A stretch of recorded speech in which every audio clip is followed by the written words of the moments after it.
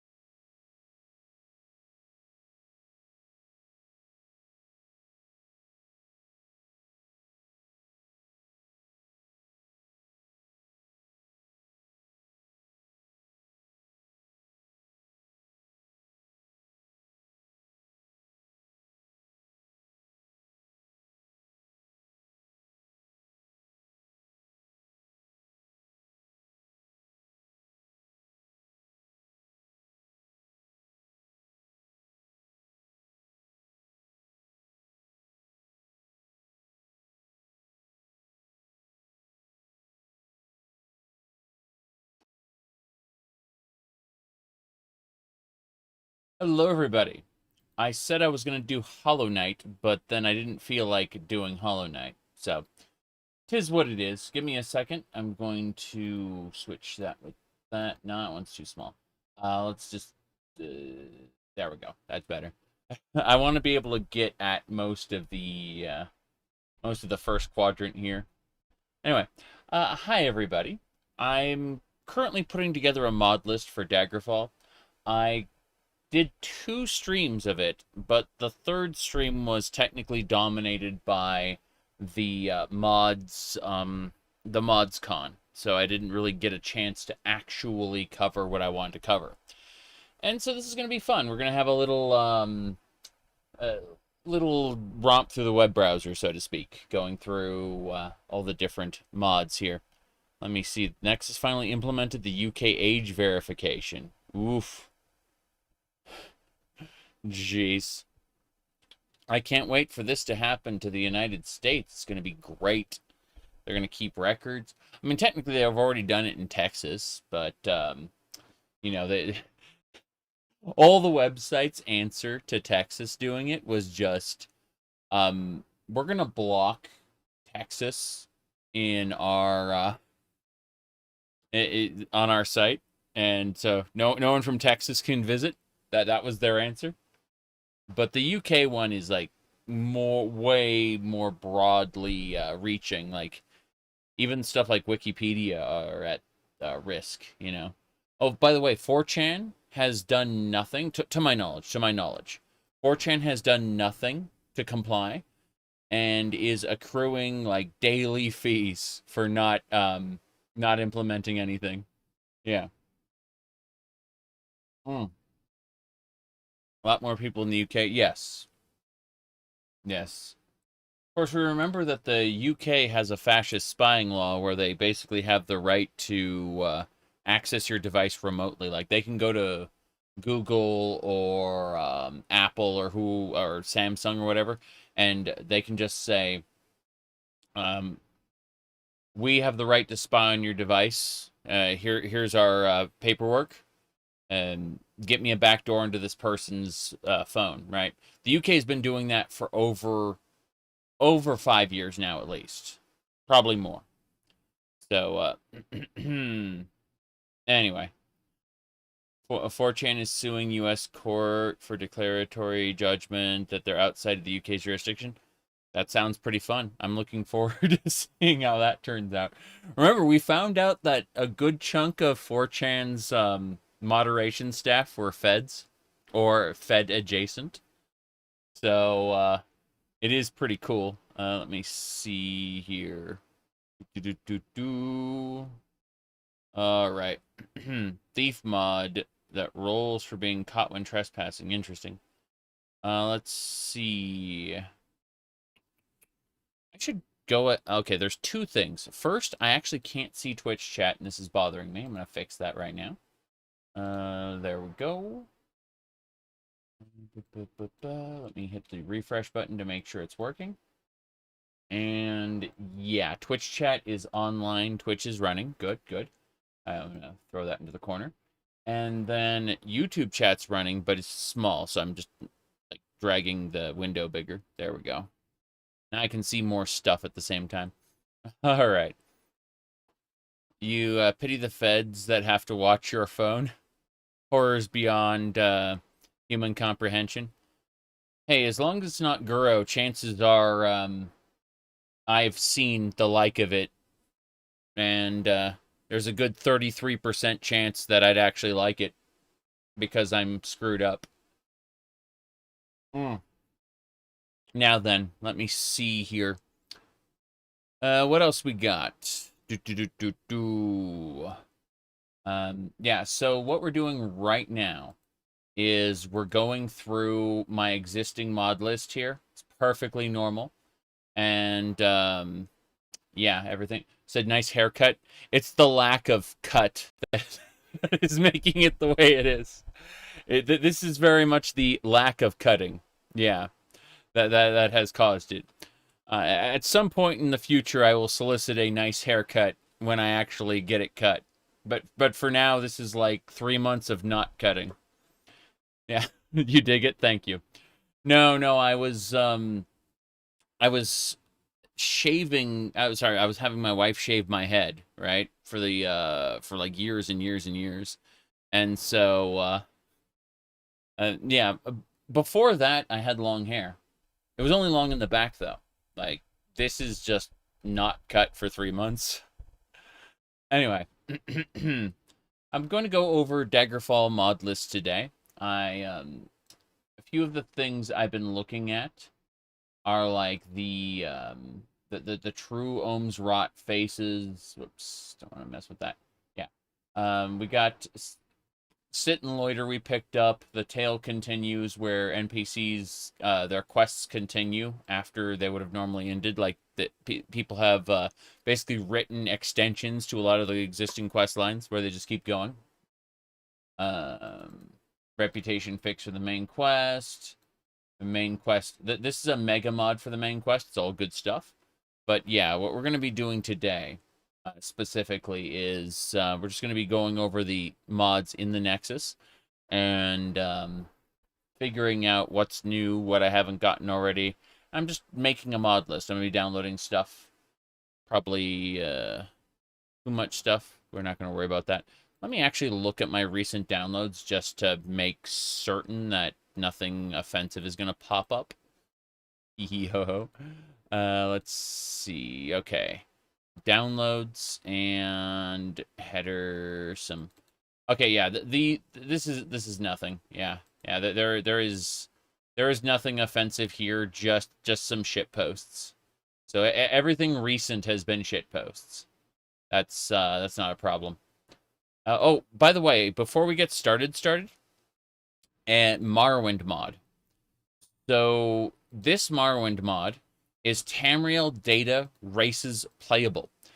Tamriel data is a gigantic database of what do you call it? Of resources for both Tamriel Rebuilt and Project Tamriel, so that they can all share the same resources, and that way it creates consistency between the two projects, number one. Number two, it means that the file size is going to be much smaller because they will use the same resources, right? And so what this one does is a video of mine from 8 years ago. Hold on a second. Let me go ahead and type in team. This is my go-to whenever like we want to like date my YouTube channel. What we do is we go to this Team Fortress 1 opening intro, and we see that it was, you know, barely any time at all. Just, yeah, here, hold on. Let me do that. Yeah, just 16 years ago. That's all. You know, I haven't been on YouTube very long. I'm a teeny tiny little person there. Yeah. So there's a Team Fortress 1. Yeah. A lot of people think that that Team Fortress Classic was the original Team Fortress, but Classic was a remake of the Quake version, and the Quake version being the original. Definitely a time. But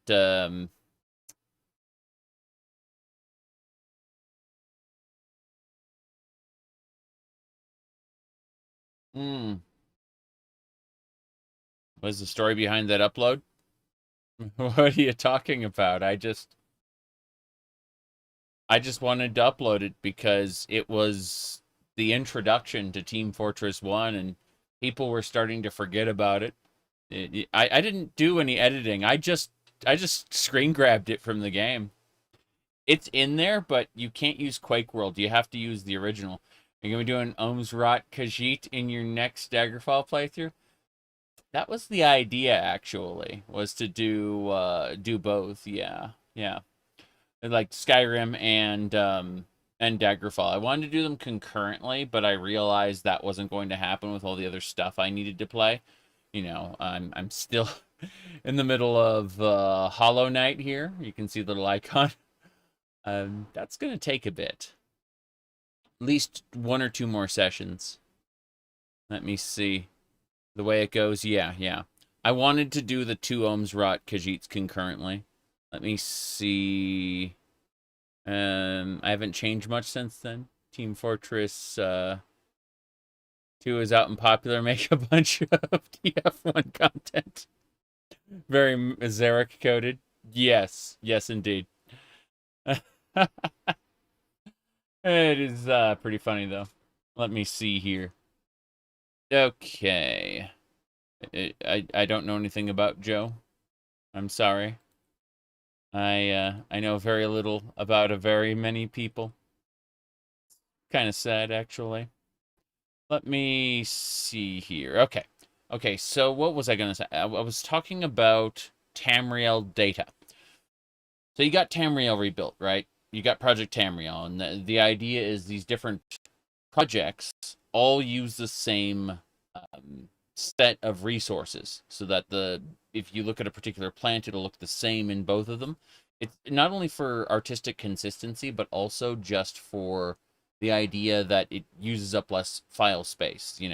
That way you don't have to have like tons and tons of the same asset that might overwrite each other or just be a pain in the ass either way.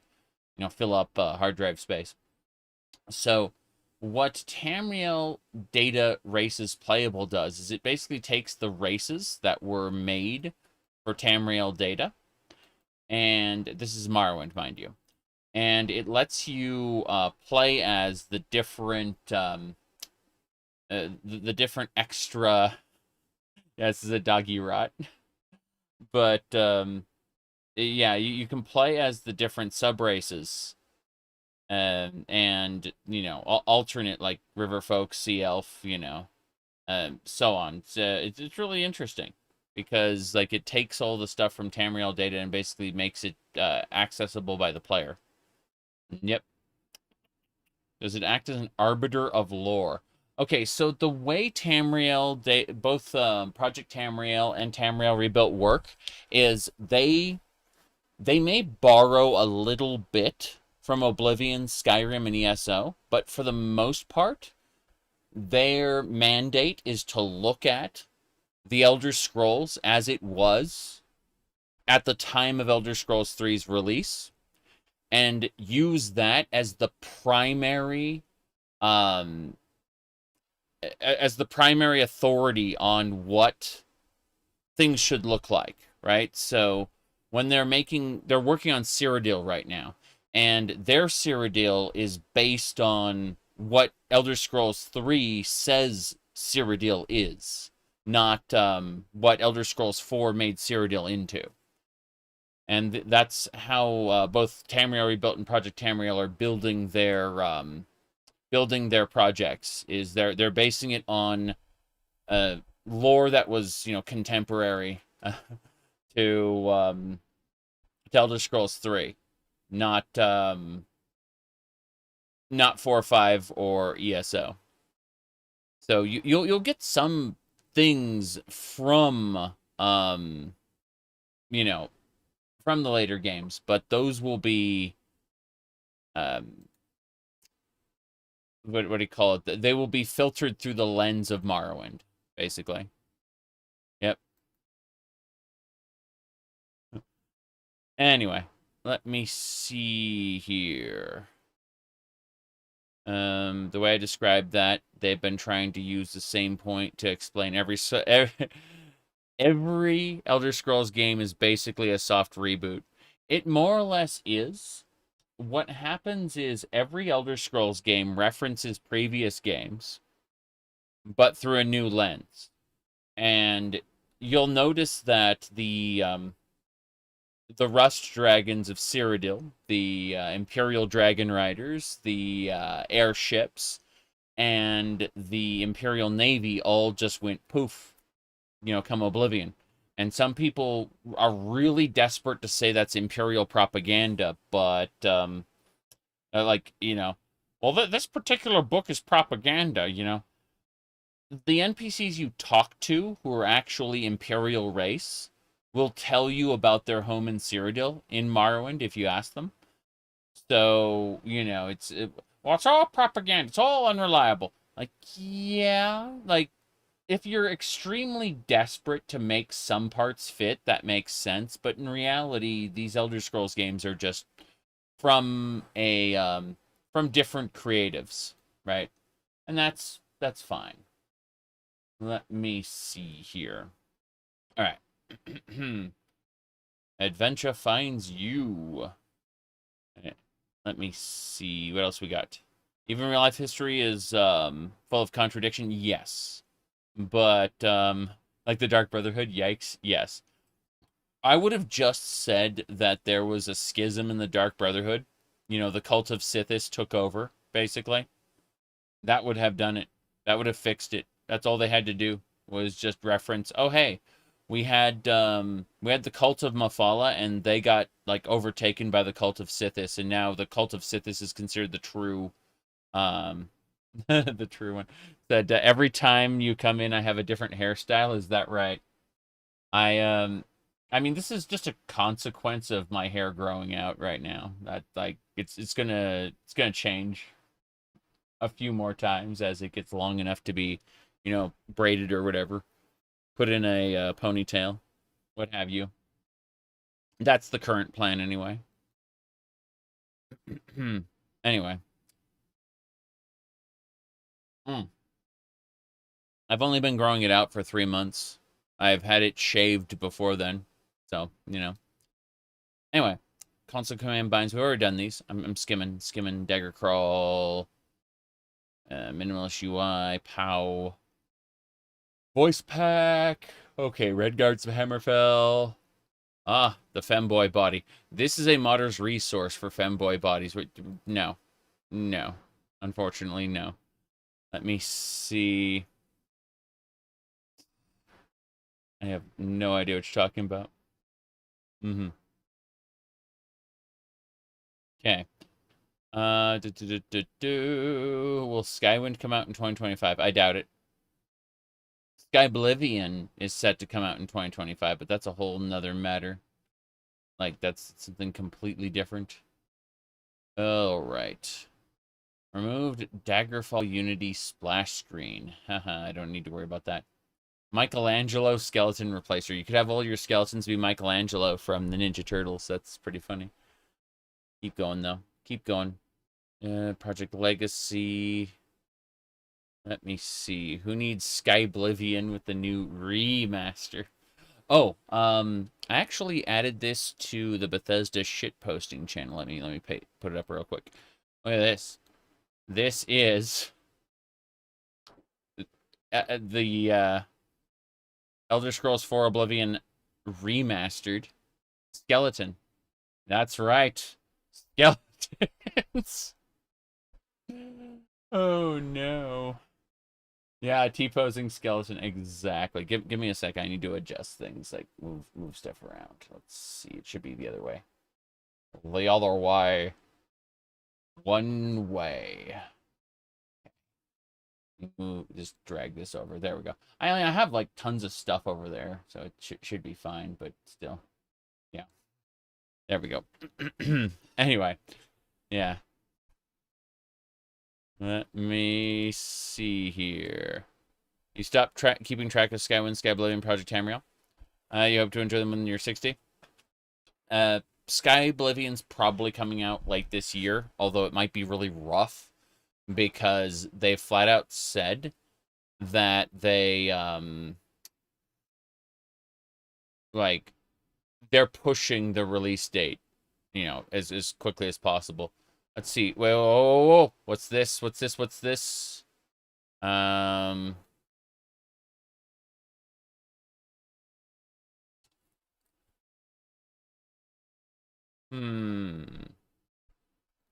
The latest in Weeby AI trash. Replaces all static NPCs in Daggerfall Unity with anime-style pixel waifus and pretty boys. Okay. That's fine. I'm yeah, not gonna pick that up, but that's great. Let's see here. Bu -bu -bu -bum. Old saves, multi-quick save. Yeah, that's mostly fine, but things betwixt. Hold on. I'm gonna grab what's called Oblivion, and then oh no. Oh no no no no no no no no no. What's this? I was gonna play Oblivion music. I was gonna play Oblivion music in the background, and instead we got this. Mix up with the... Never mind. Get that gate open. Stay out of the way. You. I've seen you. Let me see your face.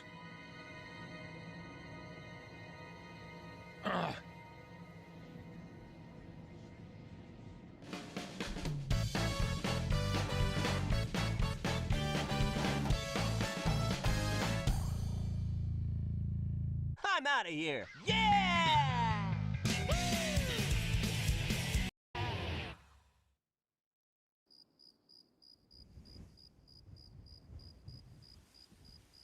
What? It all starts with this, a jewel containing the ultimate power. Now I know what's going on. The Imperial Legion Has mistaken me for the likes of you. There's no time for games. Chaos control! Wow, he's fast. Nobody's faster than me. So even though the world is huge, you can select anywhere you know about in the map and instantly fast travel there. This gets you right to the fun. Fast travel. Fast. There you go. Yep. The Oblivion character creator is something else, isn't it? Let me mess with something really quick. Fast travel. So, yeah, this is an 11-year-old video. Let me see here. Yeah, it's an 11-year-old video. It spent quite a bit of time unlisted, but you can't find it yourself searching? Yeah. Okay, give me a second. Okay. So, it all comes full circle. Yes. There you go. It spent years, and I mean years, unlisted for one reason or another. I have no idea why. Maybe the author was embarrassed about it, but it's back. There we go. Check to see if there is anything else here. No, we can close all that. Alright, what else we got? Anyway. Let me actually get that Oblivion. Good. I just wanted to put that in the background. Is it playing in the background?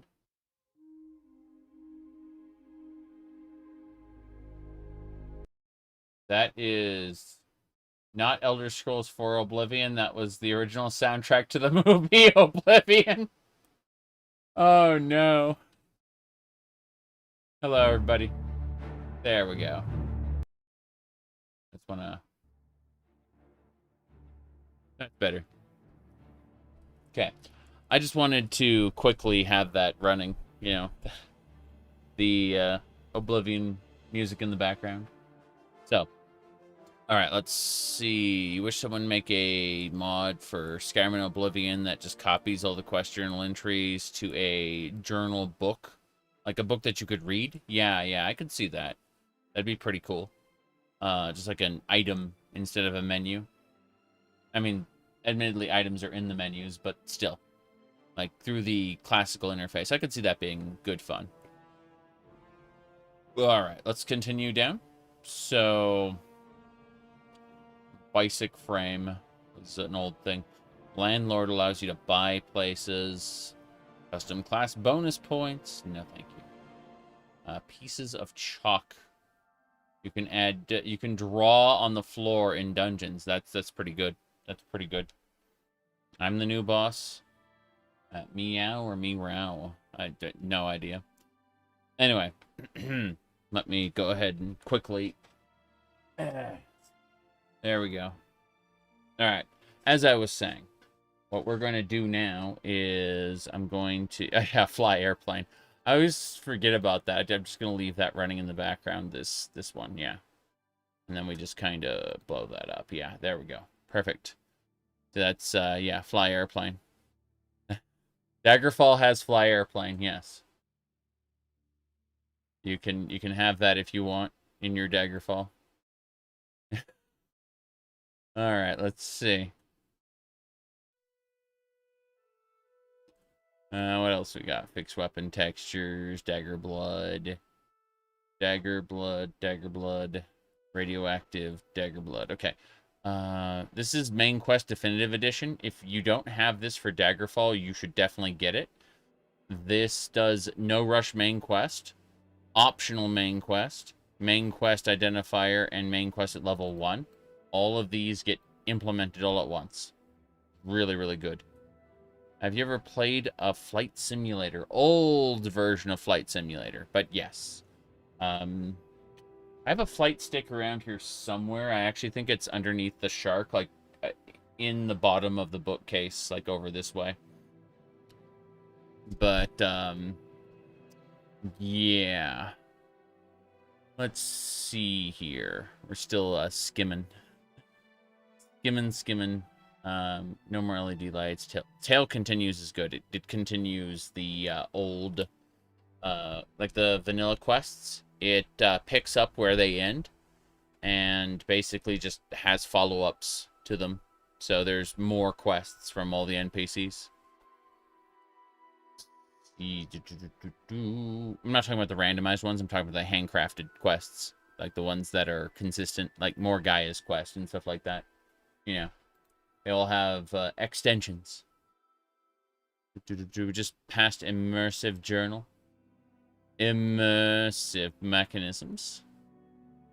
Immersive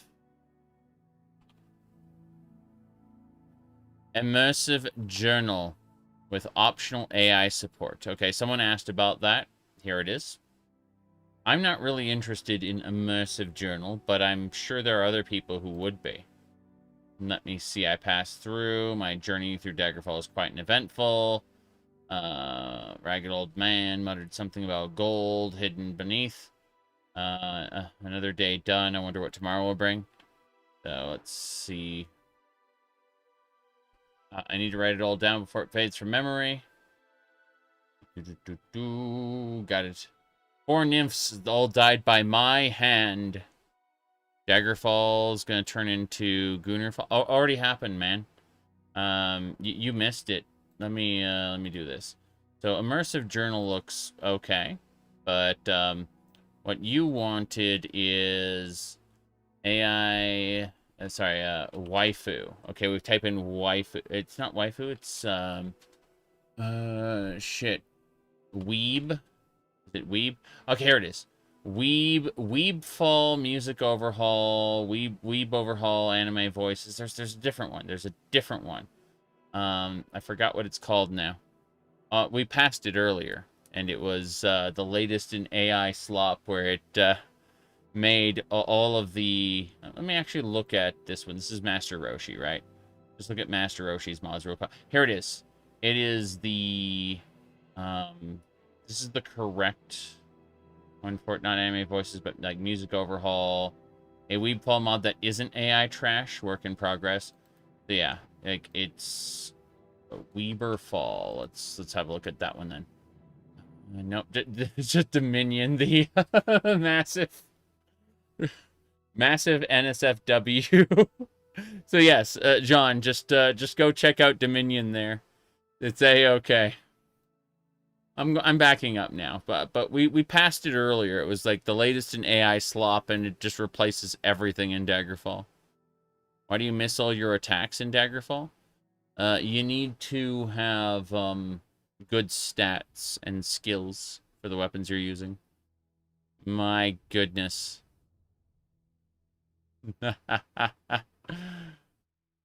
I'm sure if you go to a certain website, you'll find what you're looking for, John. I don't know too much about that. Definitely not.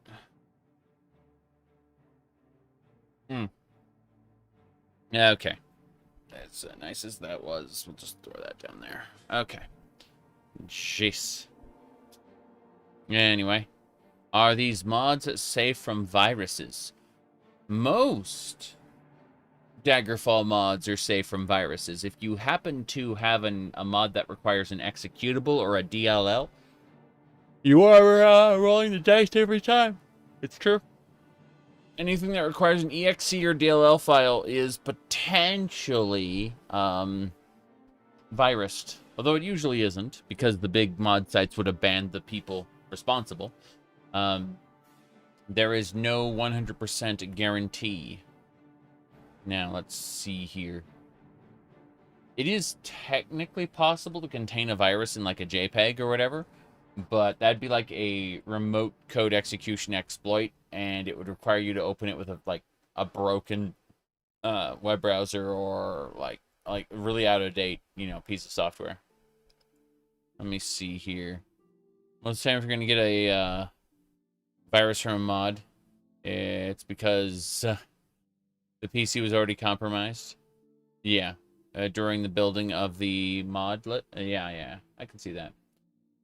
But people maliciously building mods that contain viruses, no, that almost never happens. I say almost because you can never be too sure. Anyway, let me see here. A quest called QPINIT somewhere unknown in Daggerfall that I'm actively tracking. What? Oh, this is the AI shenanigans. Yeah. Use AI to enhance your journal entries. Ooh, they feel very immersive. I don't think so. I don't think I'm going to do that. Yeah, so for someone wanted an immersive journal, that's an immersive journal, all right. Once your PC got infected by a Trojan. Yeah, I've never had any of my online accounts compromised other than Uplay. But that was because the whole Uplay platform got compromised. Like, just straight up the whole ass platform. Like, it was very, very silly. Let me see here. Yeah, pieces of chalk. You can use them to draw arrows on the floor in dungeons. That looks very interesting, and we're not going to bother with that at all. Let's see. Explains why a Vietnamese man logged into your Uplay account a few years back. Yeah, that's what I'm saying. Like, the whole ass platform got compromised. Almost never. The chance is never zero. Correct. Same that you might get hit with a meteor the size of a marble is the possibility, but super unlikely. Correct. Bonzi buddy. Outside of, I think my first exposure to Bonzi Buddy was that Seth video. Seriously, I've been on the internet since the internet was a thing. I'm older than I look, and I have never interfaced with a lot of things that people make jokes about. All right. So, let's see here. I'm skimming down. Alter poison disease. Neverwinter Nights spell icons look delightful. Like, I'm gonna use Morrowind spell icons, but like, these are just great. I'm looking for this. I'm not over 28. Oh no.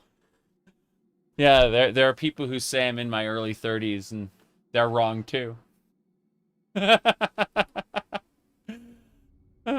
Let's see here. What do we call? Okay, let's see here. Wouldn't know anything about that. Crumbles into dust. Yeah, exactly. Yeah. Absolutely. Absolutely. Okay. Yeah. Jeez. 24 years old. Jeez. Okay. Okay. Now then, let's see here. I'm still skimming down this list. Like Merlin ages backwards. Jeez. Okay, Dominion Reshade. Cruise control for interaction. Oh, no, I don't need to do that. Okay, page 3. Feeling lucky. I think I'm going to check luck. Hold on. Yeah, I got luck. Got the attacks. Battle of Wills. Enemy swaps. I already got all those. Rolling make you younger. I think it's mostly a lack of stress, and also I've always used really good sunblock, like SPF 70. All right, let's see here. Basic Magicka regen. These are all translations. You know what? Let's do this. Let me go ahead and hide translations. That helps. That helps a lot, actually. Holy crap. English mods. Good. That Weeperfall commoners. Okay. Yeah. Just gonna scroll back down. But yeah, the latest in AI-generated trash. Freaking love it. 80 items there. Very good. General diet. Yes. Your back started hurting? Yeah. I, about 20 years ago, I was introduced to back pain. Alright, let's see here. No dash. Sit and loiter. I'm still skimming because I just filtered a whole ton of things. Don't you want to play as Steve from the hit game Minecraft? Alright, let's see. Which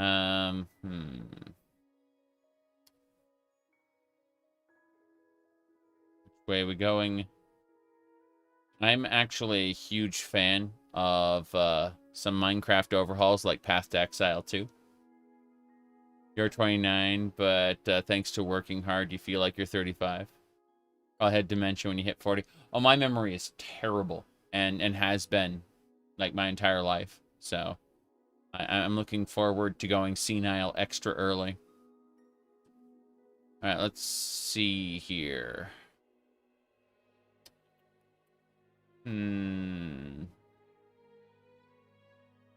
Max Payne. Meet new people every day. It's been so many years since I played Max Payne. Like, I've only played 1 and 2. That's it. If there was a Max Payne 3, I've never interfaced with it. But yeah, I definitely enjoyed. I remember enjoying it. I just don't remember a whole lot about it otherwise. You can play Skyrim for the first time over and over and over again. Oh boy. Just forget Max Payne 3 exists? Yeah, well, I've only played like 1 and 2, and it's so long ago I barely remember it. Yeah. Massive mountain you found in Daggerfall. In the vanilla game, okay, I found it randomly. I just stumbled upon it. But I went over to that point in the vanilla game. It's a pyramid. It's just a pyramid in the vanilla game. And then any mods that modify the height map, like, explode its height because it's an unnatural formation. Like, it's a glitch in the vanilla game's height map. So anytime you modify it, it just blows up the mountain, basically. Blows up the pyramid. There's another one over in the Rothgarian Mountains. It says like a hill in vanilla. It's broken in vanilla. In vanilla, like there's tears where you can like fall through the world. It's yeah. The vanilla height map is just it is a bug. That location. All right, let's see. Already got bank overhaul. That's not a problem. Vanilla Daggerfall is a bug into itself. Yeah. Random pyramid creating by generation parameters being fucked up. And yeah, it's pretty neat because it's consistent in every installation. That is true. That is absolutely true. Bethesda never really expected you to travel out so far. Well, I don't think that they uncovered every bug, but yeah, they only really expected you to travel to like some of the vampire covens that they had hidden nearby other locations, right? Like there's a graveyard. If you wander a little west, you can hit a vampire. Sorry, not vampire. A witch coven. Holy crap, a witch coven, and they can help you summon any Daedra you want. Itchy itch. Okay. So, Sigil Cutter. Pixel flat cleanup. We're getting there. We're very close now. Small horse variants. No thanks. Horrible hordes. Do we have that? Let's look.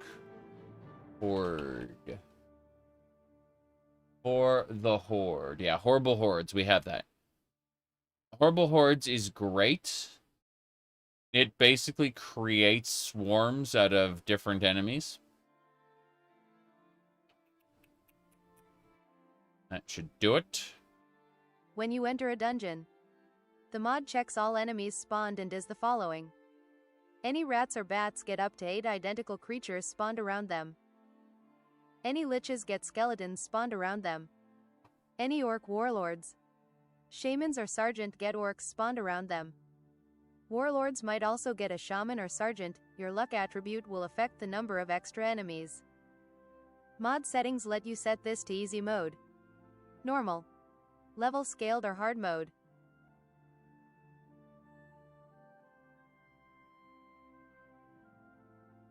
Okay. It's wild that visiting witches is how you get the Daedric stuff. Well, I mean, the witches are kind of like a secret bonus way to do it. Because what you're supposed to do is you're supposed to go to either Divine Shrine or the Mages Guild and get a certain rank. And then when you're at a certain rank, you can summon a Daedra on their summoning day, right? But witches can bypass their summoning day and just summon anybody anytime. Like, witches are kind of like a cheat in that regard, but you have to be able to find them, and they are really far away. Open does a really good engine. You can't wait for people to start making your new original games and the flavors of Morrowind. Yeah, absolutely. I've been really enjoying Starwind, but Starwind is just Morrowind. Maybe Robowind, actually. Hold on. Let's go. Let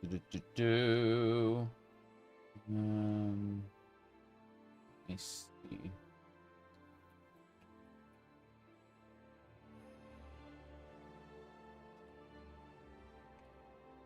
There's like a Star Trek. You wish there was a Star Trek Morrowind? I know. That'd be great. Let me see. Okay. So we got Robowind. The OpenMW engine. That's right.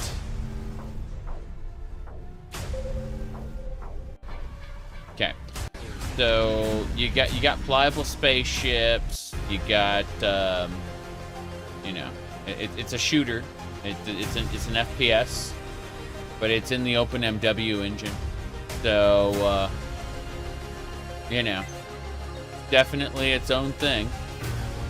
Destructible environments, you know, weapon wheels, all kinds of stuff. So yeah, if you were interested, you can play RoboWind. Yeah,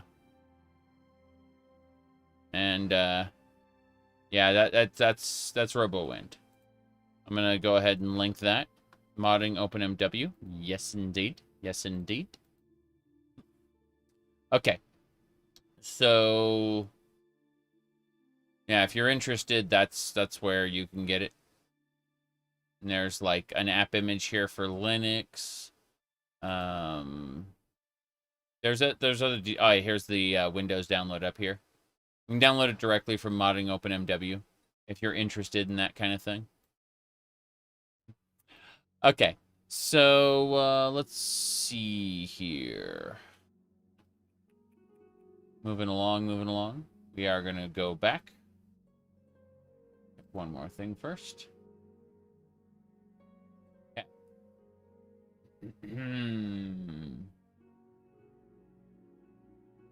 Anyway.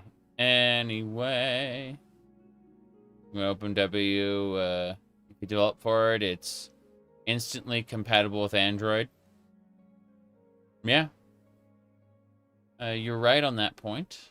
I mean, admittedly, the changes you made wouldn't instantly be compatible. You'd have to adapt them, but I imagine doing an Android port, you basically have the blueprint to do it, you know? That's good.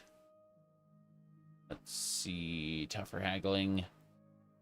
Oblivion Ghost Sounds. Leave the guild. Allows you to leave a guild without repercussions. It's for if you want to join another temple. That's pretty cool. Yeah, leave guild. Are you sure you want to leave the Benevolence of Mara? So, yeah, let's grab leave guild. That's nice. So basically, knighthoods and divine temples, if you join one, you are barred from the others. So in the event you realize you, in the event you want to change, this mod lets you leave guild. So that's nice. I like that very much. I'm going to add that to my list right now. Leave guild.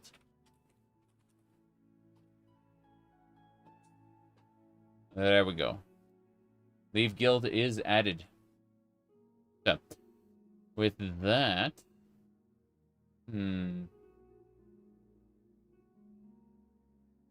forget about the Neverwinter Nights ones. Okay. So, what else we got?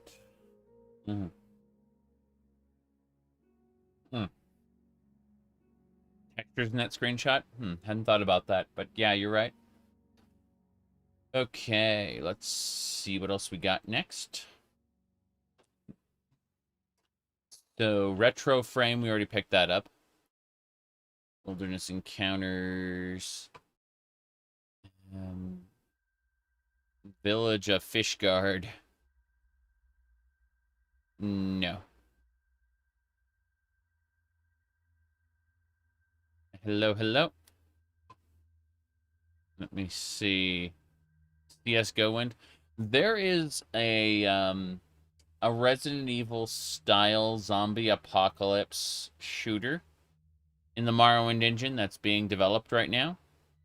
It's incomplete, but does exist. Absolutely. So, you know, tis what it is.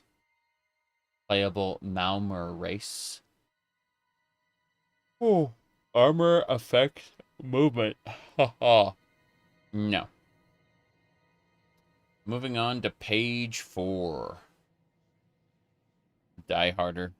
Yeah, I'm not doing that. I saw that one, and I was like, oh, Death Alternatives. Death Alternative is not for everybody. I do understand. This is the Weeb Fall Overhaul main menu. Oh, Oh, it's been hidden based on my preferences. Oh, shit, I'm not logged in. Well, that explains everything, doesn't it? Alright. Why does it say I'm not logged in? This seems odd. Like, go back. Back to wherever. Okay, next we're gonna go 80 items.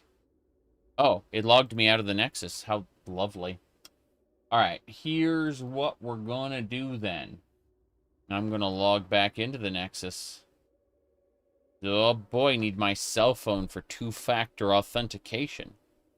You don't think you'll ever move from Vanilla Marin plus MGEXE?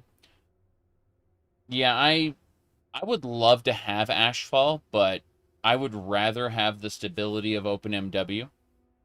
Like, that is more important to me, personally. Let me see. Have you found any male attire mods? I'm afraid, Yohu,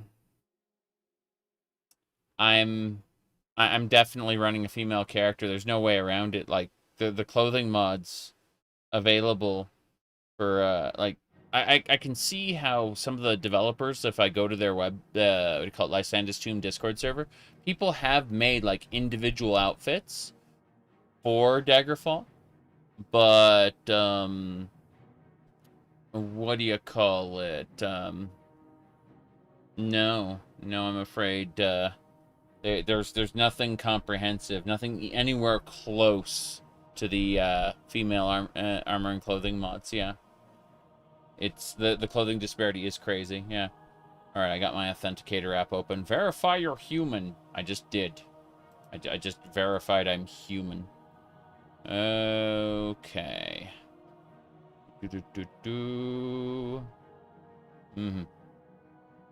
Let me see here. And what's happening more and more with OpenMW is, like, mods specifically for the OpenMW engine are being made. And more these mods are being made compatible with TES 3 MP. So we're getting multiplayer Morrowind, which is extremely fun at times. Really just depends on how you want to approach it. And I feel like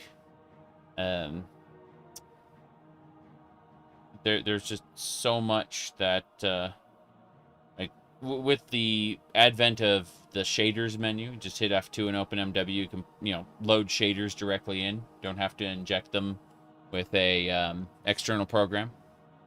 Things like that. I've never really cared about the MGE part of this, the enhanced graphics component. It's a nice to have, but absolutely not necessary for me personally. But it's nice to see that we're getting shaders and things in the OpenMW engine. TES 3 MP was great the last time you played it. You heard they improved it some. They really did, yes. But ultimately, in another couple versions, they're probably just going to be integrating TES 3 MP into the base Morrowind. That's probably what's going to happen. Anyway, let me see here. Yeah. My itch. Okay.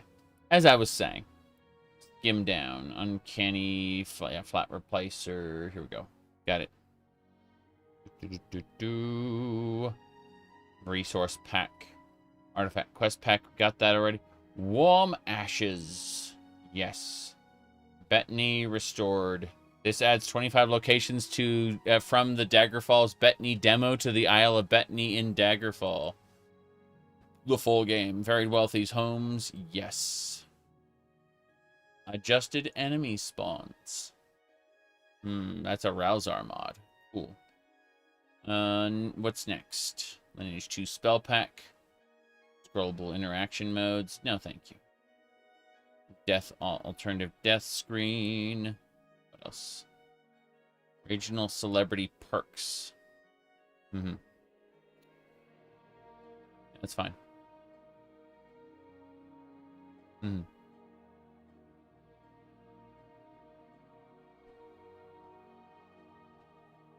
But yeah. You want to play Test 3MP in VR? Oh. Yeah, I know that Morrowind has decent VR support in the OpenMW engine, but I don't think... Actually, hold on. There might be. Let me look. Let me look. Yes. Yes. Go check out. It was as of 2022. In 2022, they added VR, a VR client build. Yes. So, Test 3MP VR. You can get the VR client right here. I'll go ahead and link that to you. Releases page. Yes. Okay. There you go. Enjoy. Enjoy your multiplayer Morrowind VR experience.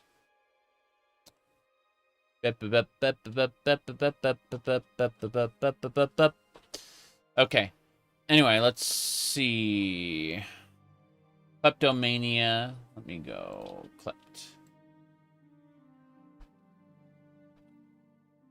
Yeah, we got Kleptomania already. Chronicle of the Great Knight. Want to grab that. JOT's quests are good. Locations overhauled. Privateer's Hold. I want that. Neko Arc. Changes the bone pile texture to be Neko Arc. Great. I have never been a huge fan of, outside of very specific entries in the Fate series, I've never been a fan of, this thing, I'm afraid. Yeah. Let me see here. Your 3080 rig is in New York, and you are in Australia. That's yeah.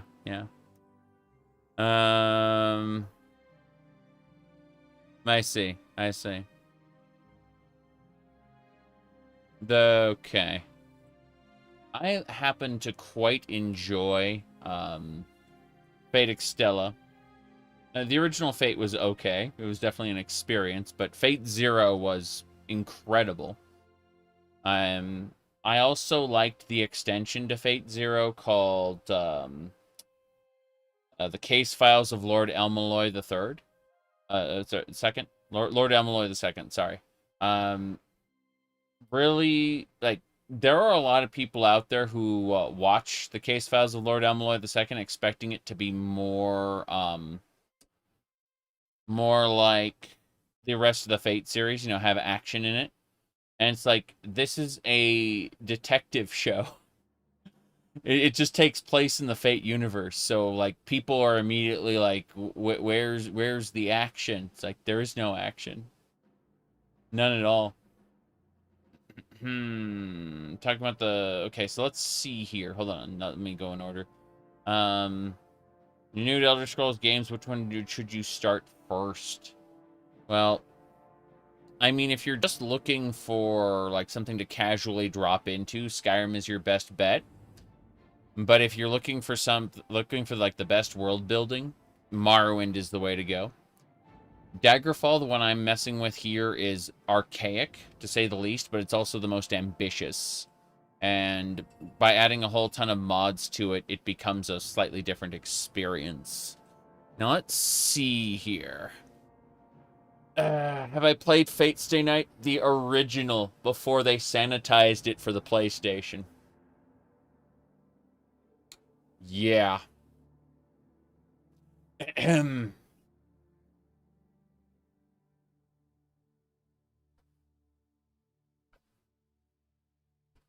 All right, let's see here.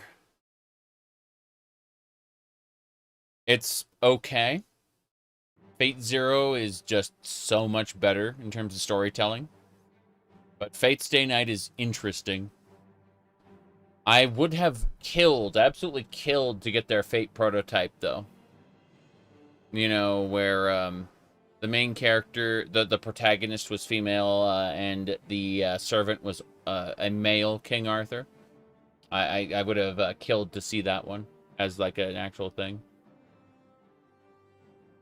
That is it necessary to understand the whole universe? Everything Fate-based is predicated on Fate Stay Night.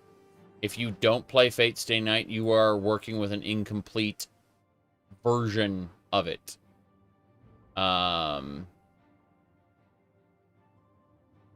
Yeah. Like, you are missing huge chunks of the world building.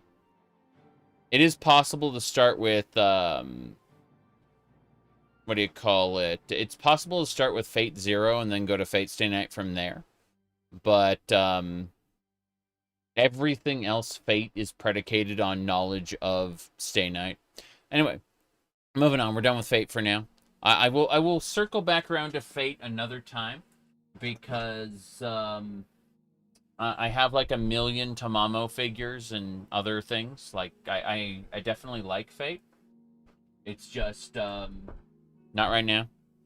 Okay, moving on. So yeah, as far as which Elder Scrolls game to play first, I've got a new player's guide on my, my YouTube channel for both Daggerfall and Morrowind. If you look under videos, you should be able to find them. But, what do you call it? Yeah, if you're looking for a more casual experience, something that's, like, accessible, Skyrim's probably your best bet for the Elder Scrolls. It's just, if you follow the new player guide that I have, Morrowind is probably going to be the most fun, in my opinion. And, you know, that is a subjective opinion. Let me see here. What else we got? So, we're moving on to the next one, which is you need Android to run a sideload of OpenMW for your Meta 3 so you can do S3 MP and VR. Yeah, that's not going to happen. That's probably not going to happen. Next up, John said, what I think about the payment processors screwing over Steam and other storefronts. It's very interesting because they have officially said, like, MasterCard and Visa have officially said they do not censor anything that is not illegal, right? At all. Like, they've made that like a public statement. Is like, if something isn't illegal, they do not, like, they do not censor it. And so they're trying to throw their, like, individual, like, processing subcontractors under the bus in this case. And there's a lot of, like, misleading information going back and forth about it. And, it looks like there are no clear answers coming forward other than that someone in the chain from payment processor, from the actual payment, you know, companies to, you said Steam said they were lying. Same with Itch. They sent a third party to tell them their rules.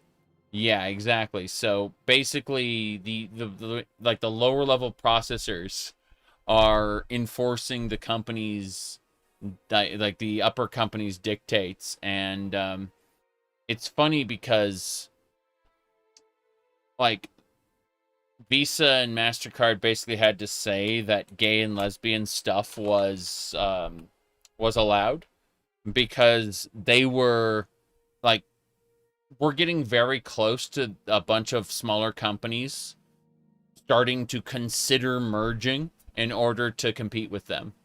Yeah. It's very, very interesting. They said the level of gaslighting from the MasterCard tweet was amazing. Yes. This is illegal, you know. Yeah, exactly. Exactly. Anyway, it's I honestly think it's, you know, terrible. Like, these payment processors should really be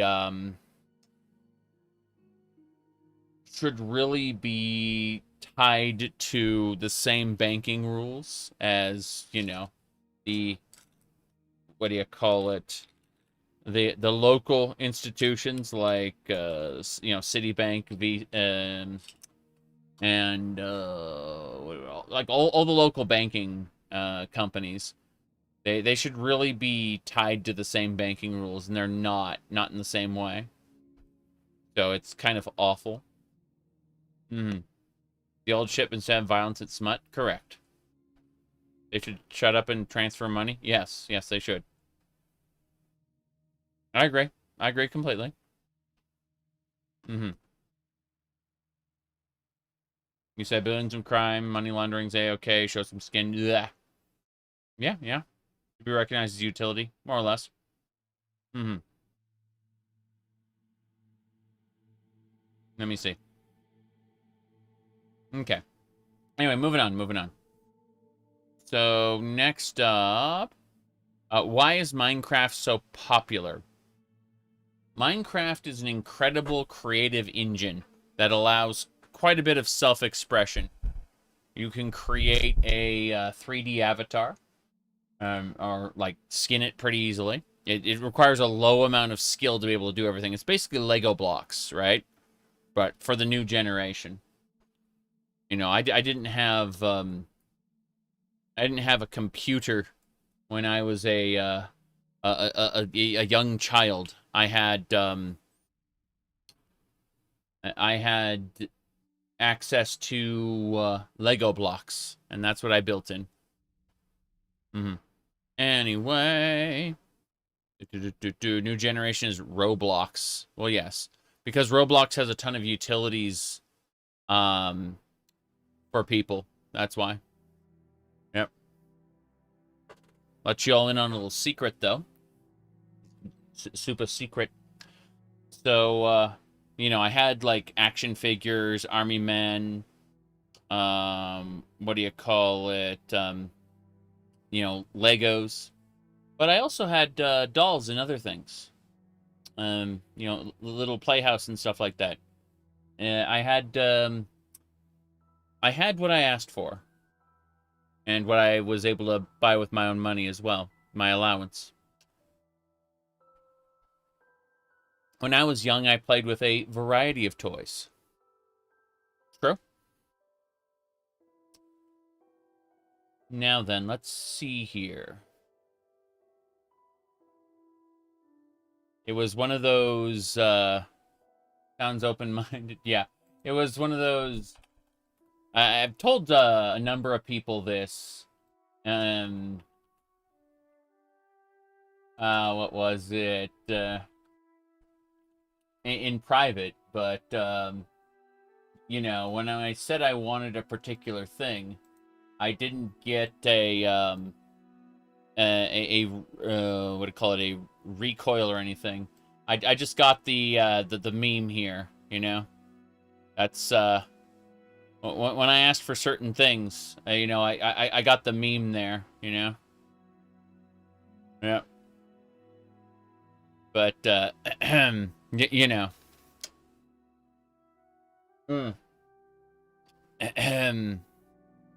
Let me see. All right. And once I got access to computers, it was all over for physical things, to be honest. Like, computers and video games. I didn't have a Pong console myself. Pong was still, like, in an arcade cabinet, right? It was, yeah. Yeah, I had access to an arcade cabinet, at a place I'd visit frequently for Pong. But I got to play Atari at friends' houses. And again, then when I first got my console and computer, that's when the idea of like physical toys kind of went out the window, right? That's how things worked. I showed this off on the Tweetus earlier today, but you know, like I showed this off frequently. This is the first game I ever owned. It's just Super Mario Bros. And Duck Hunt, you know? No problem there. But yeah.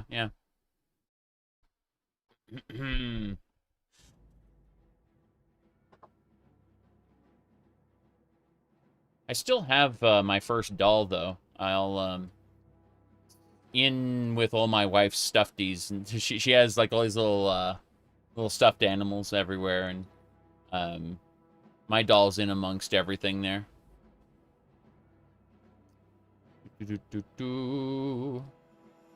All right, let's continue here.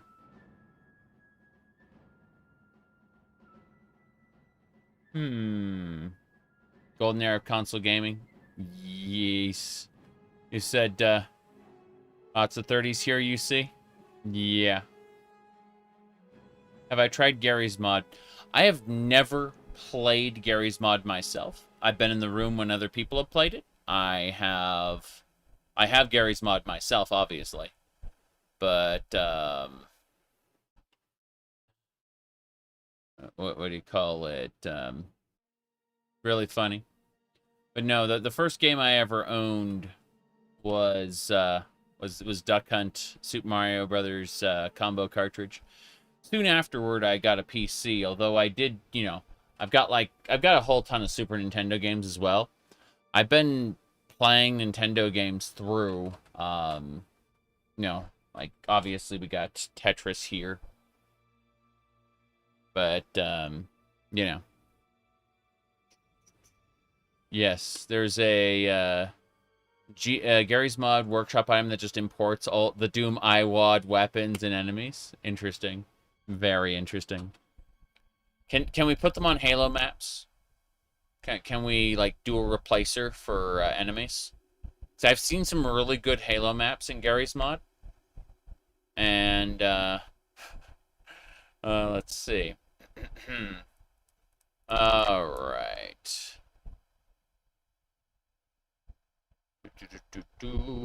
Anyway.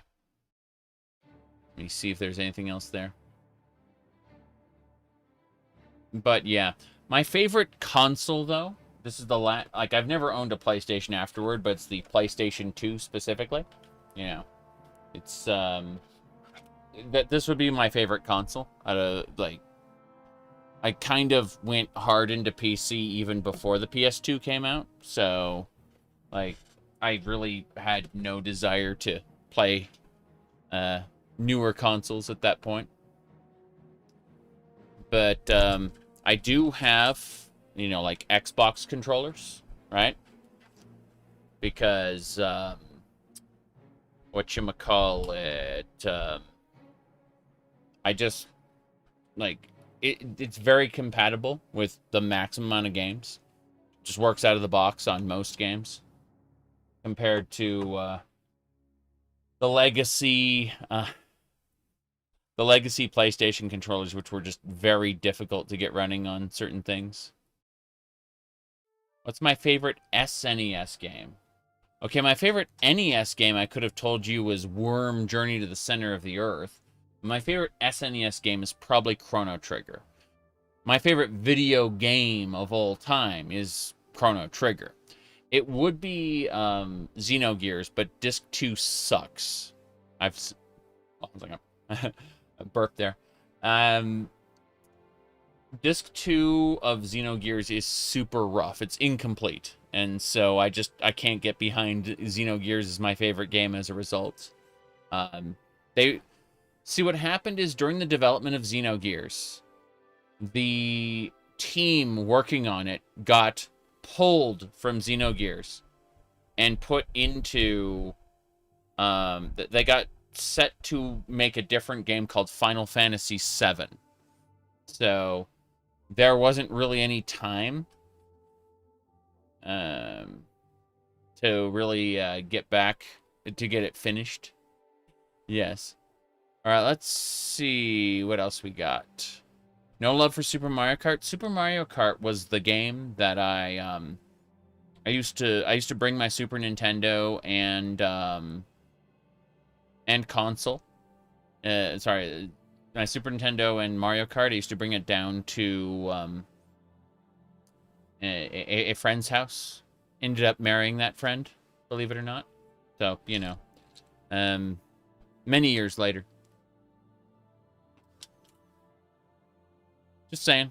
Like, Mario Kart is absolutely something I've enjoyed for a long, long time. Okay.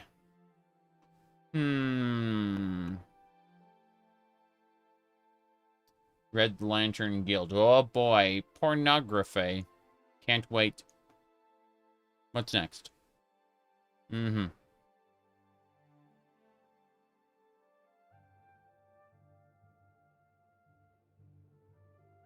Death sentence. Restored prison execution. Yeah, you can get the death sentence in court. Yep.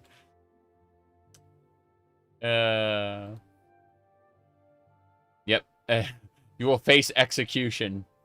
I don't know if that's a good idea. Yeah. The vanilla game would be like 1,154 days in prison. And then for Bob for testing. You are accused of the crime of murder. No thanks. I don't want to get executed. So I do want to see what's up with this. Yes. High-class prostitution to the masses, of course. Profitable behind-the-scenes espionage and blackmail, of course. Let's see. Social group Underworld. Parent faction the Prostitutes. Allies are the Thieves Guild and the Blades. Enemies. The personality rank is yes. There you go. Streetwise, etiquette, mercantile, pickpocket, stealth, dodging, hand-to-hand, short blade, thaumaturgy, and illusion. Let me see the quests that it's doing. Interesting. Very interesting. Important. If you install this on a save game, you've already visited a tavern that you use as a red lantern. Sometimes it'll cause strange behavior. Yeah, I get that. Okay, let's see. Looking at what else we got. I love Belfira, Bettany.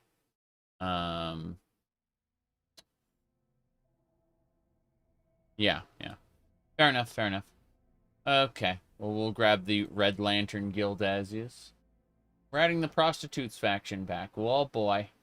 Can't wait to become a hussy in the Red Lantern Guild. That's gonna happen, apparently. There we go. No true Zelda co-op. 4 swords. Yeah, true. You know, one really good thing, though, for Zelda. Hold on, let me pull this up. It's called Ancient Dungeon. Yeah.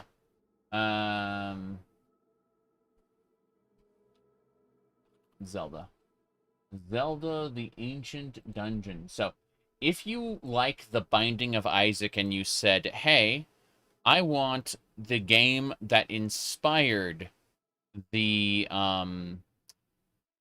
Binding of Isaac, you can get a roguelike original Legend of Zelda. This is actually a ROM hack of the original Legend of Zelda. It just takes the dungeons and turns it into one infinite dungeon that, one giant roguelike dungeon, I should say. And every playthrough is different. Yep, there you go. No external randomization programs needed. Just load and enjoy. That's right. Dynamic enemy loading, room generation, additional item abilities, an in-game timer, custom seeds. So, yeah, if you're interested in, like... Because The Binding of Isaac was inspired by the original Legend of Zelda, and so they just took the concept and backported it into the Legend of Zelda. It's really, really cool. I'll go ahead and link that as well. This is the Ancient Dungeon here. There you go. Anyway. Can that work on an NES? I don't know. That's a very good question. There are a handful of ROM hacks. Basically, anything done by Infidelity can be backported onto original hardware. But I don't know about the Ancient Dungeon. Infidelity is the name of a developer. Let me see.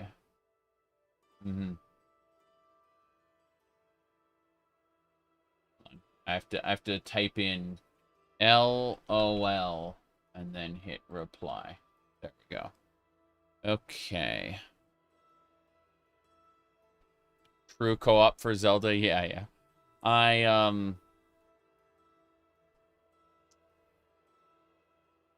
Have a good one. Let me see here. Yeah, I would like to get onto more 4-player co-op games in general. Like, I played some Helldivers 2 yesterday with Dretch and another person. Was having a lot of fun with that. But I'd like to do, like, classic Left 4 Dead or some other things, for sure. Anyway, we're going to close this Red Lantern Guild here. No problem. Actually, let's download it first.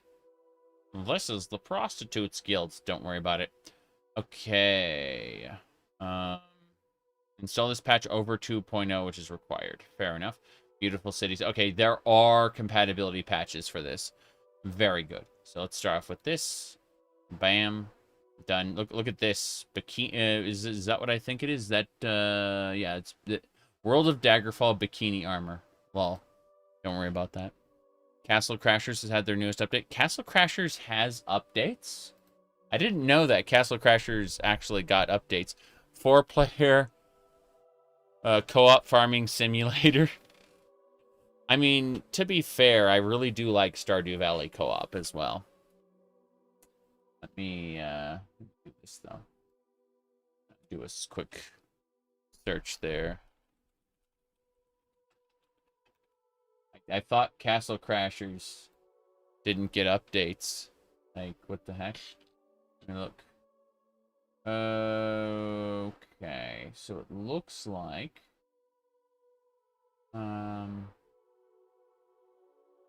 do they have, like, are they selling DLCs at this point? Painter boss, ability to have custom characters, really? Is that like a Steam Workshop thing? Hold on a second. Okay, Castle Crashers, here we go. It says I played 8.5 hours, but I'm pretty sure I played more than that. Steam's timer isn't always accurate, so yeah, they've got a free playable demo you can have. Looks like Battle Block Theater. That's Can't Stop Laughing bundle. How about this? The Pink Knight and the Blacksmithing Pack. I don't see anything new. Let me see. Steam Workshop. Here it is. Okay. So it looks like they do have Steam Workshop support now. That's pretty neat. Reminds you of Golden Axe. Yeah, I really want to play Chronicles of Mystara. That's what I want to play as a beat 'em up.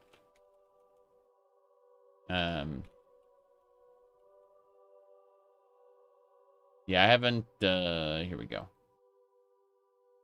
Chronicles of Mystara is the Dungeons and Dragons 2D beat 'em up game. What should we do? Forked paths in a beat 'em up.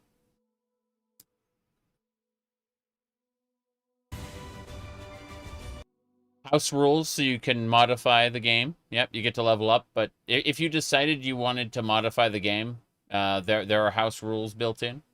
Like you can toggle them on and off. A challenge system to make the game harder if you want. Like say you mastered the game, they've got like hard modes as well.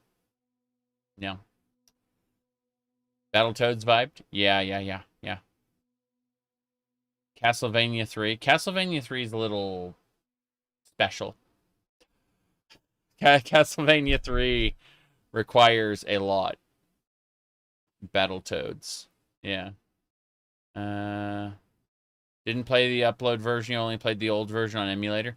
Yeah, they've done so much with this port, for sure. Let me see here. Your wish listing? Yeah. There's a playable demo. You can try it for free. Like, it's on their page. So it's not like you have to play it sight unseen. Let me see here. Opening up a page really quick to check something. Whoa, jeez. We got.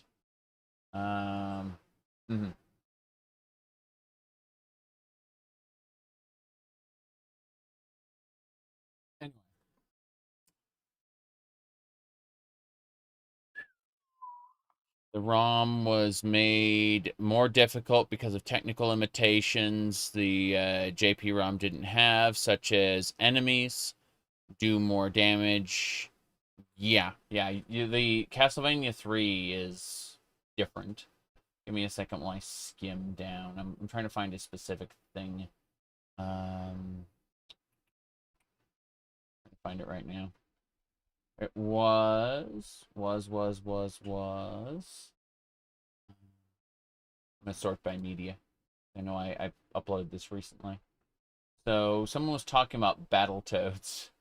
I'm just thinking, like, when someone asked, yeah, this was the name a game that made you rage quit the most. That was that meme, and I was just like, I was wearing the outfit, and I had everything on hand, right? So I just threw that together really quick as a response because I could. Yeah. Yeah. Battletoads. Anyway.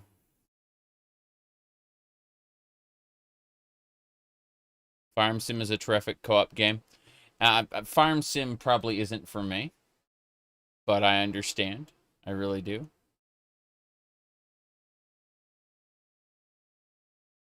All right. Should do it more or less.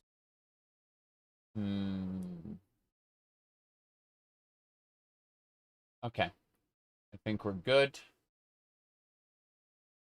Going to...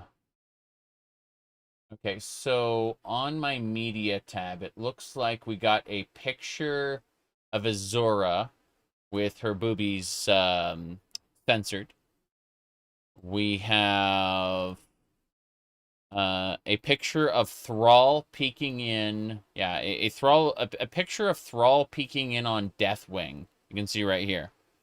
Yeah, this is from the canceled like point-and-click adventure game called Lord of the Clans, where you could play as Thrall as he begins his begins his ascent to becoming war chief of the Horde. Yes, and yeah, Deathwing straight up was smoking. It's true. Let me see. All right, what else do we have? Okay, we have two. We got a picture of Fargoth-Ur. Yeah, we got a picture of Fargoth-Ur, right? That's from Morrowind 2. There are people who, will go and they'll say, haha, I think Morrowind is so great. Why wasn't there a Morrowind 2? There was. It's awful. Okay? Next to that is this. Not sure why that's there, but we're just going to kind of forget about it. Okay, next up we got, what do you call it? Evo, The Search for Eden, which is like my second favorite Super Nintendo game ever made. It's really good.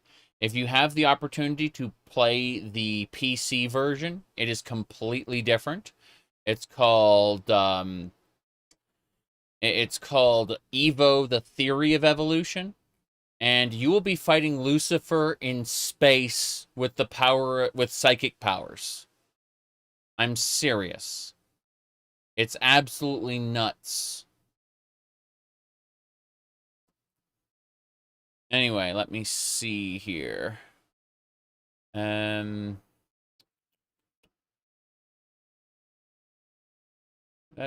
about it for now. Yeah. There are special things, of course. It's just aliens in the SNES one? Yeah.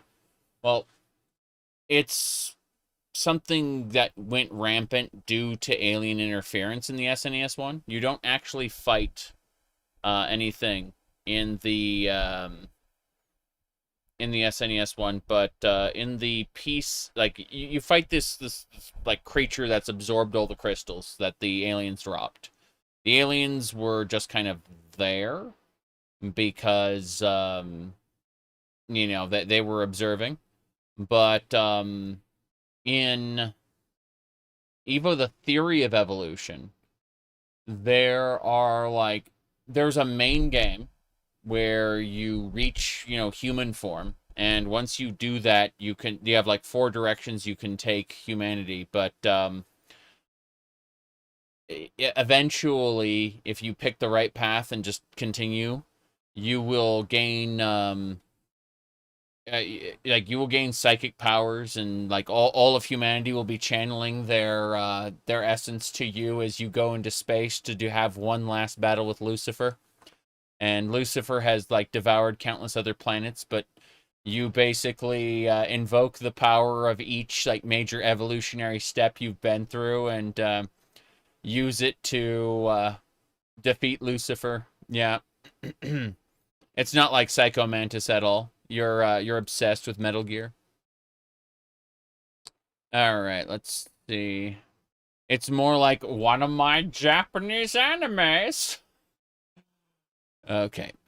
Let me see here. Anything else? I also have a picture of the Super Mario Brothers movie. I put it away now, so it's not like easily accessible. But I do have this tape, the Super Mario Brothers movie. And what do you call it? All kinds of nonsense everywhere. I also have the shoes right here. Whoops. Yeah, I also have the shoes, but that's neither here nor there. Anyway, let me see. Let's get back to it, shall we? How long until those VHS tapes die out? I'm pretty sure they're already dead, considering they're not in a sealed environment. So they're more symbolic than anything else. I show off the physical thing, laugh at it a little bit, and then go check a digital copy. You know, that's about it. Yep. Let me see here. How weird how we're in the second era of video game movies being popular. I mean, video game movies have basically never been good. And so now we've like hit the formula to make them like good for children, you know? Um I think that the modern iteration of video game movies have finally been that they've cracked the code to make it good for whatever Gary's Mod toilet generation. They'll like them, and that's fine. That's a-okay. Now let's see here. Have I watched the latest Mario movie? Kinda. It was on in the background, so they desecrated Resident Evil with the movies. I loved how bad those Resident Evil movies were. If the same director said, I'm making a new one, I will watch it sight unseen. I don't need any reviews. If I heard that original director was making more Resident Evil movies, I would immediately just go and watch, because they are so bad it's good. It's one of those cases of like all of those Resident Evil movies were just so awful that I laugh. Like I experience true joy in how bad they are, you know? Mm-hmm.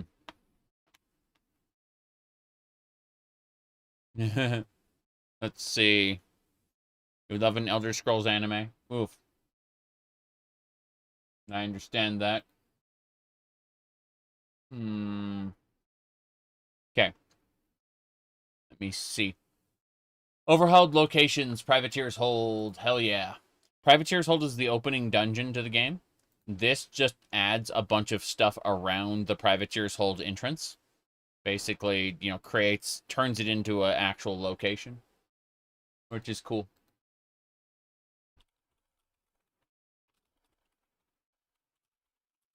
Mm-hmm.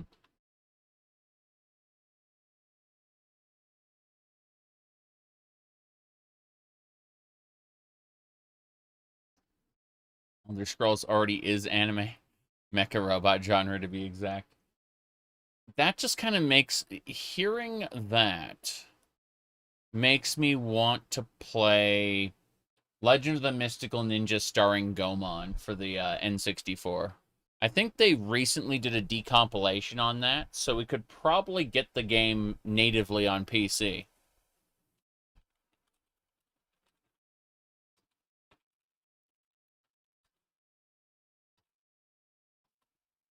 Let me pull up the terrible intro. I'm gonna grab someone's long play. Here we go. World of Long Plays. Get ready. Come on.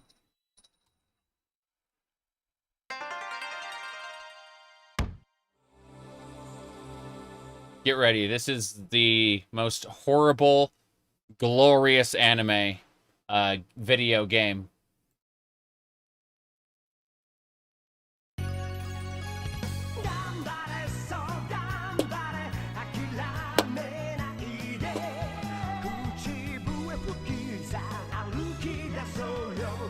Going now.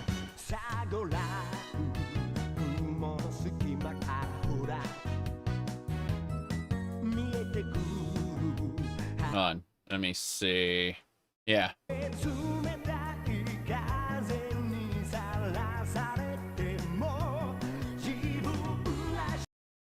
Okay, hold on a second.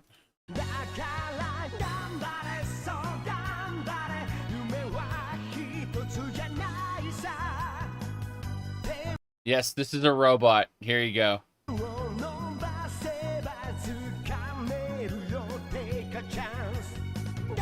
Yep.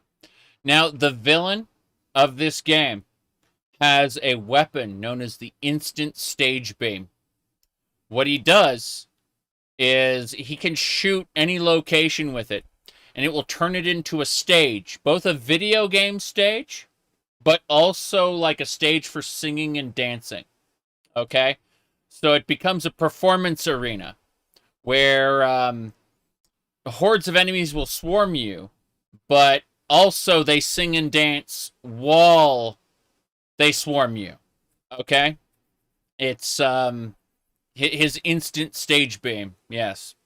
Now, the villain of this game has decided that the main character Goemon, his name is Fernandez, as far as the villain is concerned. The villain does not care what your name is. He will create a stage, and then he will name you whatever he wishes to call you. And so he's decided that Goemon, the main villain, is named Fernandez. Yes, it's quite special, quite special. Anyway, let me see here. Yes, feels like you naming Lincoln Ocarina. Yeah. Let me see. What do we got next? Grace. Okay.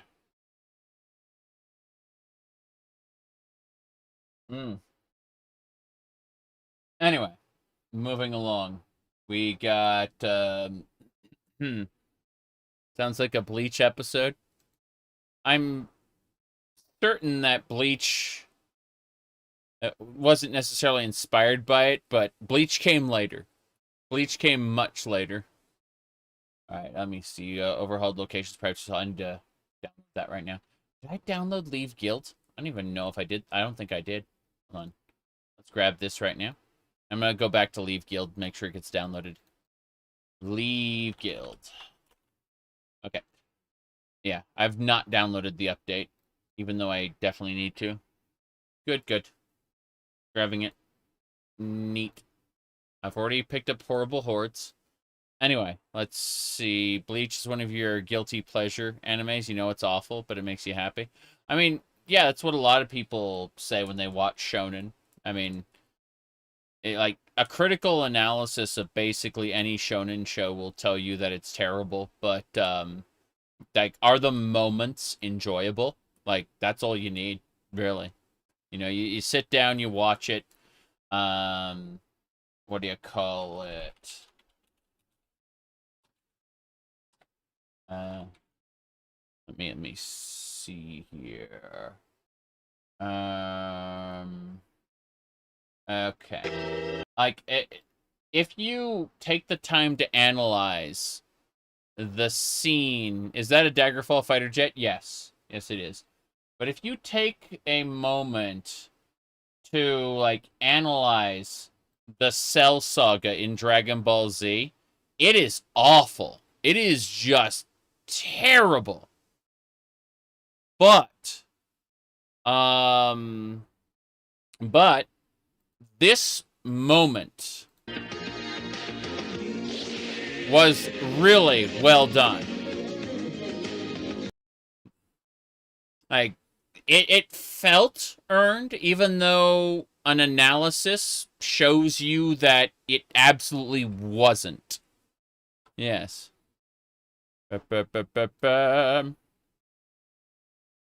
Anyway. Dragon Ball Z was supposed to bookend Dragon Ball, and it kind of failed to do that. But I've shown off, like, my favorite part of Dragon Ball. Like, Dragon Ball is just so stupid.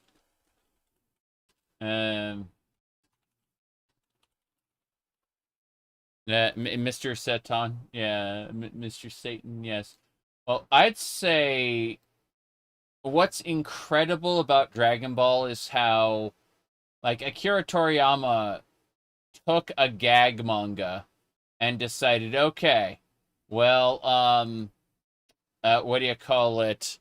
Yeah, so basically Goku can't fight in this particular arena, like right now. He's like, his fight isn't there. Yamcha's over there. You can see Krillin got his ass kicked. He's already been beaten up, right? And but Upa and Puar are going to fight a vampire. And so what happens is Upa starts breathing, what do you call it, garlic on the vampire. And then when the vampire, like, swoops in, is about to, what do you call it, about to kill them, like, he swoops down to bite, Puar turns into a hedgehog, which, is full of, like, a porcupine, right? And so, like, he ends up with porcupine quills in his mouth. And afterward, Upa T-poses in order to become a cross and invoke the power of Jesus Christ, okay? Now, you may think that I'm exaggerating, right? You think I'm exaggerating when I say that Upa is invoking the spirit of Jesus Christ. But wait for it, okay? So here we go.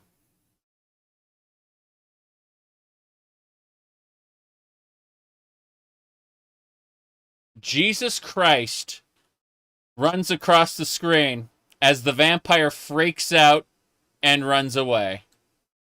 Yeah.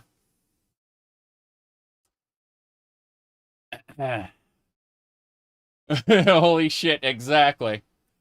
Jesus Christ is canon to Dragon Ball. It's true. Alright, let's see here.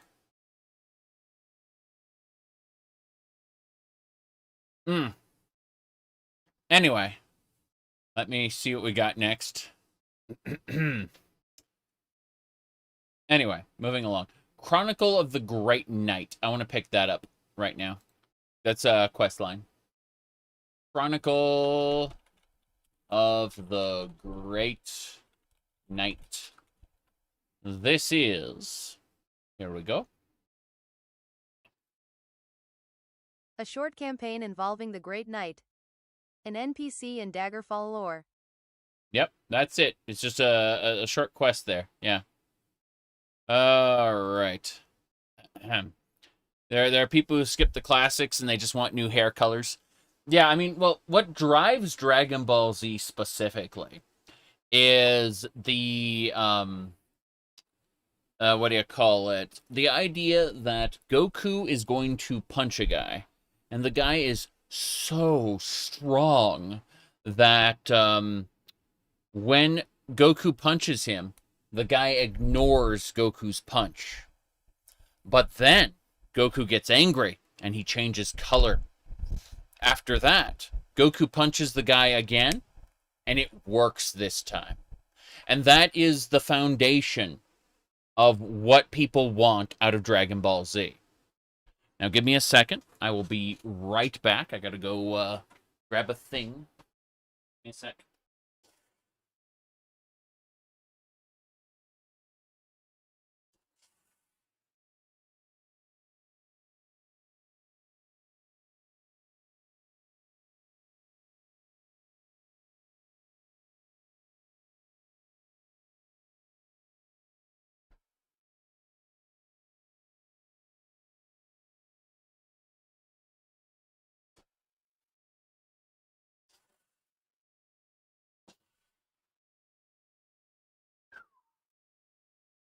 Okay.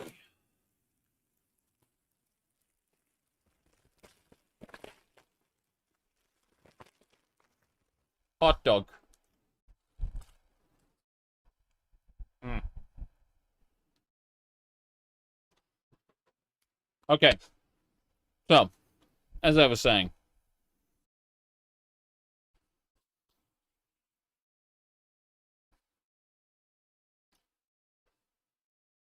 well, Goku turning into a giant monkey was a reference that was in Dragon Ball, and that was a reference, not Z, but like the original, to Journey to the West. You know, Goku was supposed to be Son Goku was supposed to be like Son Wukong, the Monkey King. Yep. Hmm. The alien stuff came later. Hmm.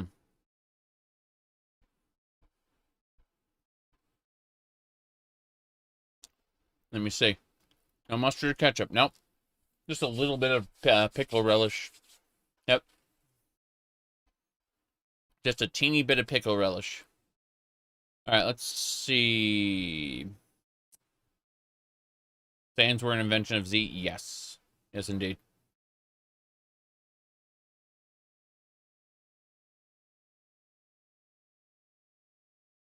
You are the hot dog.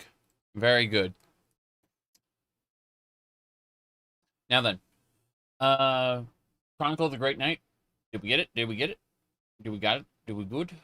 Let's download it. Files. Android version of Chronicle of the Great Night. Love it. Okay. Grabbing the original. Yes. Anime expansion, quest action extension. We have both of those. 1 p.m. on a Monday. You wish it was already Friday. I understand that. I really do.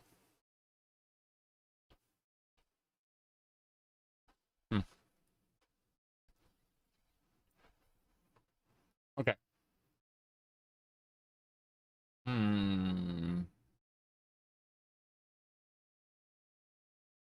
If I had to pick my favorite condiment to go on a hot dog, it wouldn't be a condiment at all. It would be, what do you call it? Bush's Baked Beans.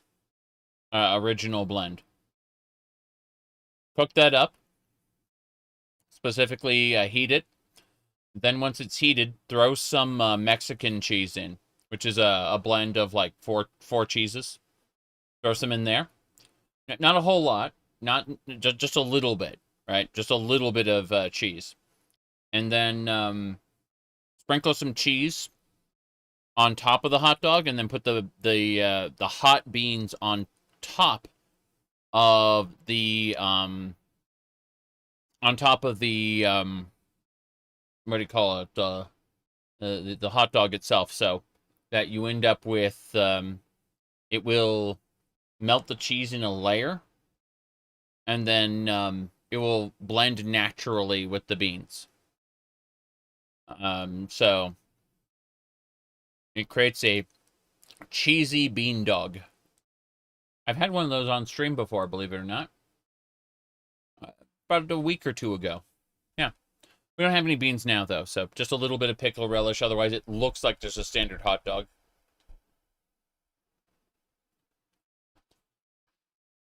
Just to either side of it, there's some pickle relish. Anyway, war mashes. Can't wait to get interrupted in my travel. Yep.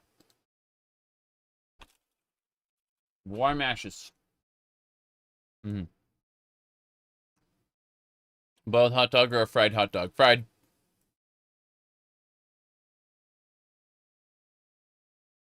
Fried is easy. We have an air fryer. Windows, Linux, warm ashes. Here we go. Okay. Let me see here. Burritos, chili. Oh no. Oh no. No, no, no, no, no, no, no, no, no.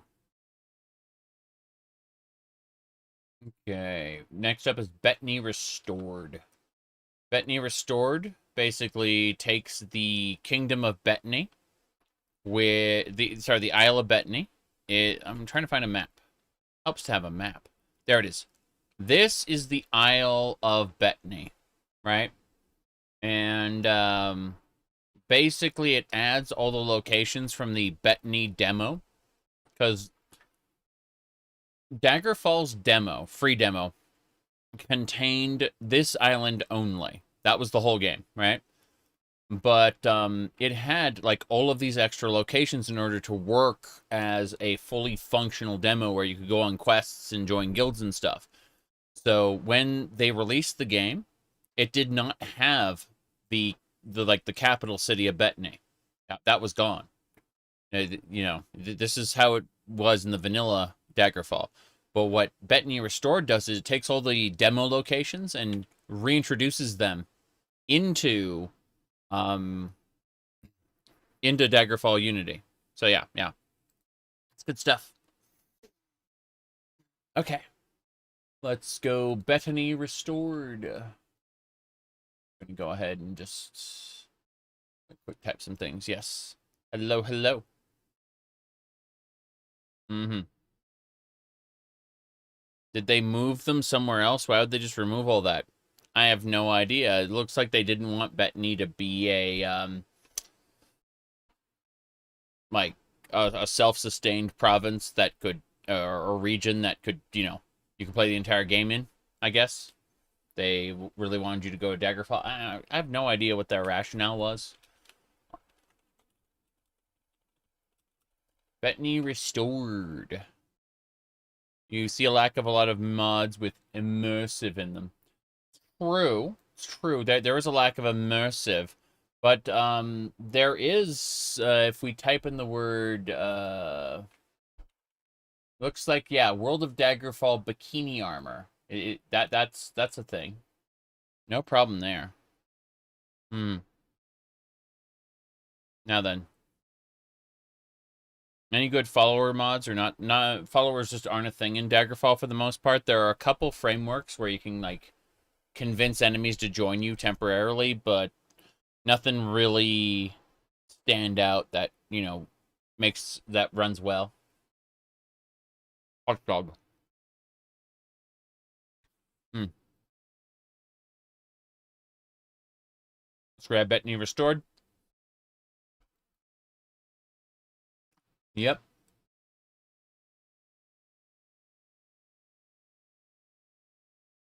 Okie dokie.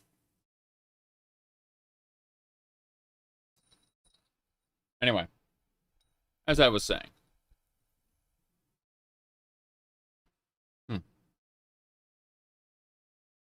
Yep, that's fine. Varied wealthy homes. Any guards rework? There are a couple mods that will make guards assist you in combat against things in town. But that's about it.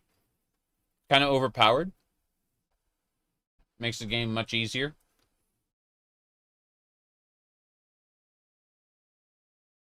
Anyway, let me move on. Move on. Varied wealthy homes. That way all the wealthy homes aren't the same. Chat GPT mod so you can have chat with NPCs.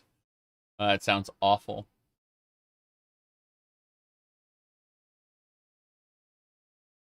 Let me see here.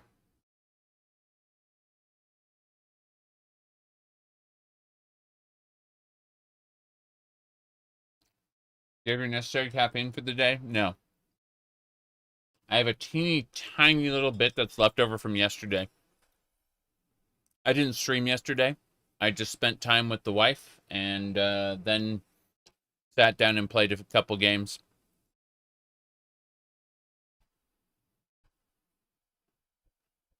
I had some work to do in the morning, but that was easy peasy, like done in a snap. Let me see what else we got. Trying to figure out if I missed anything.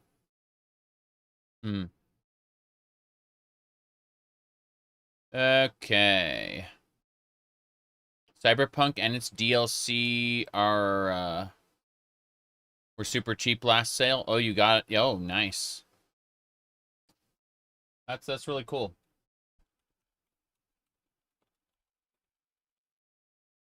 Cyberpunk was a fun experience. But I'm seeing more and more that like the voice acting of the female V is just way, way better than the male V. It's not even close.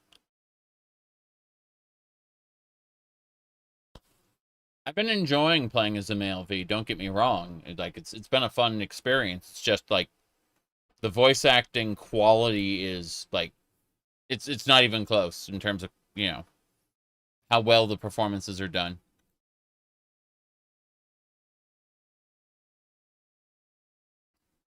All right.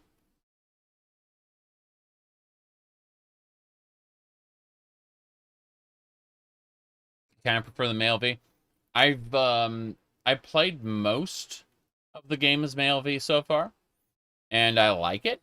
It's just that I've had the opportunity now to see like a couple of the scenes that I played as male V, you know, with the female voice actress, and it's like, oh my god, the quality's so much better. The inflection, the emotion, you know. Okay. Adjust enemy spawns. I'm gonna see what this looks like. Spawn chance, or spawns are reduced. No thanks. I'm gonna get rid of that. Regional celebrity perks. You see a ruby. Got it. Like the voice acting is fine, but you're gonna be playing it once you're done being addicted to Baldur's Gate 3. I see. Let me see. Okay, give me a sec. Yeah. Okay, so what do we got here? This mod adds gifts from commoners, nobles for the quest pool. Talk to each NPC. There's a small chance that there'll be an admirer of your deeds. No. I already get too much loot as it is. Okay. So. You spent 250 hours with 2077. Good time? Yeah, solid. Absolutely. I agree. Let me see if there's anything else I missed. Skimming something really quick. Do not see it. All right.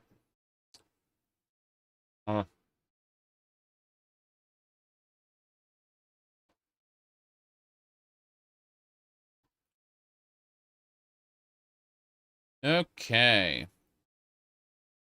Yeah, there's nothing I need to talk about here. Very strange. Anyway. Onwards to the next thing. Playable pianos. No. Wait in assets packs? Nope. Daggerfall autosave. No. Killable NPCs. Makes the 2D NPC flat skillable. That's pretty funny. Trimmable armor is neat.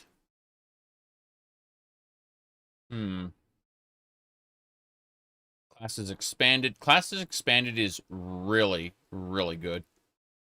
Yeah. I'm not going to be using... Like, I'm going to be using a custom class, obviously, because, like, that's kind of a huge point of joy for me.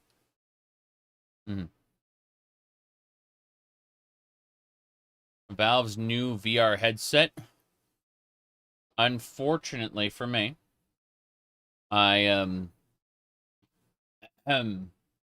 get migraines from the current type of VR technology. So, plus the fact that they wanted to sell VR for $1,000, I'm like, no. Okay, let's see. Locked loot. I'm pretty sure I have that already, but I'm going to double check. Locked. Locked loot containers. I already have that.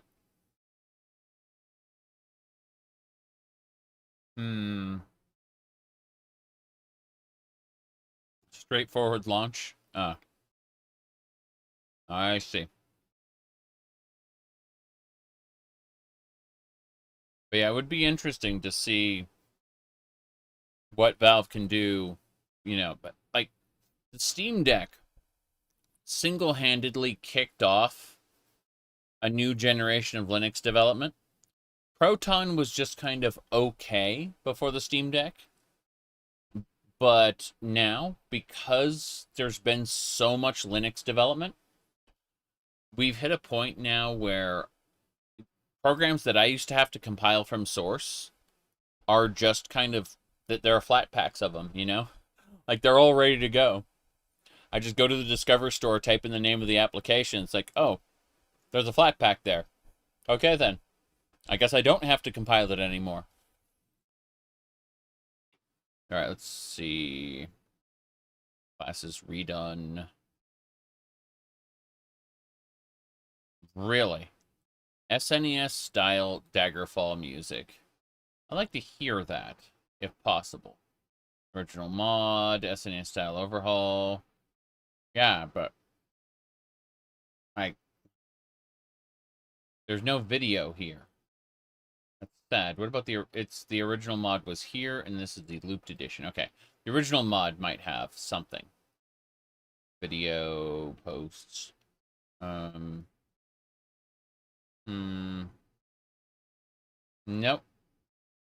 I'm gonna go look this up really quick. Daggerfall. Let me look.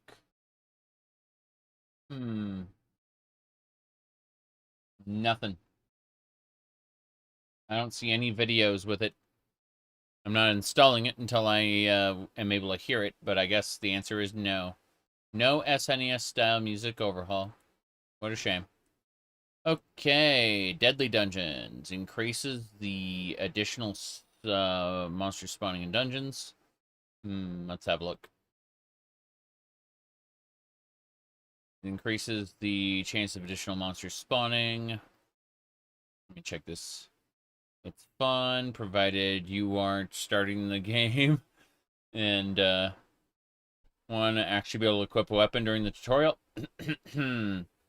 Archers, battle mages, knights. No. I already have other mods that make things more difficult, so I don't need another one on top of that. Okay.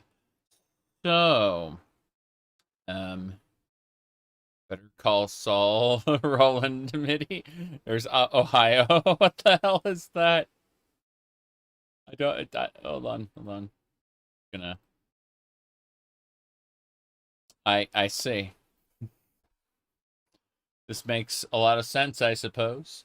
Let me look this up.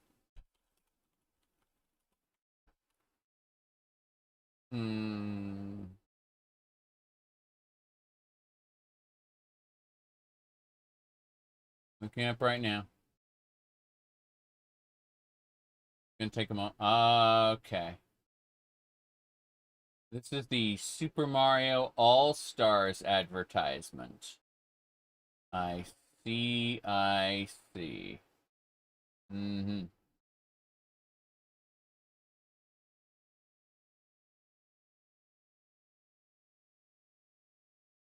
Okay. Crusader Kings DLC. Are they going to take features out of the base game and shove it into the DLC? Or are they going to just add more content that people can't access without paying? Here we go. He's back, he's here, he's Mario. No, he's the new and improved Mario in Super Mario All-Stars. So much Mario, it's a Mario smorgasbord. It's all the way down Mario Brothers adventures you ever played and then some. But this is juiced up 16-bit only on the Super Nintendo Entertainment System Mario. So it's bigger Mario, better Mario, in your face Mario. It's Raccoon Mario, Mario throwing fireballs, Mario hurling turnips, Mario negotiating an arms deal. Okay, maybe not. It's Mario like you.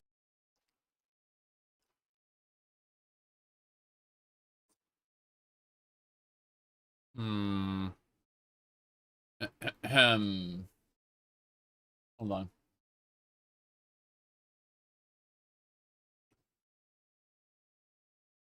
Hold on. Okay.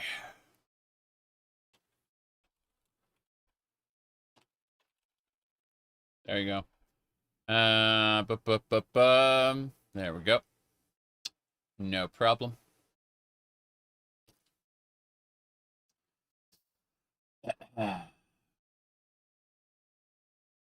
It's Mario like you've never seen him. What's 2 plus 2 Mario? What's the capital of Ohio?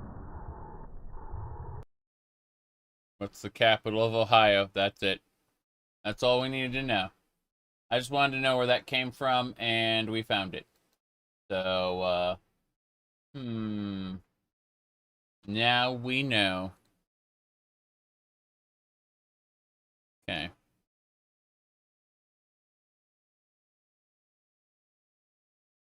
So that's the Super Mario All-Stars commercial. Got it. Super Mario.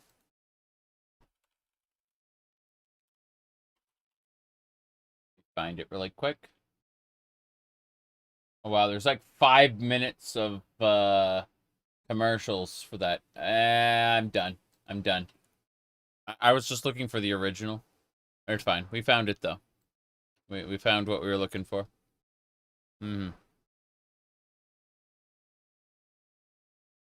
Yep. What else? Jace. Yeah. Gonna go ahead and just put that there. Almost ready. So much nonsense.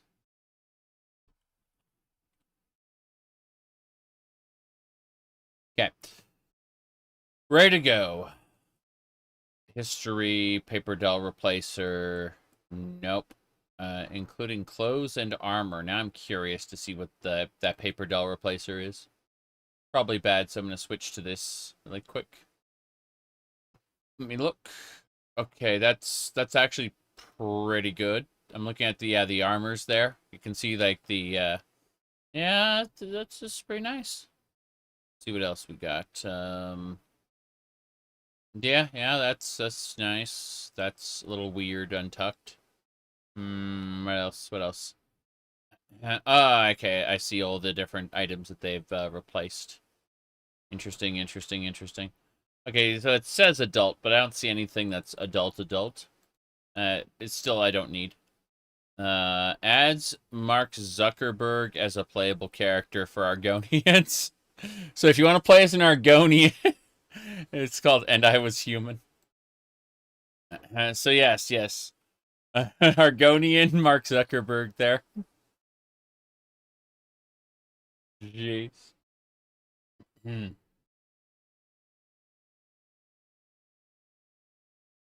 What else we got? Let me see here. Can embrace his lizard heritage. Jeez.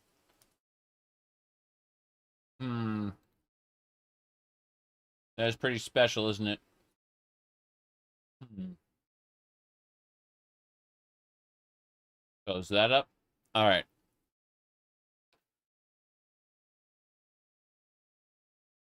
Yep. Dick girls for player. Oh boy. I definitely love pornography in my Elder Scrolls game. Now, what else we got? Exception monitor. Reports crashed and unhandled exceptions. New paintings. We already have that. Uncanny Darkest. Lysandus Lives. This is a good one. Yeah, that one's good. All right, let's just move on. Lysandus Lives. Like what other no adult mods here? What a shame. There we go. Perfect. Okay. I'm gonna type in Lysandus Lives. Technically I called him Lysanus, and he's definitely not Lysanus, so go ahead and fix that. There we go.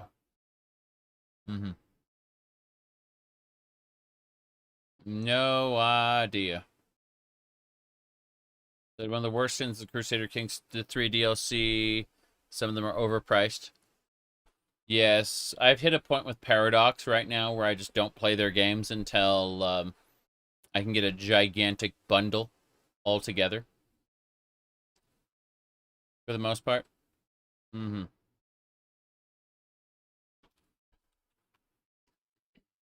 Okay. Anyway. Looks like I'm getting a free burger after I mostly ate this hot dog. The wife says she got a coupon for a free burger when she buys something else that she wants, and it's like, oh, okay. Apparently I'm getting free burger.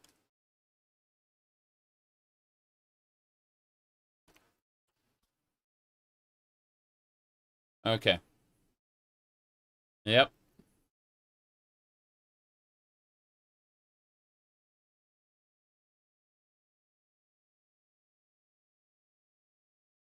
Oh, let me see here. Free food is free food? Yes.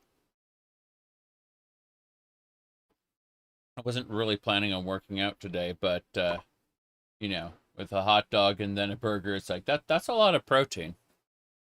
Might as well. After streaming is done anyway, tonight. Okay, let me see. Lysandus Lives.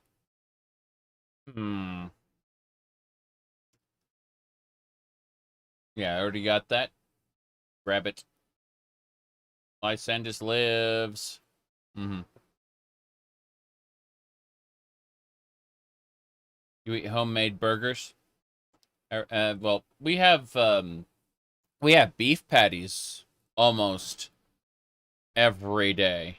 That you're burning fat, not protein. Yes, but it's more about building muscle than it is burning fat. Let me see here.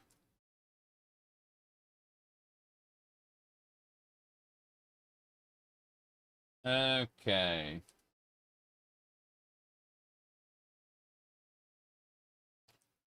Yep.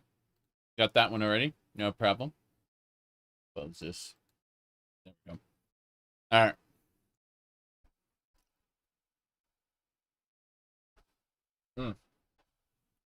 We're at the 2-hour mark, so I'm going to get up and go AFK for a second. But when I get back, we're going to keep going. By the way, future shock weapons are real. Check this out. Guns from the... do you yearn for greater physical strength? Yes. Specifically in my arms. My arms are kind of flabby, but there's some muscle under there now. And I'm working on it bit by bit. Yep. Anyway. Point is that there's future shock weapons. Do you want guns in Daggerfall? Because you can have guns in Daggerfall. I'm not taking guns in Daggerfall. Alright. I'm back in like 5-ish minutes. I'm gonna go get actual new coffee. This little bit that I have left is day-old coffee, which is bad. And so what I'm going to do is I'm going to go pour fresh coffee, turn into Doom. Actually, hold on. Before I go, where did I have that? I know I had it somewhere around here. If I go over to media, I scroll like way down. Let me see. You want waifus in Daggerfall? Oh no. Oh yeah, yeah. By the way, I mentioned this earlier. This is a good descriptor. This is how I feel about myself very often. Yeah. Anyway, let me see here. What do we got? I'm still skimming. Hold on. But yeah. Yes. Let's see. Almost there. Here's a different one. Elves in media. There you go. Elves in media. Let me see here. Almost there.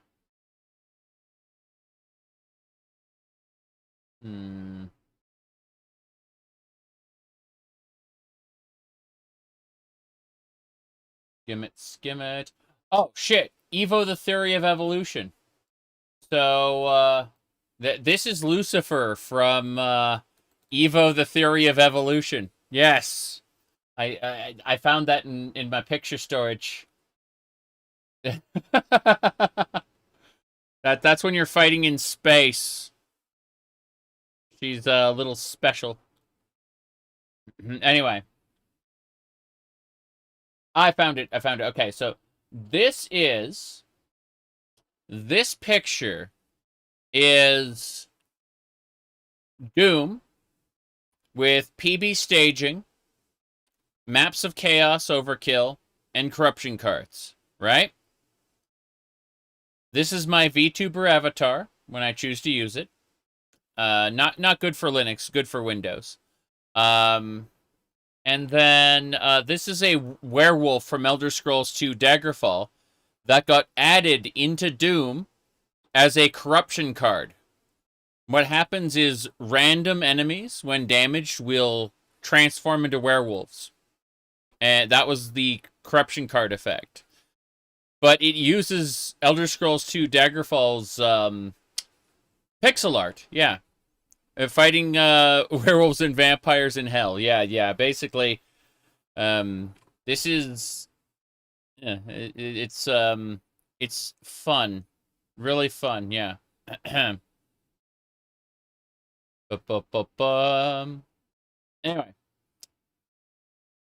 Let's see what else you got. Yeah. Test 2 Doomfall. But the point is that in Doom, you can absolutely do that. No problem.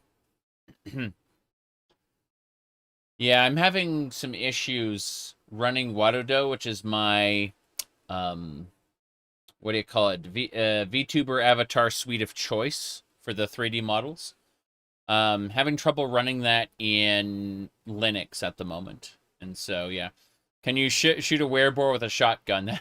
That's the idea. Dual wield those shotguns. Didn't Numidium almost destroy Nern? No, it came back and wrecked Nern in the fan fiction known as Landfall, written by Michael Kirkbride. So when we talk about, in my Skyrim playthrough, how the Numidium is threatening to destroy Nern, when I talk about that, I'm incorporating parts of that fan fiction, or specifically the mod is called Landfall. It's or Dakota. It's incorporating elements of that fan fiction into the game, basically. Anyway, point is, I'm gonna go grab some hot coffee, and do a couple other things. I will be back in about 5 minutes, and we'll be continuing where we left off. Yeah, I'm gonna close those two, but I'm gonna leave this one open. I'm just gonna put it like here next to Fly Airplane. Fly Airplane can go on my screen while I'm aft. Not really. See y'all in a second. We'll be doing more Daggerfall mods. Well, boy.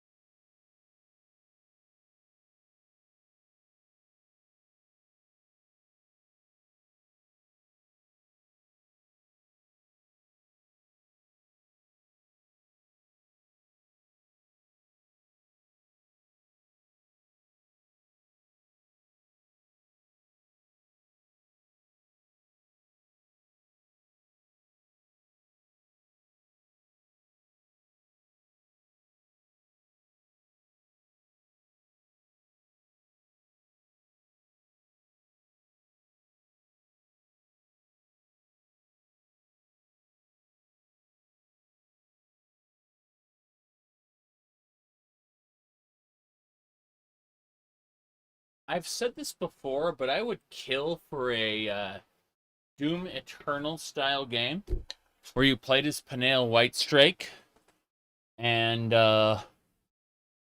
killed not only killed aliens, but like instead of a gore nest, you'd jump into an Oblivion Gate and then like destroy the Sigil Stone. That is the equivalent of ripping the heart out of the gore nest, right? That's what I would do anyway. Let's see. Elder Scrolls Adventures Whitestrake.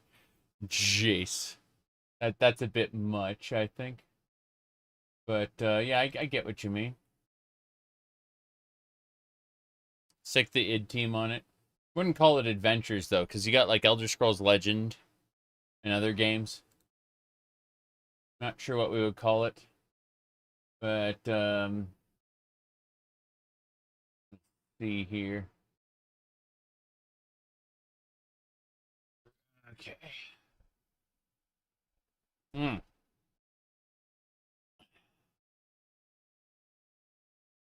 Coffee and RPG. Yeah. All right. Let me see.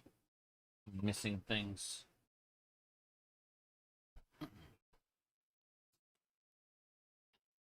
In addition to coffee, also have a teeny tiny bit of soda.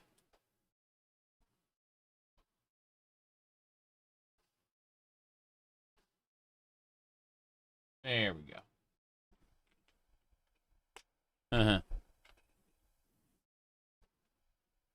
I mean, the elves kind of deserved it. Not the elf, not every individual elf necessarily, but the institution of the aliens definitely deserved it for sure. Thank you. Okay.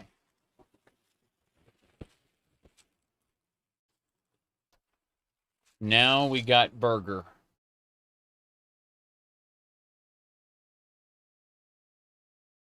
All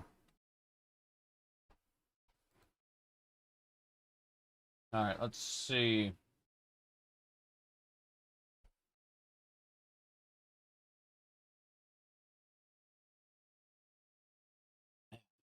Right.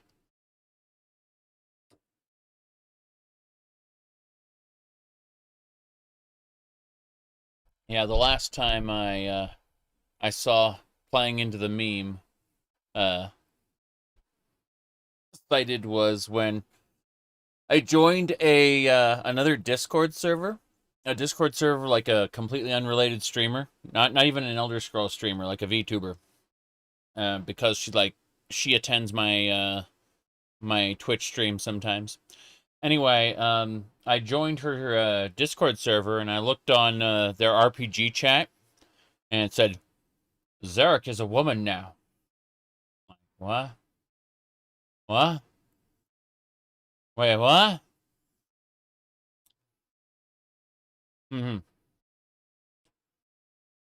Anyway, let me see here. You're not. My goodness. Anyway, I asked what was up with that. Just playing into the meme. Oh shit, you're here. You know?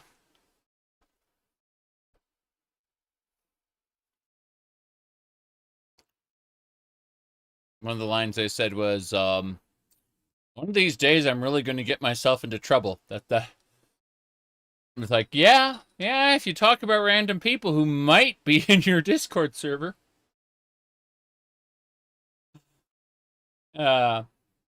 Very happy, though. Stupid fun, for sure. Okay. Let's see what else we got. I was bored, so I decided to share my custom desktop icon. Fair enough. Daggerfall Cassioed. Inebriation effects. Zoom in. Restricted saving. So you can only save inside Friendly taverns, I say. Mm-hmm. What else? Replaces Daggerfall's music files with environmental ambience. Full controller support. We already have that. Tempered interiors. Torch indicator. Wilderness over. We don't need wilderness overhaul. We already have the Daggerfall enemy expansion. Whispers of the East. That's the baby quest line. Yeah, yeah. Mm-hmm. I figured you for a controller person. Controller. But no. To answer your question, controllers are awesome in 2D side-scrolling platformers. They are awesome in, what do you call it? Like over-the-shoulder games, kind of like the Soul series. It really depends on the game, but a first-person shooter-style game... The Elder Scrolls, by the way, is in a first-person shooter format, the way it plays, right? So, no. No, I'd probably never play the Elder Scrolls on a controller. Final Fantasy XIV, it's a toss-up. If I'm feeling really tired and I want to lay back, grab more than 2 controllers. Hold on. Hold on.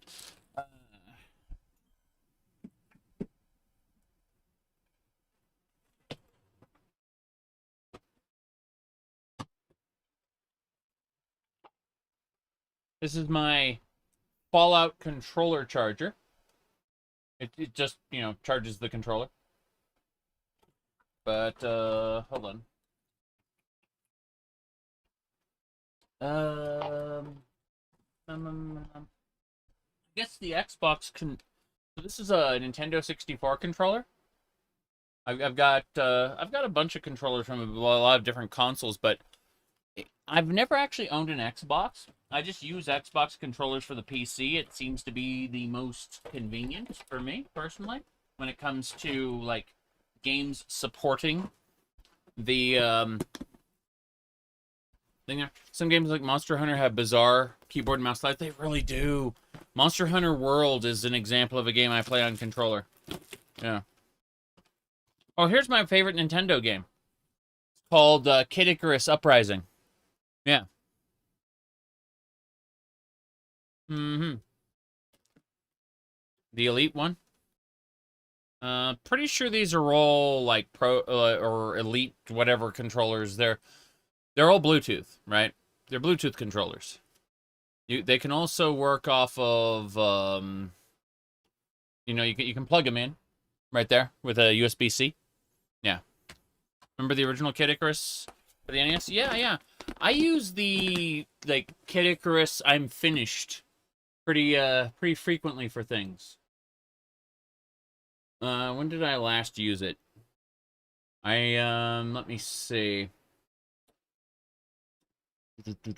Here we go.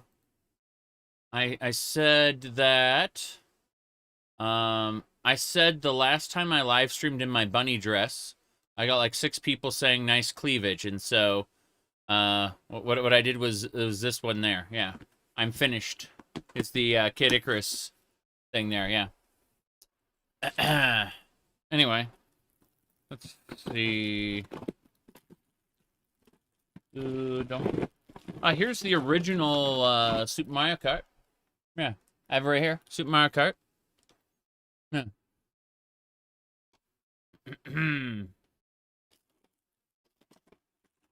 By the way, this is a not for resale Blockbuster Video Sonic the Hedgehog. Sonic the Hedgehog. That they liquidated the Blockbuster Video, and I got a bunch of games cheap. And this was one of them. So it's quote-unquote not for resale.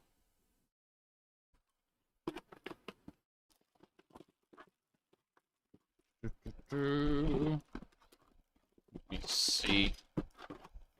Here is my favorite Shadowrun. Shadowrun for the Sega Genesis. This version of Shadowrun has it acts like an open world sandbox. It's pretty good. Yep.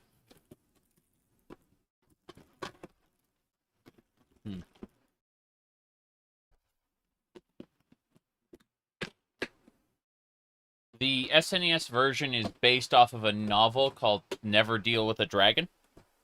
It's different.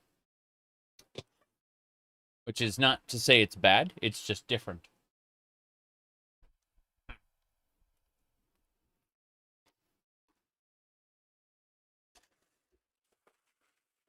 Not for sale, came with the Genesis bundle. Makes sense to me. Do we have a cape? What are you talking about? I know what you're talking about. Cape. Weird. Let me see. What else we got? GoldenEye 007. Run and work in the Source engine? Yes.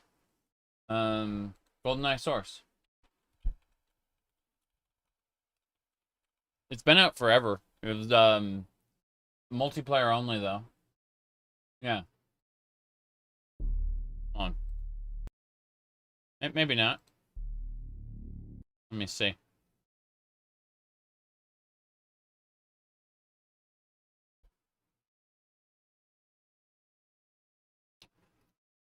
Yeah, this is GoldenEye Source 5.0.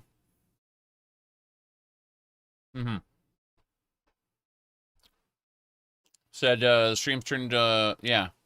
They finished, yeah, 25 maps. There you go.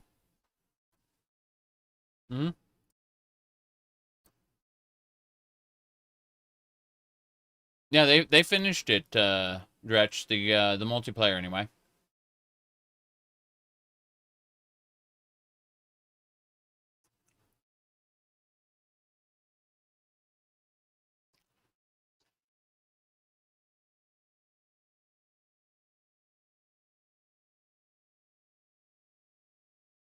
You said you love how the stream turned into look at Zarek's cool stuff. So that's like every stream. We're gonna get back to Daggerfall in a moment, but I'm actually eating this burger. Like this is how much of the burger's left. That was the actual excuse that I don't have to be reading pages, right?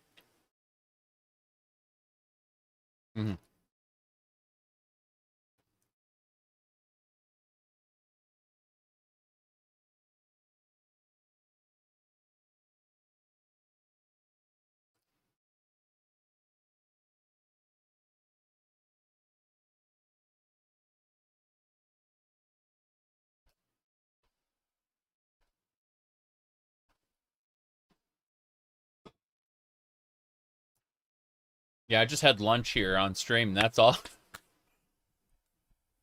Okay.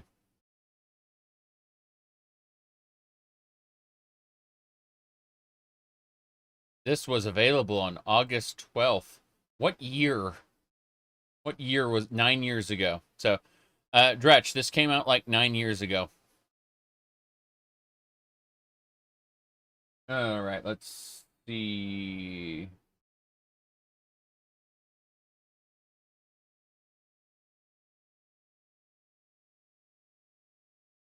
Anything else we got going on?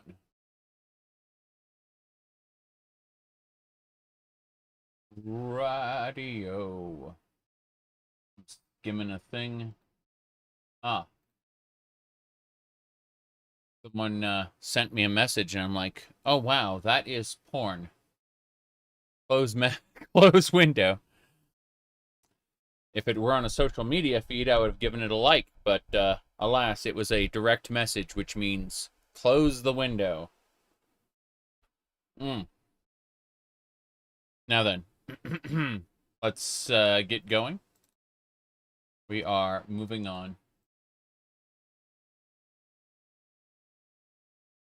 Whispers of the East. This, if you ever seen The Baby, the short playthrough there, that's Whispers of the East. Yeah. No big deal. Just nonsense. Campaign was good. Yes. if you've never played Perfect Dark, it's harder GoldenEye. That's the best way to explain it. Like, I highly recommend Perfect Dark. It is just GoldenEye with more, yes. You thought the baby was a random vanilla quest? No. No, Whispers of the East turns your entire game into the baby. Anyway. Let me see. Graveyard dungeons, sure. Instant weapon swapping. Pretty sure we have that, but let's double check anyway. Yeah, we have instant weapon swapping already. Very good. Who's the baby supposed to be? The Nevering. A certain day to uncertain parents. Okay, let's see here. Never got past the first level? Yeah, I understand that. Couldn't beat the challenges in Perfect Dark? Well, I mean, the cool thing about Perfect Dark is you can set it on a lower difficulty level and, you know, the challenges aren't that big a deal. But when you, like, increase the difficulty, the, like, actual objectives for the mission change, which is awesome. Because that's, like, it's not really about how many bullets it takes to kill an enemy. It's about how many things you need to do to finish the level. And it, like, going from easy to hard, it's completely different, the list of objectives. Okay. Villager reactions is what makes guards assist. I'm not getting that. The guns in Perfect Dark were creative at the time. I think the only time that guns really blew me away in games, I mean, I played, like, Doom, Quake, Half-Life. Like, I would say Perfect Dark and Turok 2. The cerebral bore just going into someone's head and, like, you see their brain squirting out. That was a little special. Not in the enthusiastic way, in the kind of, this is horrifying and off-putting sort of way. And I'm enthusiastic about things that make me uncomfortable when it comes to, like, art. Very often.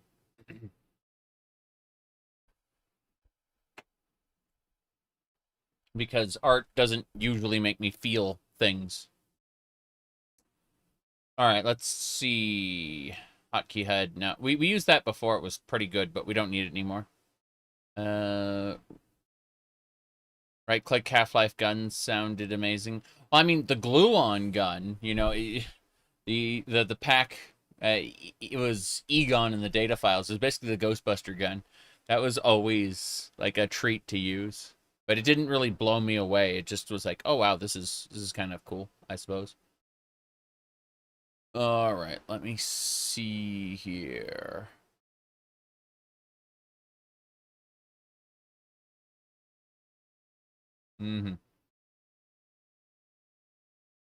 Shenanigans, I say. Shenanigans. Okay.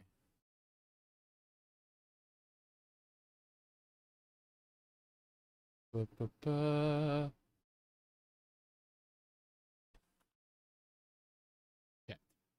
Sorry about that. Mundane jobs abandoned. Allows you to be a courier. Why abandoned? Why abandoned? Posts. No information on that. Name residences created only during quests. After it expires, the names are removed. I see. What else we got? Right.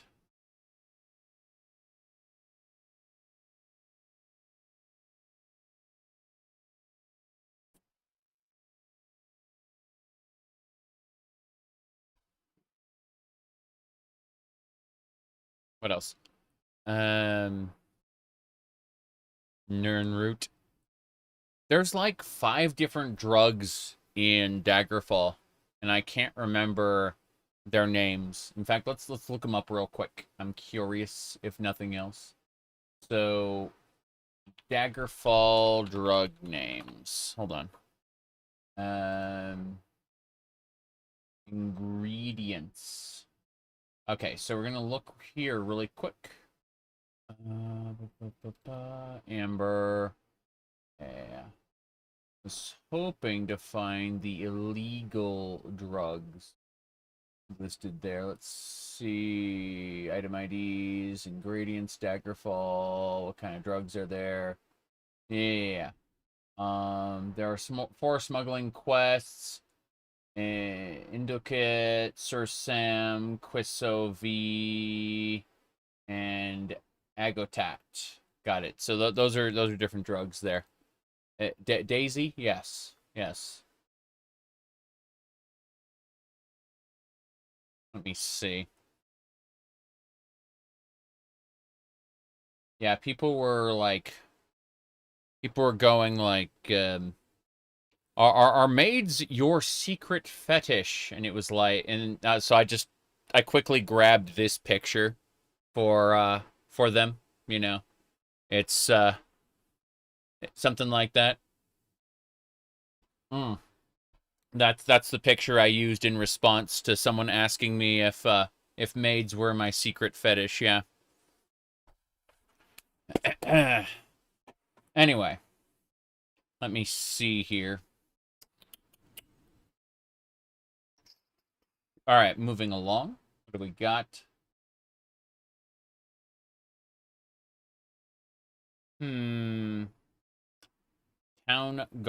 Town graveyard dungeons. Let's grab those. I was originally not going to grab them, but I've decided to. Town graveyard dungeons. Okay, cool.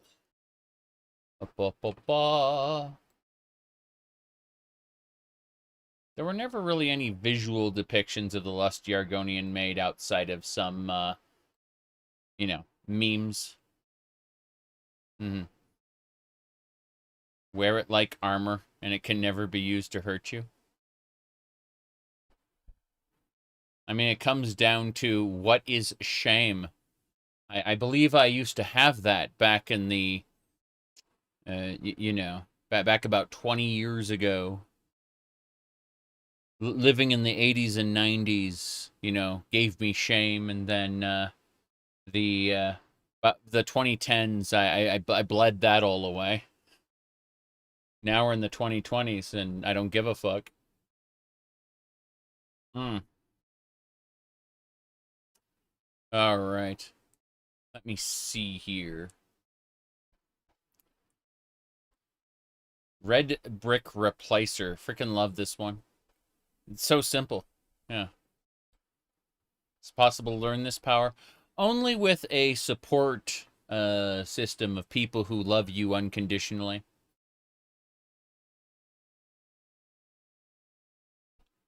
No man is an island. You must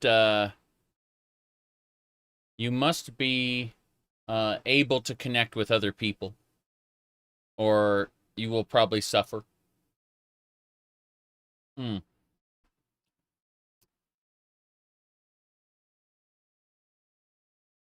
I mean, my wife and I kind of grew up together, so we know each other's quirks for the most part.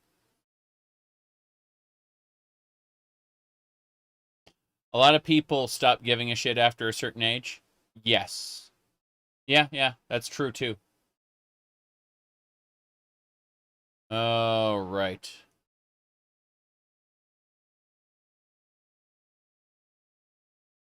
Okay. Let's see here. Hotkey HUD. Yeah, red brick replacer. We got that. Unique armor. Nope. Wait. Do I have unique armor? Let's find out. No, I want unique armor. Is it compatible with the paper doll enhanced? I don't think so. It's only for Dwarven anyway. To-do list, Dwarven. Okay, well, it's not even that good then. Fair enough. Let's get that red brick replacer downloaded. First things first. Whoa, boy.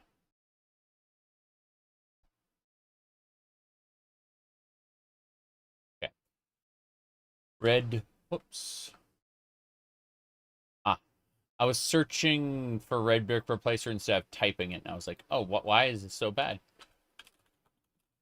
Why am I not typing it properly? There you go. What do you got? Don't got a big titty cat girl mod in this game? What are you talking about? What? I mean, that anger is obviously performative because you didn't look. Obviously. I mean, or otherwise you would know that World of Daggerfall bikini armor is here. And the Khajiit, that would be the true Ohm's Rot. Yeah, the true Ohm's Rot there. So with the true Ohm's Rot, and then Paper Doll enhanced. So yeah, with Paper Doll enhanced, bikini armor, and true Ohm's Rot, like, they are in the game, and you're full of shit.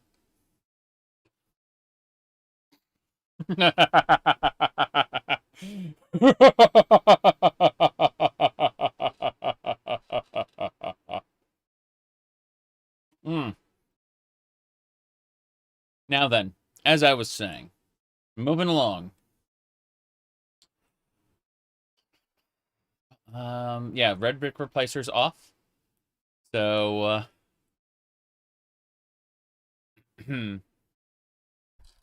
yes.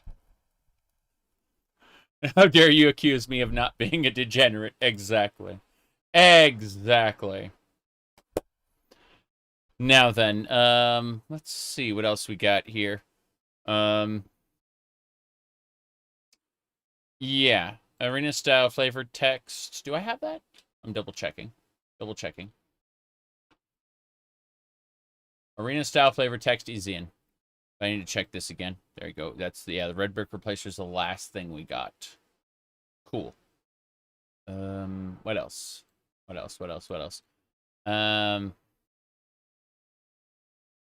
Jeez. Castlevania Chaos mode soon. That would be great. I don't see anything of the sort down here, but that would be great. Absolutely. Let me check this really quick. Oh. Oh no. Oh no. Hold on. Copy image.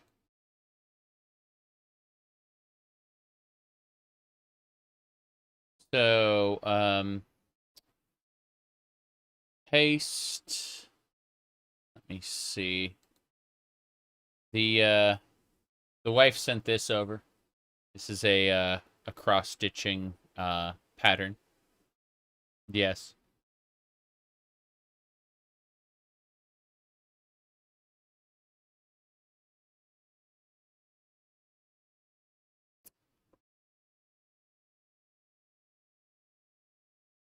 Okay. So, finding my religion. We want that. Then, oh, you can, Nords can be Todd Howard, apparently. That's fine. Yes.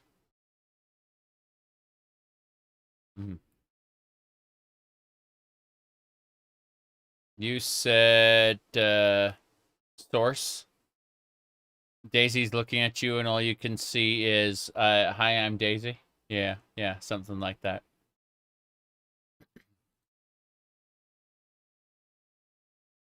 I mean, there's Daisy and, what do you call it? Hold on. I got one here. Yeah, I got Daisy right here. Because of course I do. Why wouldn't I? Anyway. Let's see. What do we got next? No Pauline, unfortunately. I have several variations of Peach and Daisy. A couple variations of Princess Zelda as well. This is my favorite. The Twilight Princess Zelda is definitely my favorite. Even though I don't really like Twilight Princess too much because of Wolf Link. Wolf Link is not for me, sadly. Alright. Tamriel Drugs. This is the one I wanted. Cool. Twilight Princess Zelda was really good. Yes. Supposed to be holding something? A rapier that she doesn't have. Yes. The full-size statuette has a rapier. What is your favorite flavor of Zelda? Jeez. Honestly, I'm most nostalgic for the Nintendo comic from the Link to the Past Zelda. Yeah, Link to the Past Zelda. If I had to say, it'd be. Let's just go. Yeah, this one should look. Yeah, this Zelda is the one I'm most nostalgic for, in particular. You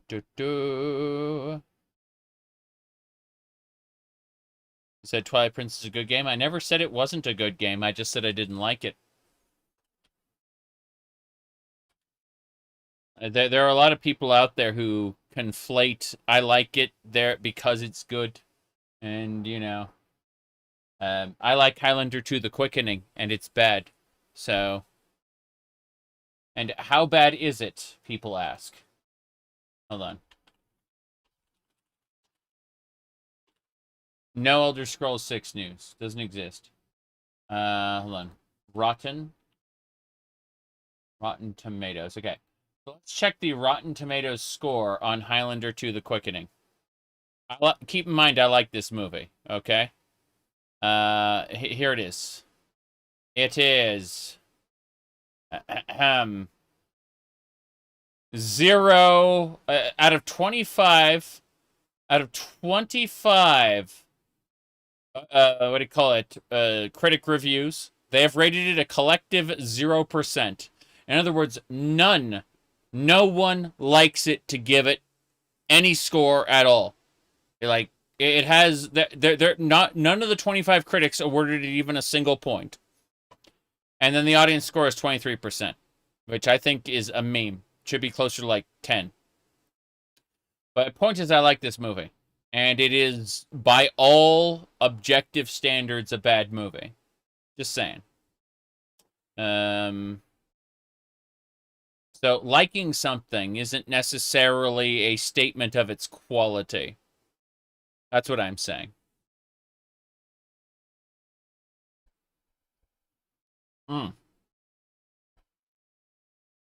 Okay. Now then, let's see... Finding My Religion. A multi-release project aimed at overhauling Daggerfall's temples, both by visuals and gameplay. So I've got a teeny little bit of magic cherry soda in here. And then I have coffee in here.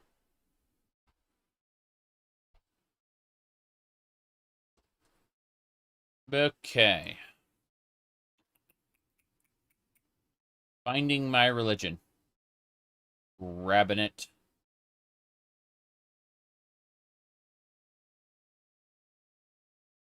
I like coffee well enough. Let's see here.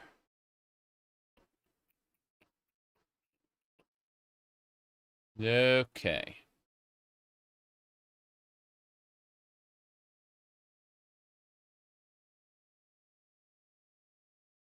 Caffeine crashes. You should always drink, because your body converts the caffeine into sugar, right? You should probably have, some protein with your coffee, or with sugar in general. It'll level you out, stop you from crashing after the caffeine and sugar wear off. All right, let's see. Yeah, even if it's just like a beef stick or a piece of cheese or something, it'll save you from crashing. I mean, if you're like lacking sleep, then yeah.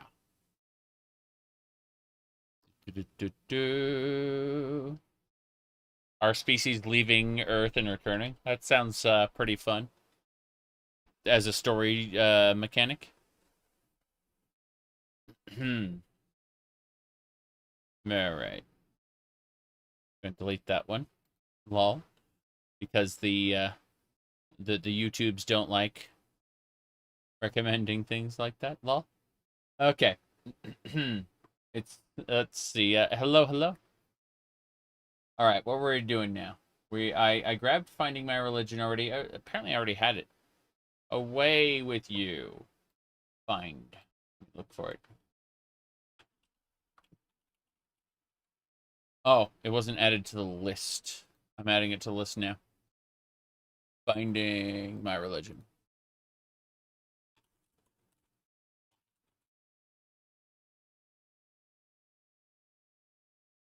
Just have to be very careful with unpasteurized stuff. Yes. Finding Your Religion.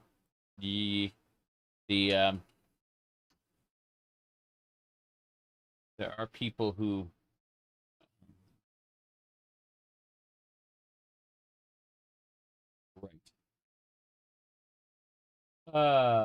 memes. Are there particular mods you're looking for, hoping to integrate? Not right now. I'm just going over the list. I'd say Tamriel Drugs is one I was looking for specifically. This is, let's go ahead and have a look. Adds Daryl. Hag's Breath. Hist Sap. Incense of Mara. Moon Sugar. Skooma. Sleeping Tree Sap. And tobacco as consumable items. Using the mod settings, you can adjust your character's tolerance levels.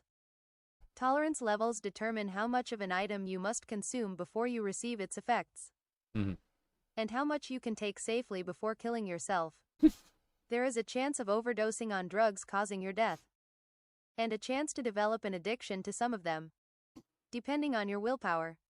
If you develop an addiction, you will need to use Dispel Magicka and find a temple to get completely cured. If you are a non-mage character, religious icons have been restored to allow you to use them to dispel magicka. They have a limited amount of uses, as using them causes their conditions to slowly deteriorate. Addictions are treated as a disease, so make sure you get healed before you die. The court system has been overhauled to account for the addition of lore-friendly drugs. Every time you get sent to court, guards will look through your belongings for any drugs. If found, you will be charged with possession of drugs, pirating.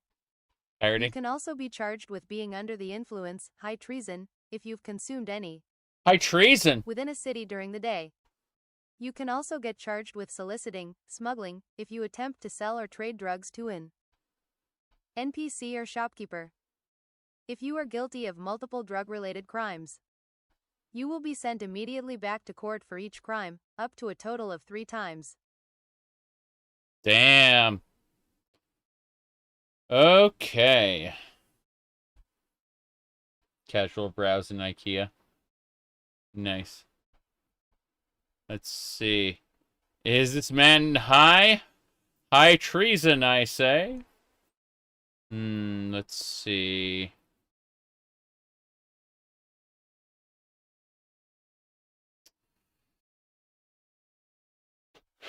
Right.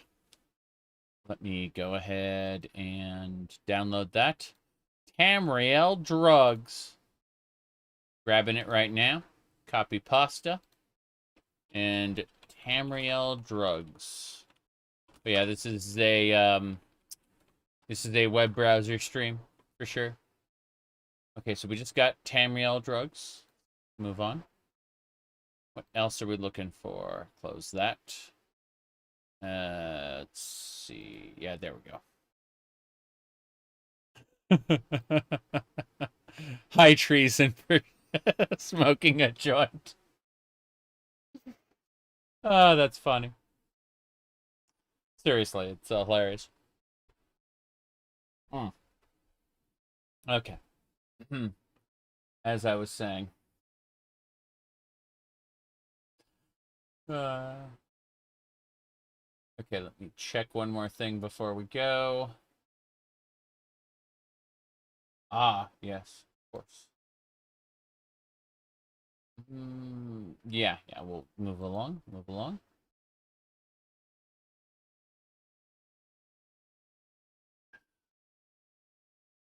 We got Tamriel drugs, don't need ambient weather. Location-based effects is time of day, changes the bloom and stuff. No, thanks.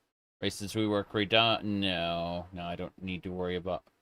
Oh, allows creators to add new races to the game. Updates the original races framework to allow compatibility with races redone. Oh, I see. So you can add orc to the list of races. That makes sense. Doing Bloodfall. Cinematic. Thank you, Cliffworms. Cliffworms add subtitles. I like this.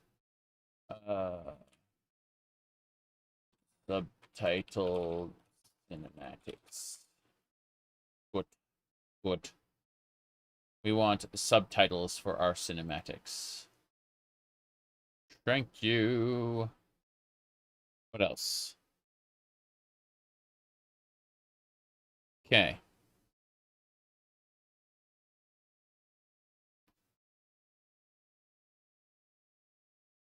Yeah, we're good.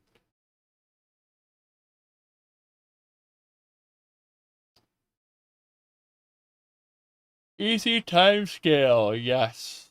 Let me check it. Ah, yeah, we got it already. Cool. Temples cure poison. Let me see. Yep, we got that. Dungeon replacements.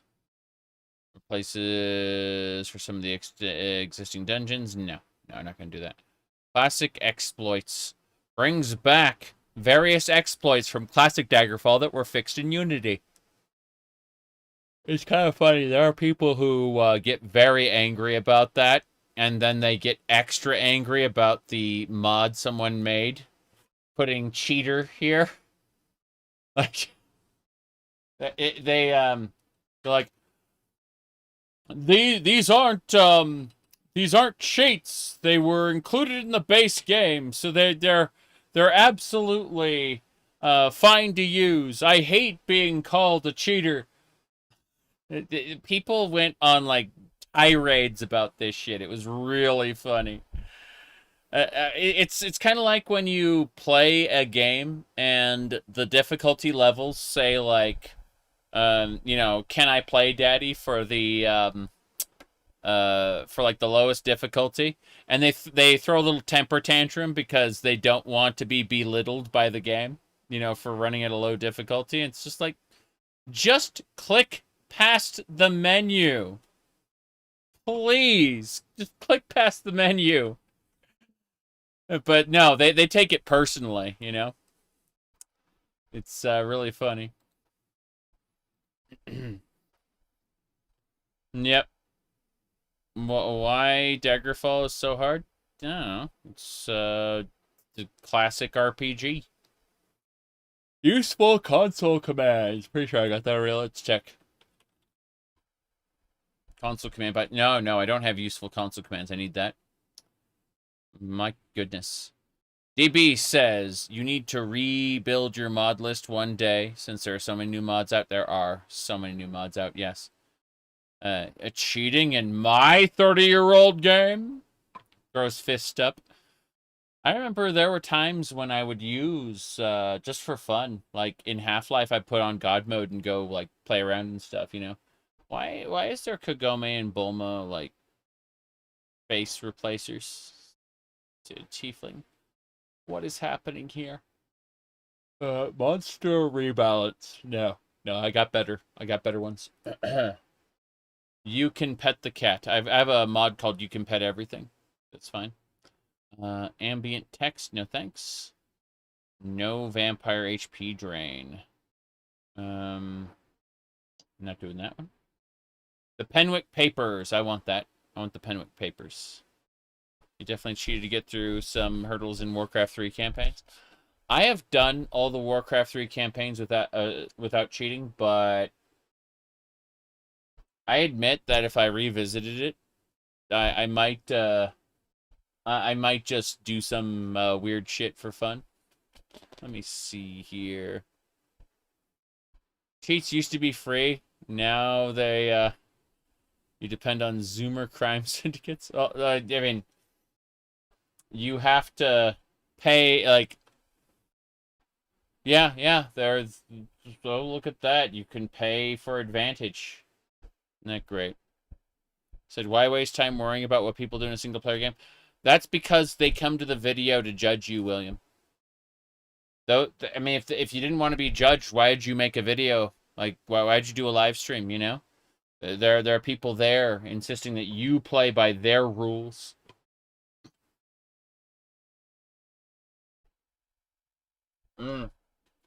Okay. So, let's see. We got the Penwick Papers, viewable skill progress.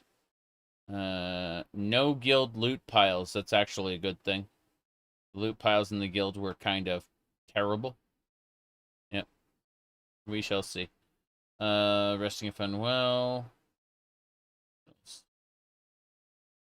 Darker Dungeons by Ralzar. Replaces the Torch Taker mod.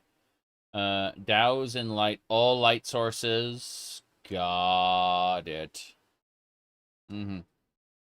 So lights are off unless a humanoid spawned in the area. That's spectacular. Yeah. Aquatic sprites. I don't think so. Guards replace the shop theme. Oh no, halt. I'm pretty sure that's what it is. Let's listen.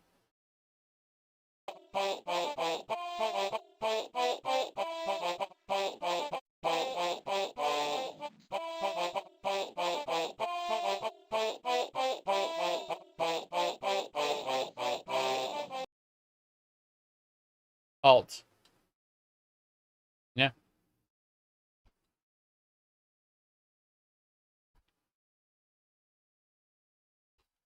Okay.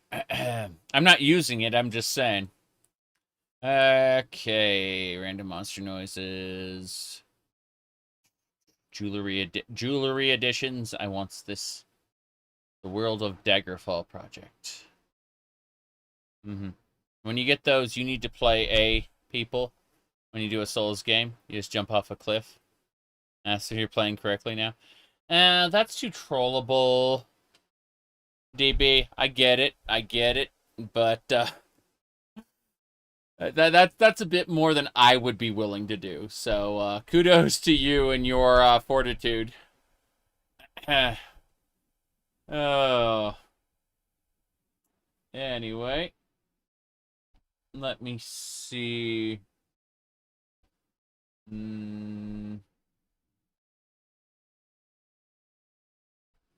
What else is this?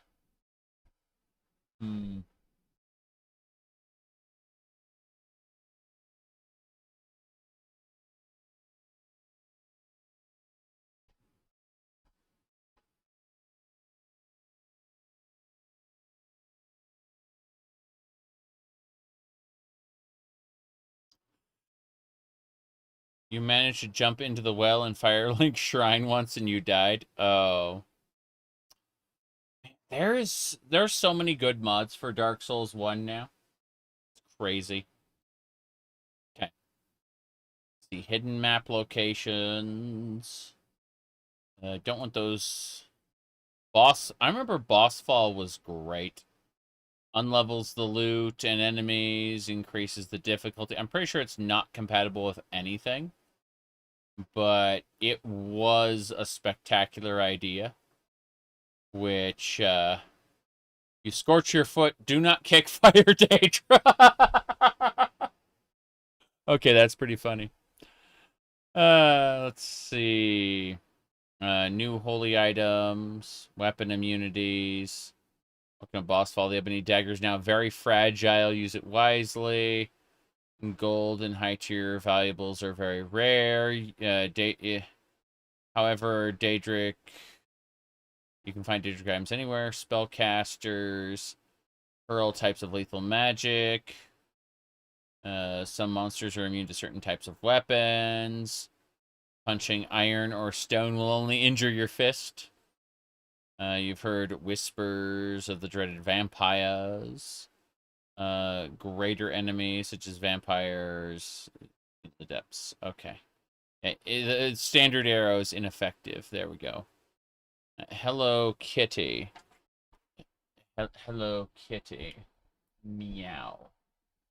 But, what else? Hold on. Okay, I thought I had a different Hello Kitty one. I got Amy Rose here, but, hold on. What's the other one? This is driving me crazy. I could have sworn I had a different one here.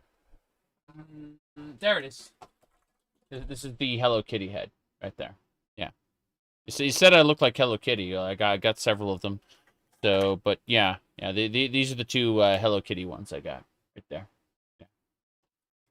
Mm-hmm. Ow. Putting things away. Okay. Whew. I don't know about Boss Fall. Boss Fall looks interesting, but it used to be its own fork of Daggerfall Unity, but let's see. First off, is a terrific mod. Raxus came up, on the other hand, due to lack of updates since 2022. You simply could not play it in the current version. Terrible FPS drops in enemies in camps in the world of Daggerfall would simply be disappearing when you load a new game. Oof. Yeah. So it doesn't, it's not compatible. It hasn't been updated in a while. That makes sense.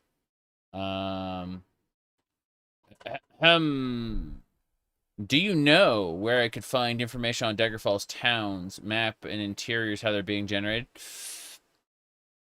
Okay. They were generated on Bethesda's side. And then all players have the exact same, like, towns and stuff like that. Like, everyone has basically the same exact ones.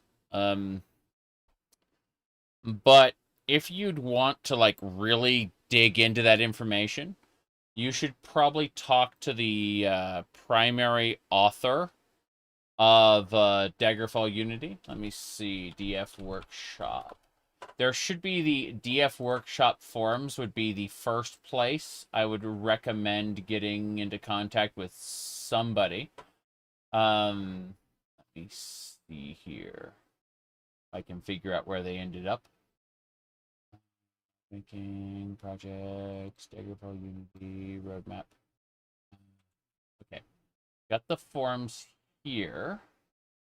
So that would be DF Workshop. Yeah, forums.dfworkshop.net would be the first place I'd recommend contacting someone about that.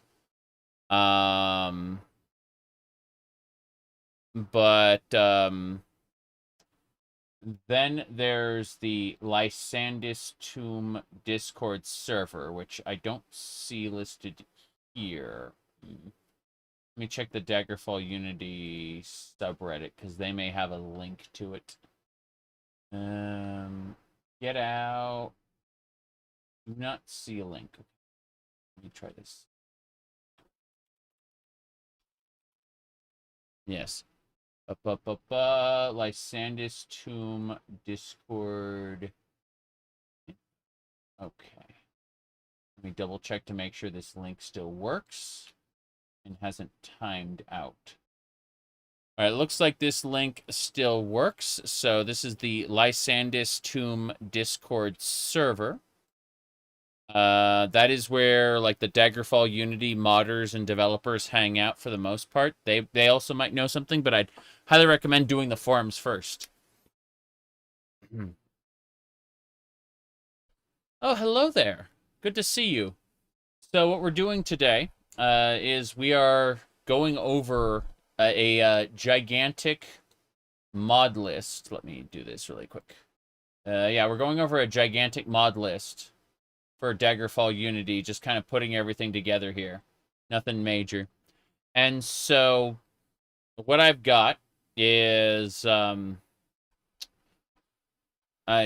going over these top ones first, and we're basically just going over everything I would potentially want to use. And yeah, it's mainly just chatting otherwise. You know, lots of shenanigans going on here. And that's about it. So, jewelry additions. This one adds, it looks like, 120 different variants of jewelry. Some found on quote-unquote private property, so you can like rummage through people's stuff. And that's pretty good. Yeah, I'm definitely going to have the finished mod list on my website, so there's, you know, it's not like it's going to remain a mystery to people who miss these streams, for sure. But, yeah, I've been up to all kinds of nonsense. Let me do this. Okay. So, pull up my, my YouTube channel. What do you call it? I did 9 hours of Skyrim yesterday. That was very stupid. And then I've been working on Hollow Knight for a while. I'm hoping I can finish it in the next stream. I really do. Because that's been a pain. And other than that, I've been having a lot of fun with, you would call off stream. I've been having a lot of fun with Final Fantasy XIV. I obviously set up my character to kind of match my my real life appearance there. It worked pretty well. All right. You should finish it before Silk Song comes out. Yes, yes. My goodness. Said I don't feel anything when I play with hot characters in a game. What are you talking about? I don't get it. Feel anything? Yeah. Anyway, let's see. Aside from that, we should be A-okay. Everything is good to go.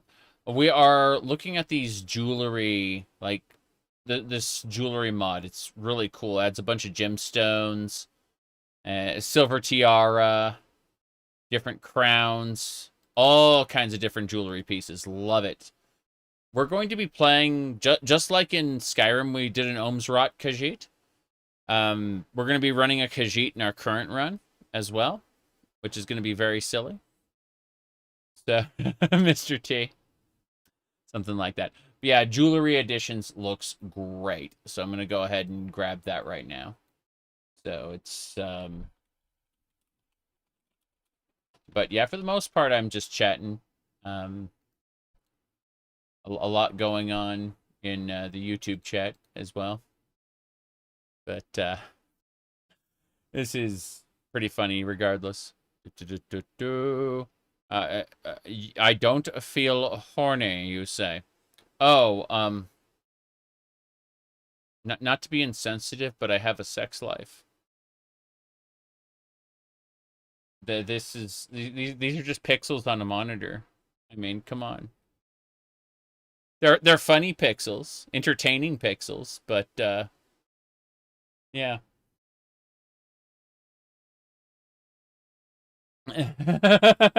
Yes, very funny pixels. Exactly.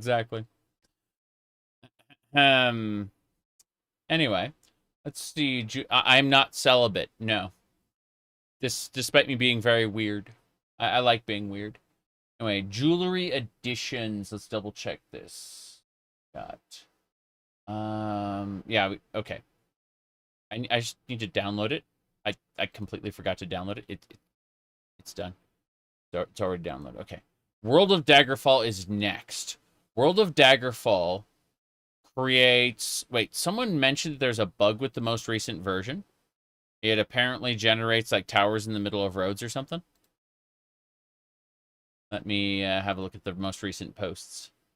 Changing watchtowers from 3D NPC sprites has caused travel among major roads to be frequently interrupted. Any way to revert this? Let's see. Making the guard watchtowers active. Okay. Oh, it adds guards to the watchtowers so that they interrupt your travel. Can't fast travel with enemies nearby and you have to fight them. Did I lose weight? Yes. Yes, I did. Let me see here. What do you call it? Hold this open. Hold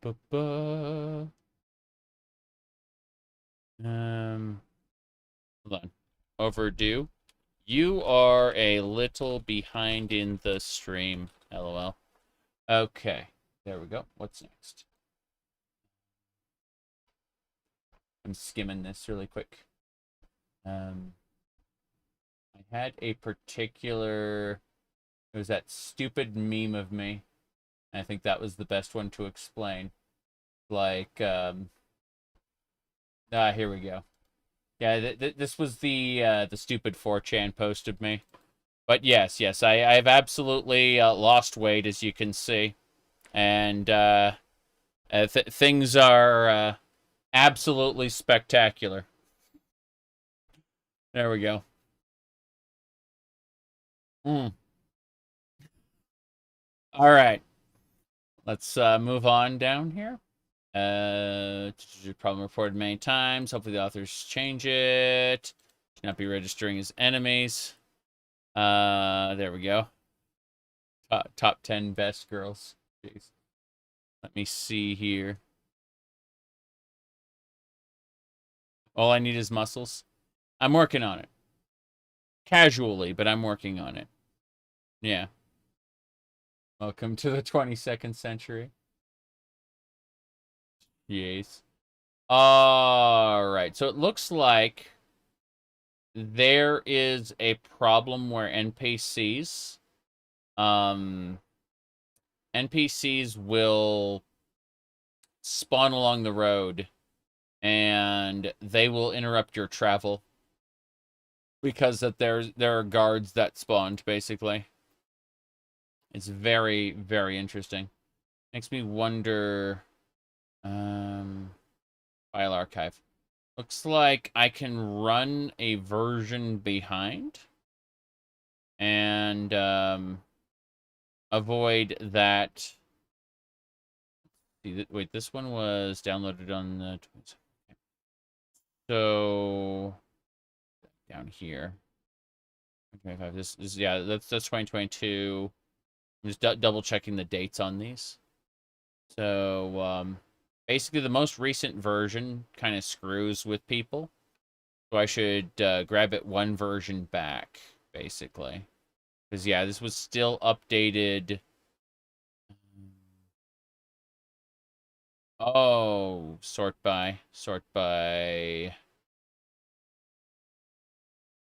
version number. That isn't right. Sort by date uploaded. There we go. Then descending. Cool. Android OS X. So this is the current version. I downloaded that already. And this is the one that's interrupting people. So what I should do is download the one from the end of last year, which won't be interrupting people in theory. Yeah. Let me check this. Hello, Catman. Hello. Let's see. Hold on. Trying to figure out exactly what we're doing so we can see the version in question. I'm going to go back over to the files section really quick. Not the files section, sorry, the post section. I'm going to see the date this was posted. This was posted September 2025. This is when the problem happened, right? September 2025. So we know that the date that this version was posted, January. So we know that like January 2025 is the version that's messing with people. And see you later, Yohu. Thank you for hopping on in. Anyway, as I was saying, we are going to grab this Daggerfall expanded textures. Sorry, the World of Daggerfall from, I'm gonna go date. I'm grabbing like all the information in here. It's version 0.35. Yeah, that's the version. So I'm gonna say, look for world. Hold on, World of Daggerfall. Got it. No, wait. I was looking at like World of Daggerfall on my mod list, and it's like World of Daggerfall bikini armor. I'm like, oh, that's that's not the World of Daggerfall.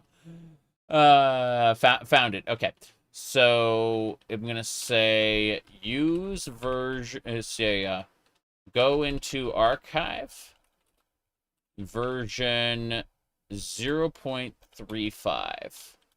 I'm just adding that to the mod list. That was like added information, like parenthesis next to the mod name, because it's like, this is important. The latest version causes problems.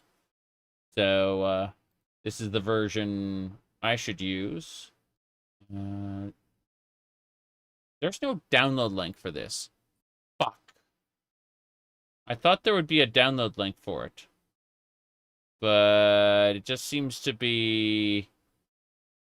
Can we get a world... I'm going to check the Lysander's Tomb Discord server really quick. World of Daggerfall. Okay. Let's see. It's not really modding if you're not researching a mod for compatibility. I just need like one version behind. That's it. That's all I need. But I need to check their World of Daggerfall project. They've got a dedicated like channel for it. I'm just trying to figure out. Okay. Mod world data, tutorials, quests. They've got a dedicated thread for it somewhere. I'm looking right now. You got Morrowind running on your phone. You might as well do Daggerfall Unity. Yes. Yes, you definitely should give it a try. I wouldn't use travel options, though. Like, that's going to tax your phone to the point where you're just going to fall through the world. I would use a different mod called the Things Betwixt or something like that. Betwixt is the word. And basically it gives you fast travel encounters, kind of like Baldur's Gate, where it goes, you have been waylaid by enemies and must defend yourself. It does that, but in Daggerfall. So I would give that one a try, maybe. Yeah. Are you modding the Unity version or the OG version? There's only like 3 mods for the OG version, like Andy Fall, the Eye of Argonia, and like a bug fix patch. Everything else is like cosmetic, where it's like become a Daedra, and it's like, okay, that's purely cosmetic, you know. But let me go World of Daggerfall. Type it in really quick. Let's see.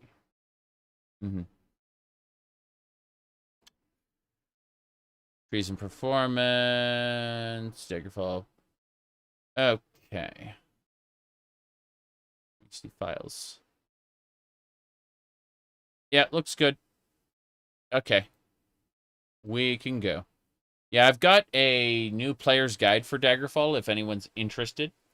And I do talk about the original version. I highly recommend people use the Ancestor Ghost installer, for sure. You said World of Daggerfall Android. No. The World of Daggerfall Android and OS X, this is basically... World of Daggerfall on its own is for the Windows and Linux versions. OS X uses a different file format, so it needs to be different, and Android uses its own file format as well, so it needs to be different. But there is a Daggerfall Unity Android APK specifically. So like you'll find that Daggerfall Unity mods typically have either 2 or 3 file structures depending on what platforms they support. And you know, like World of Daggerfall supports all 3, but that's not always the case. In any case, yeah.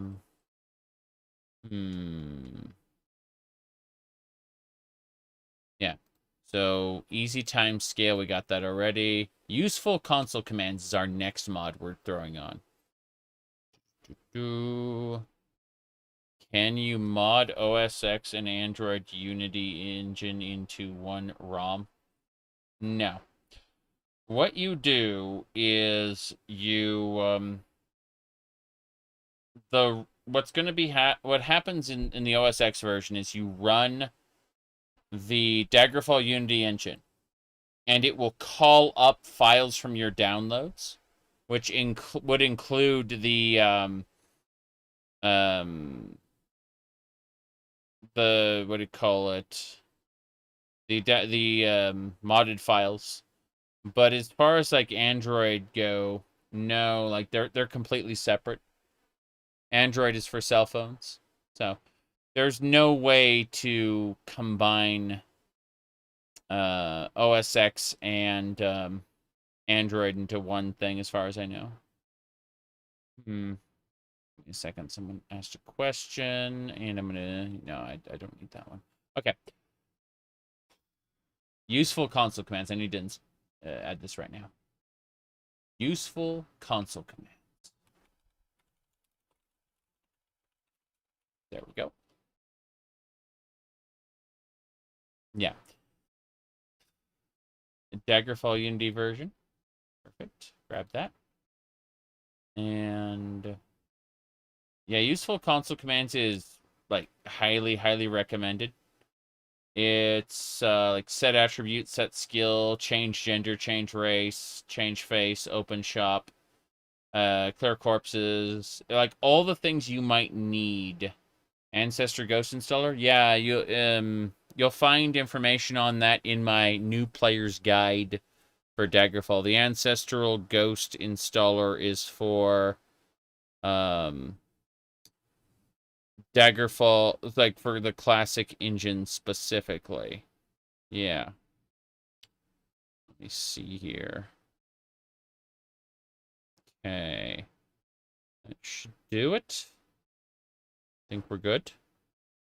I looked on my phone's notifications, and I saw like one notification from the wife, which was just, read Discord, which I'd already done. And then I saw like 70 notifications from Blue Sky. I'm like, well, what is this? It's like people reacting to shit posts. That's it. All right. Let me see. Yeah, when the tweeters or the Facebooks have a notification, they will bundle notifications of the same type into like a single notification. Whereas Blue Sky just gives you an individual notification for every instance of a thing. And it's like, oh my god, why are there 70 of them? Very silly. Okay.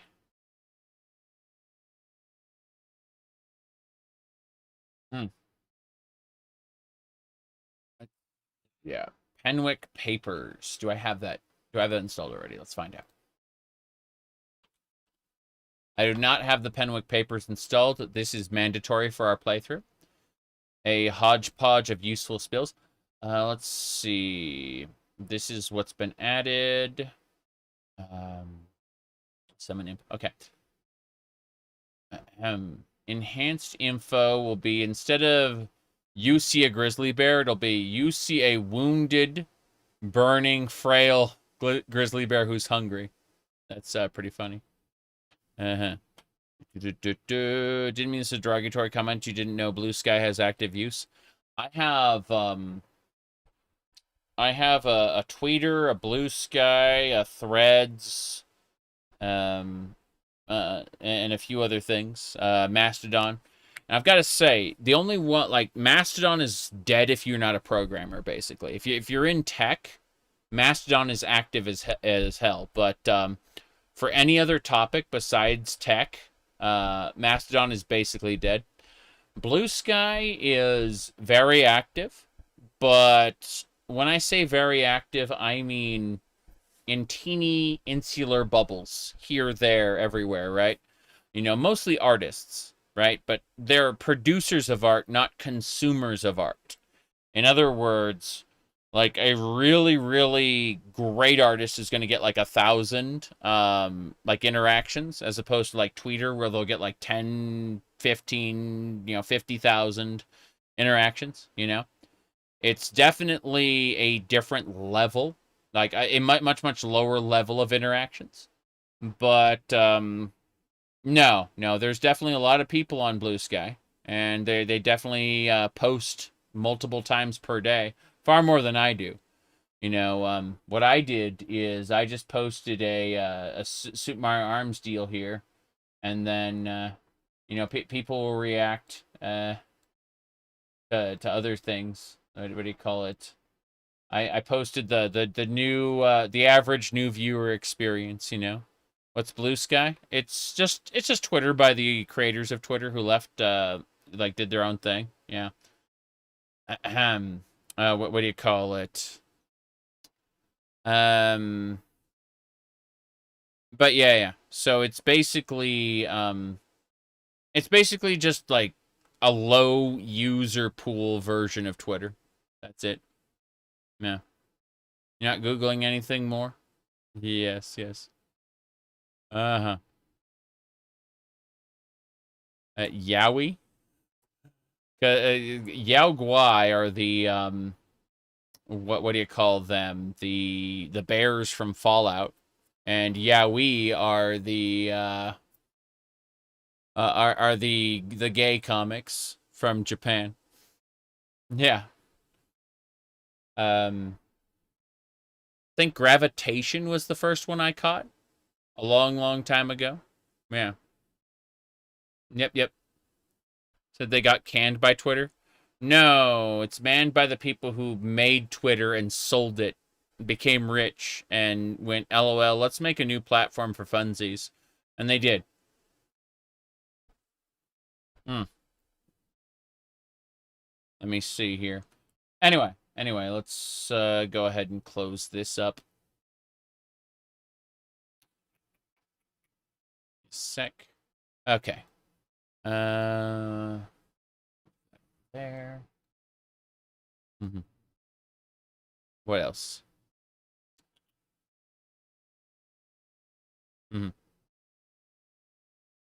Before incorporation crew? Yeah. They seem to be doing it mostly for fun because they aren't really incorporating any heavy monetization in it. Like, there doesn't seem to be, like, I don't see how they're making their money back. I don't think they are. I think they're just running the site for fun. And it seems to be a low cost. I wish they'd federate it, so that I could access it from Mastodon. But that's neither here nor there. Let me see. You were like, what the hell is a gay anime? Yeah. No, Gravitation was the first, like, yaoi thing that I caught. And it was really, really good. It's a romance between a lead singer of a band and a writer. All right. Let's see here. That was back in the 90s. Let me see. You can't see how they'd make money from it right now. Yeah.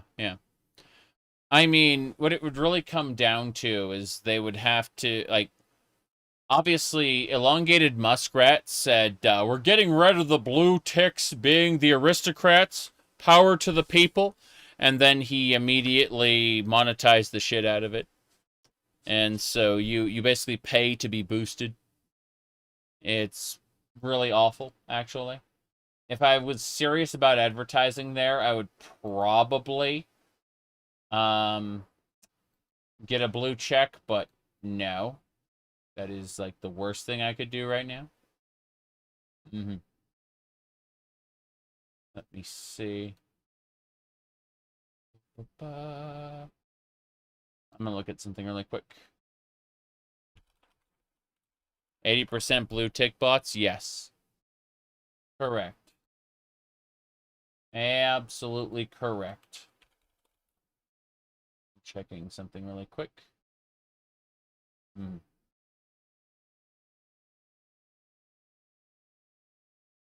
Anyway.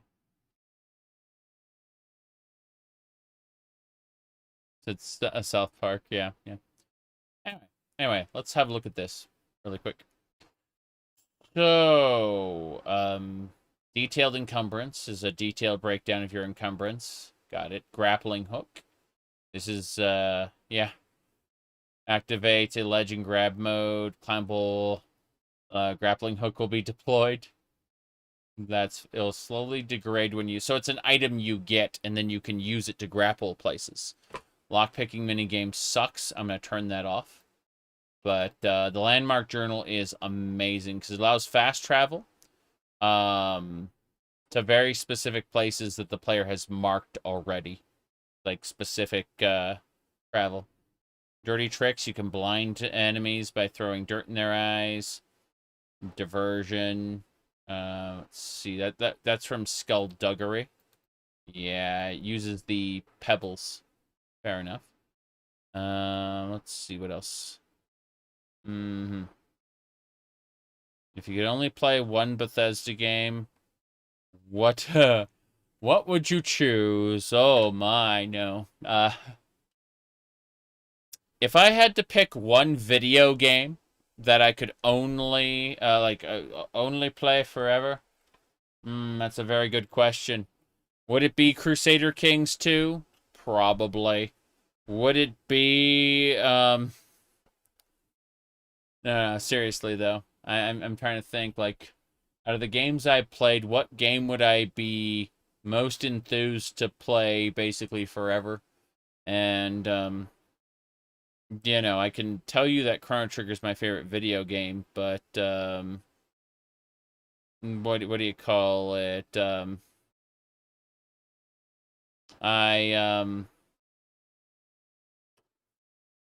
It probably wouldn't be an Elder Scrolls game. It'd probably be something closer to Doom. Because Doom is infinitely moddable. Dead or Alive Paradise. Well, Dead or Alive Extreme is the series, right? Paradise is a sub game in the Extreme series.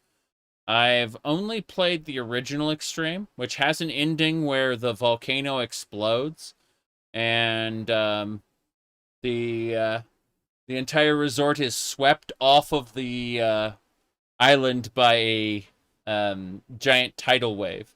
People don't remember that Dead or Alive Extreme ending. Here, hold on. Let's see. Extreme is that was Extreme 2's ending. Hold on. Let me see. Where's the first one? Okay. Let me look at this one to see if this is the real ending. Okay, so let me see. There we go. Okay. So it is 2. It's 2, okay?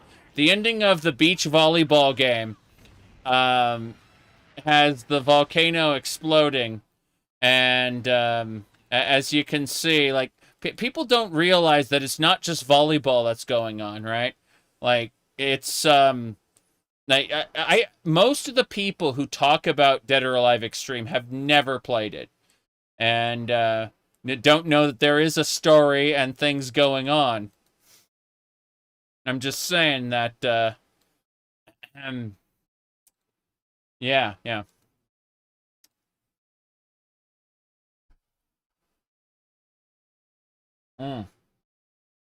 Which is your favorite Doom clone? Yes.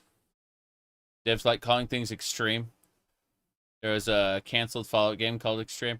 I kind of gave up on expecting good things from the classic. The classic Fallouts when I played Brotherhood of Steel. Brotherhood of Steel is definitely one of the video games ever made. Here, hold on. Let me pull up the trailer for that. Fallout Brotherhood of... Not to be confused with Fallout Tactics Brotherhood of Steel. Okay. Were the Extreme spin-offs released worldwide? Only 1 and 2. Paradise you had to order through PlayAsia. I never did, but a friend of mine did, so I was able to try it. Anyway, let's see. I think it was... But yeah, there's Fallout Tactics Brotherhood of Steel, which is different to Fallout Brotherhood of Steel. I'm pulling up information now. Good. That should do it.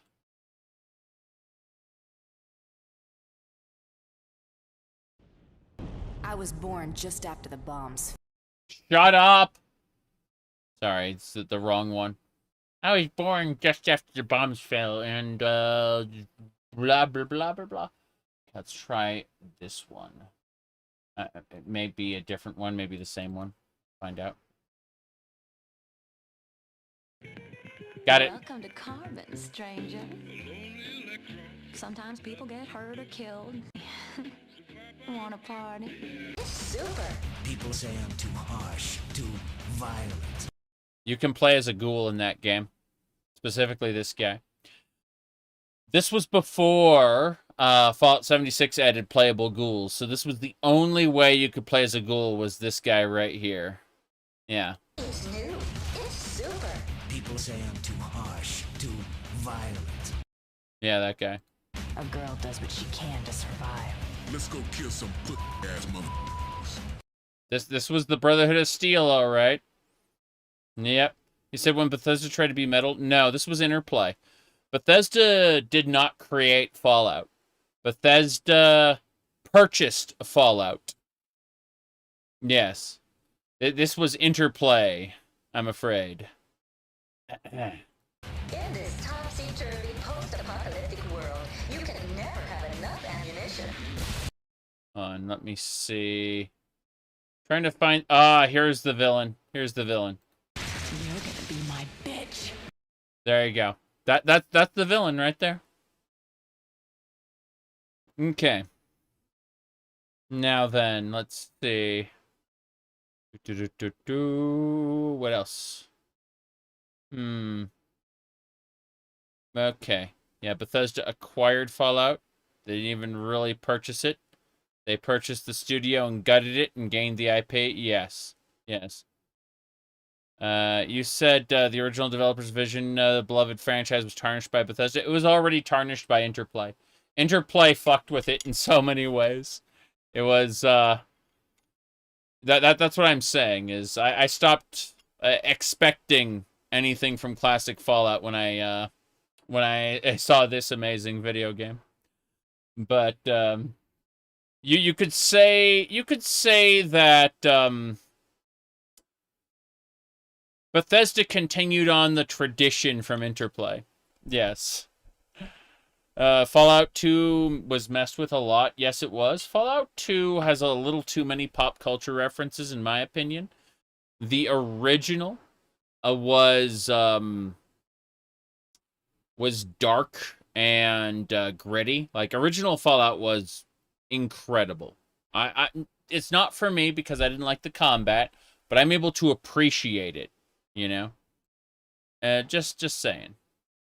Let's see here. I'm closing some stuff in the background real quick. Alright, that should do it.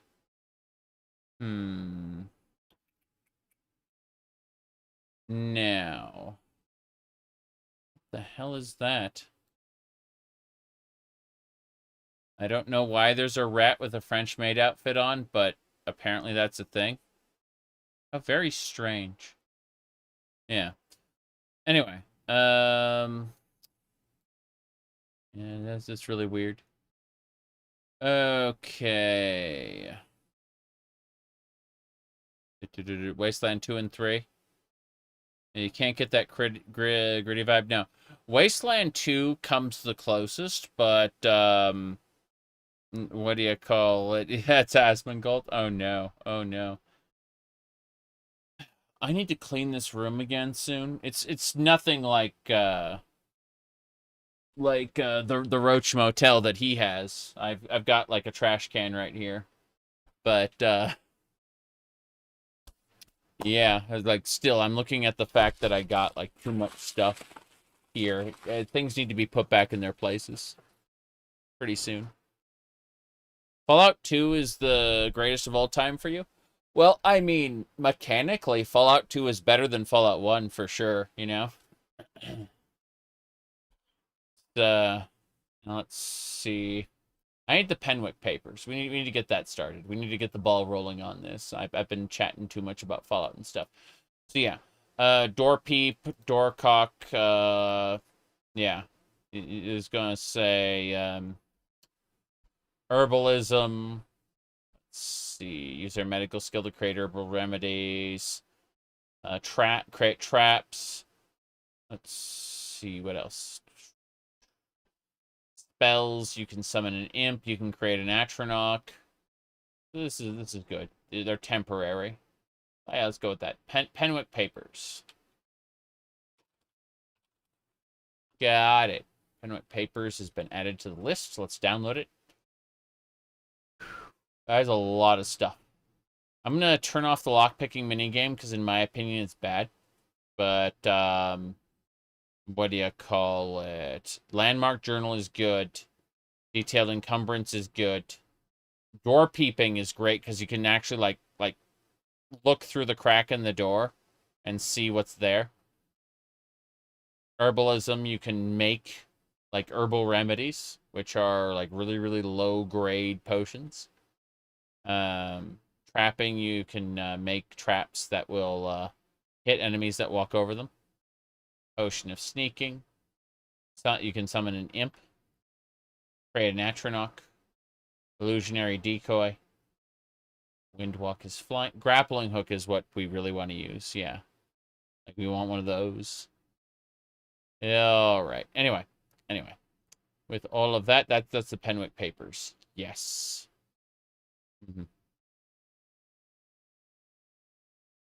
Said Todd Howard was in the chess club. I see. Yeah, allegedly he worked on Daggerfall, but in reality, according to Daggerfall developers I talked to, he barely did anything. Like his real claim to fame is Elder Scrolls Adventures Redguard. Everything else beforehand that he had quote unquote credit on, or he's taking credit for, but like former Bethesda employees have basically said no. He basically didn't do anything on those games. Nothing of practical note. He but that like starting in Elder Scrolls Adventures Redguard, that was the first time he really took off and started actually working on things.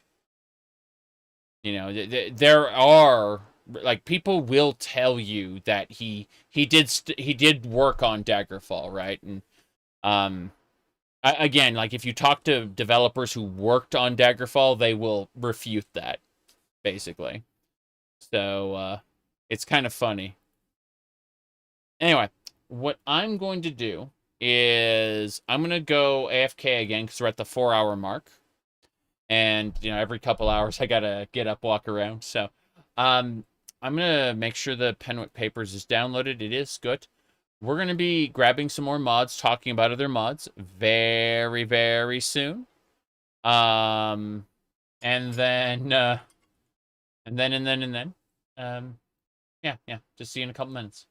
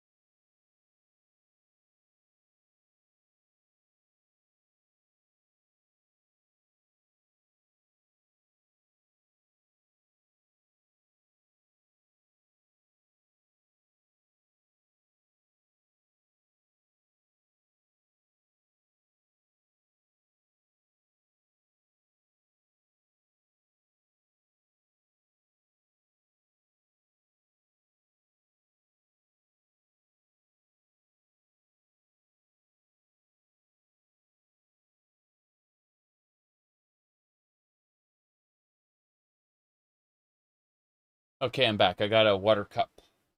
Because as soon as I finish this soda, I'm not drinking anymore. So, but for comparison size, we got the 11 cups of coffee here, and the water cup is bigger. So, you know. Anyway. Let me check this real quick. Shenanigans. Yes. Lots of shenanigans. Okay. Close all that up. Lots going on, but nothing I have to worry about. Amazon has finally started recommending backpacks and stuff to me.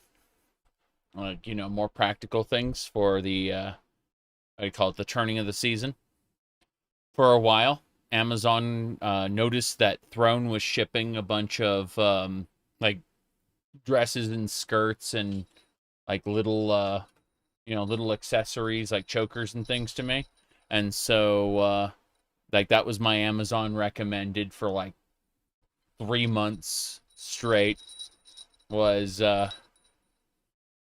like, you know, gloves and stockings and things. Finally started moving over to backpacks.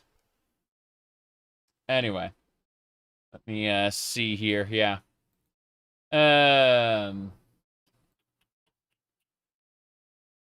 Targeted femboy pipeline. That was one of the earliest Finster memes I saw, even before I knew who Finster was I got the Amazon socks. Sorry, I got the programmer socks, and he said, "Don't program. This is the path you go down." And he talked about how things were in his recommended. Maybe they know too much about me. That was interesting stuff. All right, let's see here. Anyway.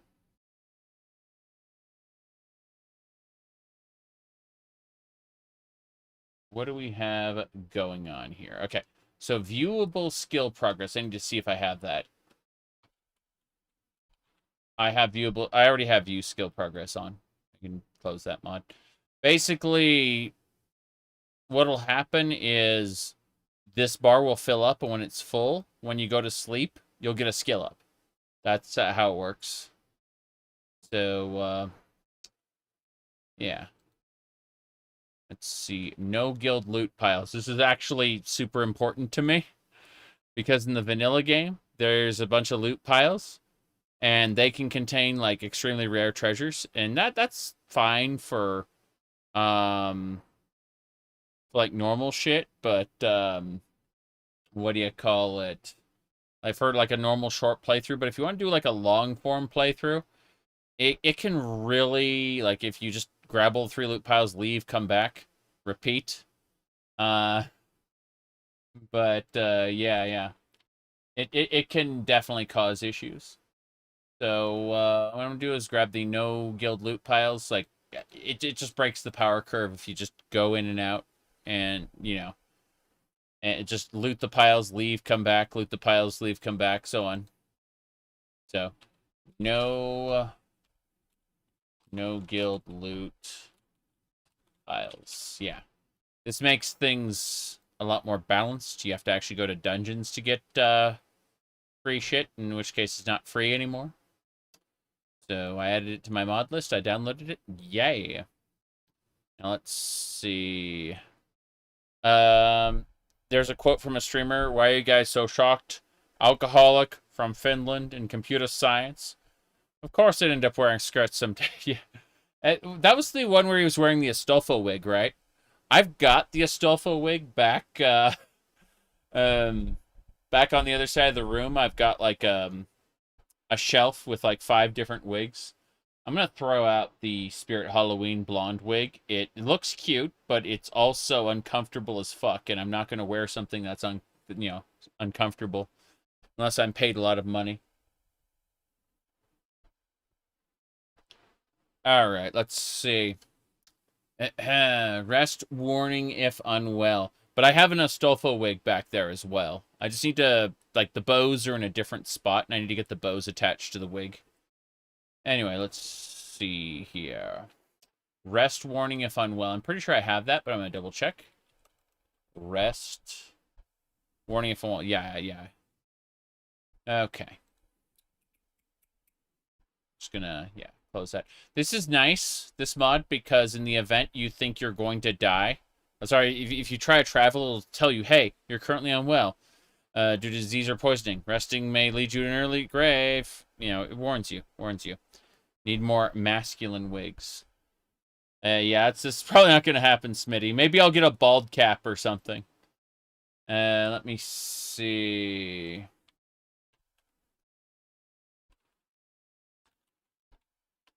Let me have a look.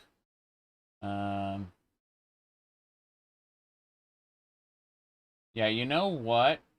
What I need... Yeah. Dress up like Fabio. That could definitely work at some point, but, Mohawk bald cap, yeah, something like that. But no, I'm, again, I'm actively growing my hair out, so it's a case of, very, very, very quickly, it's, like, in order to put on a wig, I have to wear one of these caps to keep my hair inside. Yep. What do you got? Mm-hmm. Yeah. Anyway.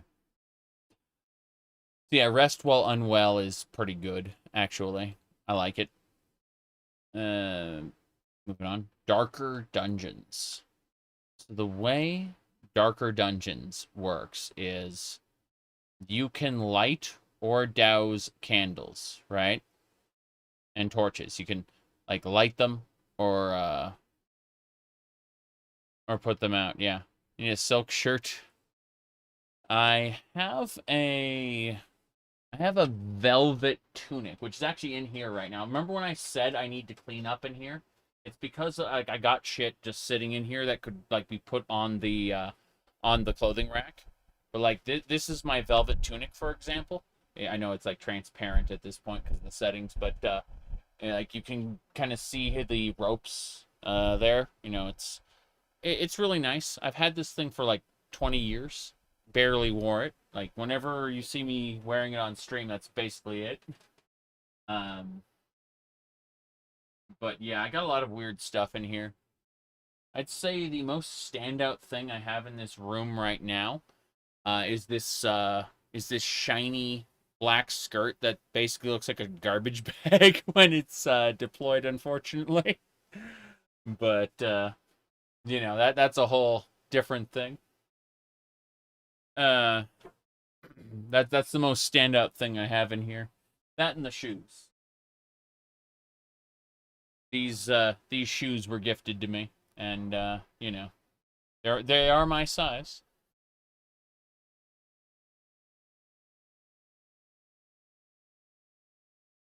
Okay. So, as I was saying, torches, right? So you can basically relight the torches, douse them, extinguish them, take them. You know, no big deal there. If I ever wear that, you won't talk to me for a week. Well, most of the time you don't notice when I wear a skirt. Obviously, I'm wearing pants right now because it's nice and cool. You know, I've got pants on right now, no problem. But there are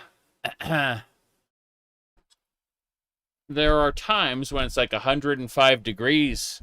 I'm just like, you know what? A skirt is pretty nice, actually. Unironically, will wear.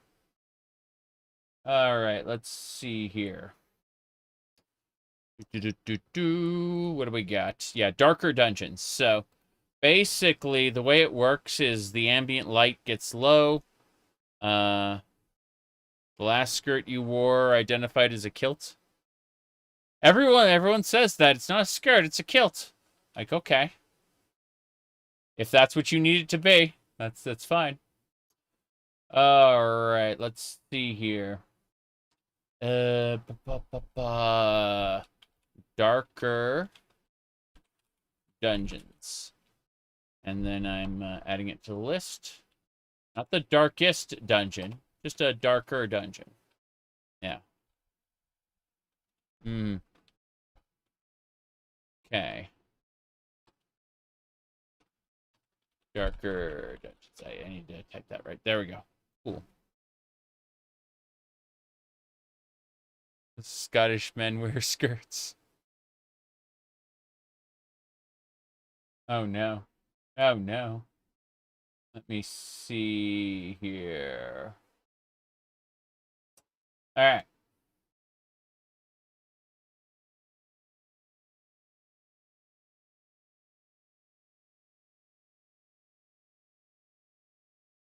Huh.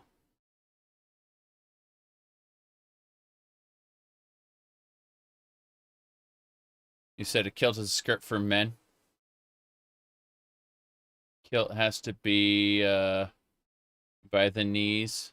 Otherwise, it's a skirt, and you'll be upshotted with a camera. I got bad news for you. I got really bad news for you. Okay. Let's see here. Download Darker Dungeons. There we go. And, yeah.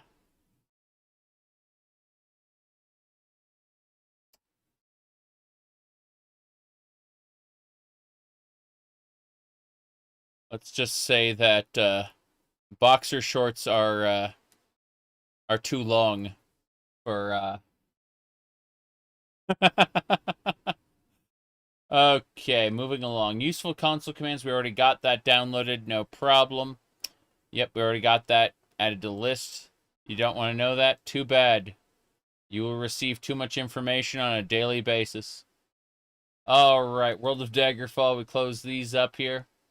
That's fine. Daggerfall Unity mods. Okay, we've gone through everything. It's basically all done. No problem. So yeah, that's basically taken care of. Someone who saw me in the French maid outfit said, "I knew the VTuber was just a phase. Now you've moved on to this." It's like, actually, I would like to get the VTuber avatar working better in Linux. Currently, it only really works well in Windows. Like, unfortunate. You dig a fair hole amount of holes in your life. You two have a limit. Uh, I absolutely love being weird. Okay, let's see here. Service training overhaul. Do I have that? Let me go check. Service training overhaul. I already have that. Okay. Next. Linux is absolute traff. Depends on the situation. Language skills overhaul. Need to check if that's there. Hold on. Language skills overhaul we have. Good. Khajiit suit paper doll. Always wearing Khajiit suit, but unable to wear pants or skirts. This mod makes the paper doll itself a Khajiit suit. No. Uncanny interface looks pretty interesting, but yeah. See, that's pretty good because it let's see. Linux is peak. Windows 11 is trash. Windows 7 is the greatest of all time. Yeah. Really just depends on what you want to run and how you want to run it. Like, Helldivers 2 runs terribly in Linux, so I have to run Windows for that. But most other things I can run in either operating system depending on how I want to. You haven't tried 11 yet? I wouldn't recommend it. It's really bogged down with stuff. Okay. What else we got going on here? Checking something. Oh, yeah. You good? You said, hopefully 12 comes out before too long. Every other Windows is good. That's not really true, though. Windows 8 was terrible, and Windows 10 was just less terrible. It's been on the downhill ever since 7. And, you know, 7 had an upgraded feature set from XP. You like Windows 10? I like Windows 10 once you use Classic Shell. Classic Shell, and a couple tweaks to plug all the leaks. Yep.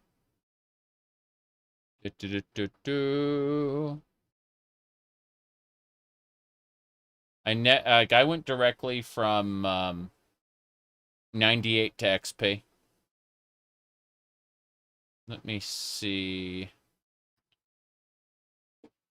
Okay. Now then.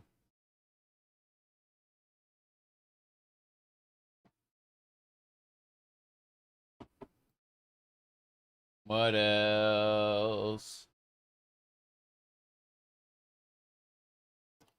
Okay. Uncanny interface applies to like everything. Everything. It's cool though. I like it.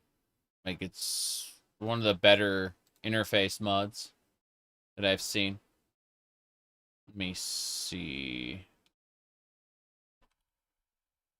I want to see if... why not? Let's grab it. Uncanny interface. Damn it.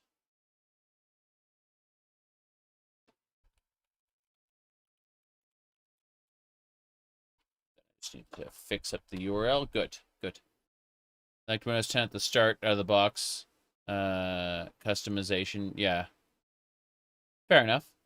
I agree. Use OpenShell with Windows 10. Yeah.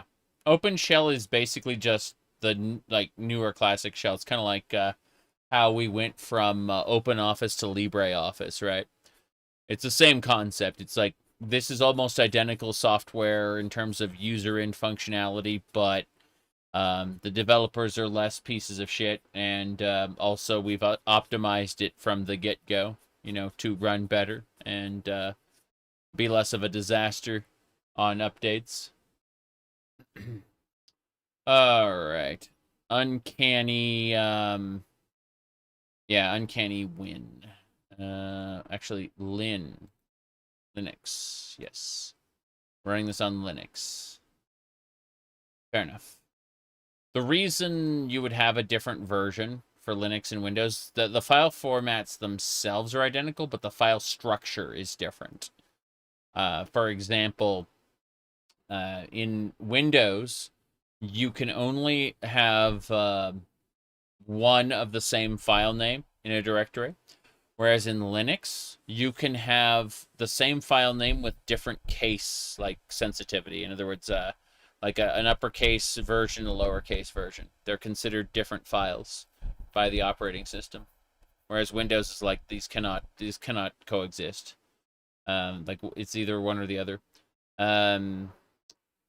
So interestingly enough, if you try to play Unreal Tournament 2004 on Linux and you just extract all of the all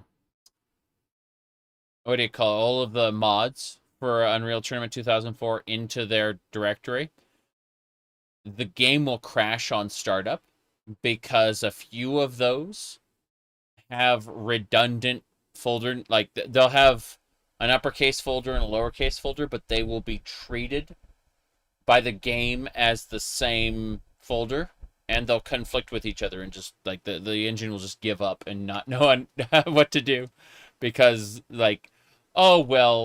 models with a capital M and models with a lowercase m, which one do you use? And the engine just flips out and dies. You could have two exe files, one with an uppercase and one with a lowercase. Yeah, but you wouldn't run them at the same time. I mean, you could, but they'd be a different process number. Yeah, there wouldn't be any problem with doing that. Like, any file would work. Yeah.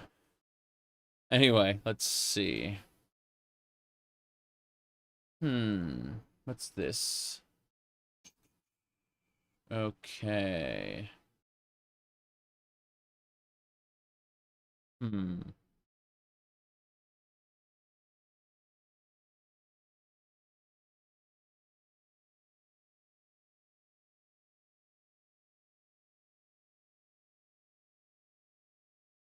Wow.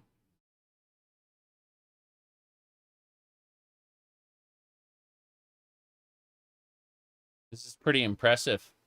This is a birthday letter from Trump to Epstein. Yeah.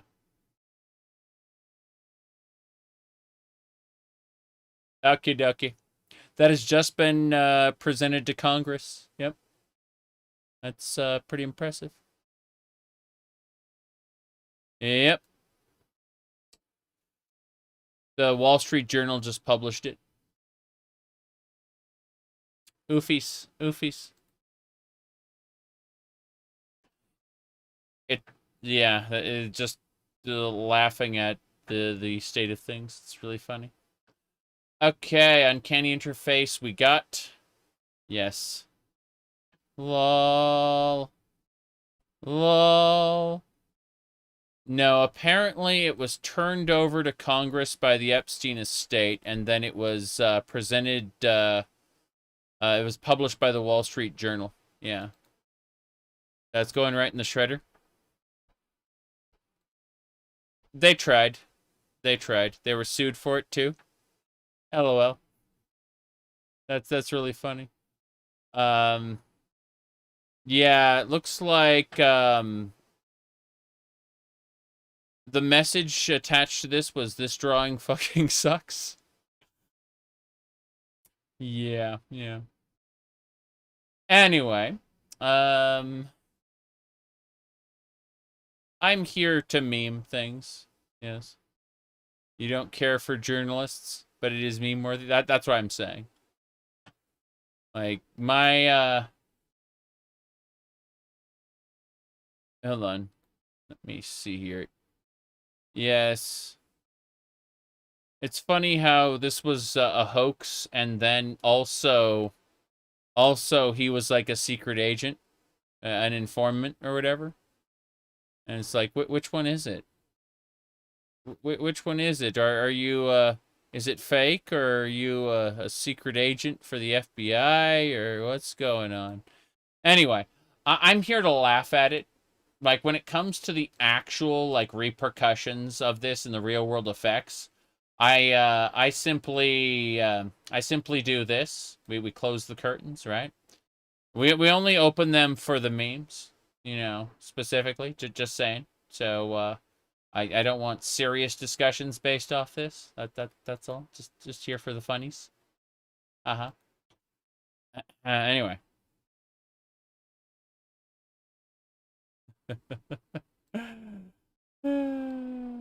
Anyway.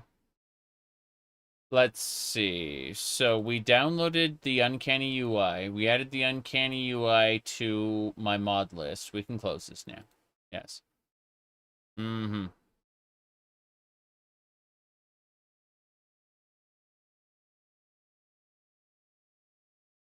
Okay. So... Mm-hmm. Right. Hand-painted spell icons, Kajitsu, Paper Doll, Uncanny Interface, Oblivion spell icons. You're here about skirt addictions? If with any luck, I'll be able to, wear what I call it, a Gundam Xeon military uniform on stream one of these months when I get around to looking through all of my storage containers to try to find it. I had like 3 of them, but they're somewhere. They got misplaced in the move, and I'm certain they're in a storage container somewhere. Yeah.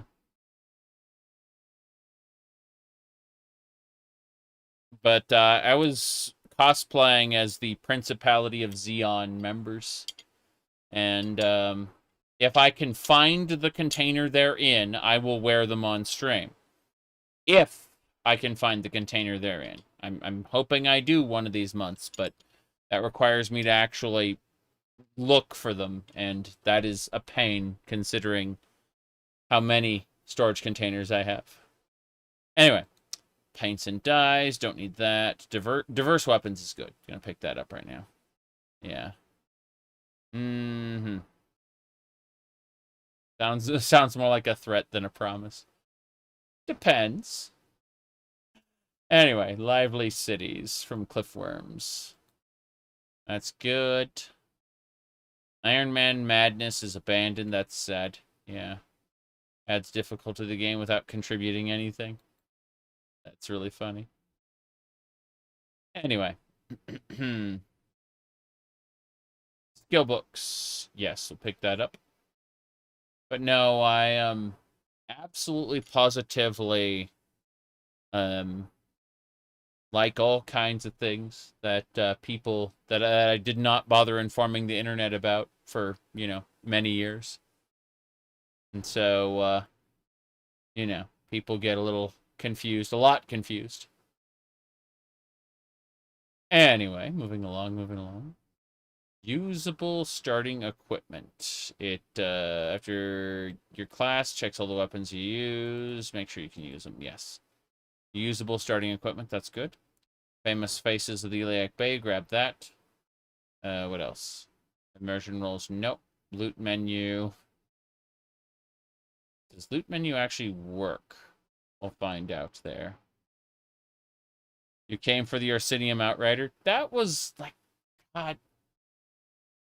Skyrim is not good for moving fast. And I feel like I would need either like a heavy difficulty mod or some mass spawns mod to make it work to an acceptable level. But it was fun having, what do you call it? Mounts for followers and all of those mount options. It was really cool as like a standout thing. It made it feel kind of like Mount and Blade, but weirder. Not like it's obvious that the game was not designed for mounts. Like in combat, mounted combat exists in Skyrim as a consequence of later patches. But it's very, very clear it was not designed for mounted combat. Okay, let's see. Sigil is a quest system providing numerous new encounters. Yes. Also, fixed dungeon exteriors. Yes. Let's keep going. Yeah. Skyrim's Adventures. This is fine. Mount archery is kind of okay. Move force, stop, shoot, repeat. Yes. Yes, indeed. Bestiary is next. I already have that. Detailed city walls. Grab that. Excellent. Alright. Iron Man options by Ralzar. Deletes saves on death. Does not allow manual saving. Includes options for a permanent save or extra lives system. I see. Skullduggery. Do I have that? Let's find out. No, we need to put that next to the Penwick Papers on my list. Penwick Papers, and then, yeah, Skullduggery, and we'll get started on that, I suppose. Yep. Let's get started with Skullduggery. Nothing better than a Bethesda game without constant saving because of bugs. Yeah, it's true. Remember when Fallout 4 got patched to add survival mode. And one of the like core components of survival mode is you couldn't save unless you were like out of bed. And then your game would crash. Exciting, right? Okay. So, you're under arrest for pickpocketing. Floorboard creak as you step on it. You're gonna buy something, ask the merchant. And then yes, you can buy the grappling hook. This is for the Penwick papers. I take it skullduggery. What does it do? Rebalances and improves mechanics for thief skills. Also adds new thief items for sale at the Thieves Guild. Okay. City guards.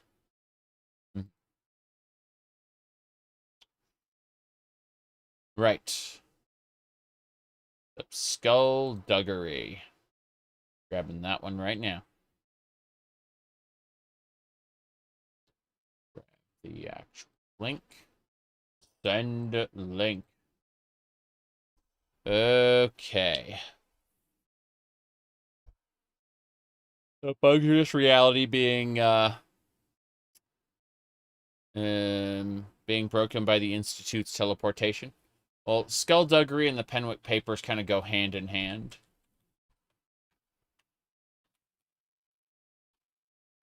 They're I want to disable the Penwick papers lockpicking minigame, but other than that, I'm quite happy about it.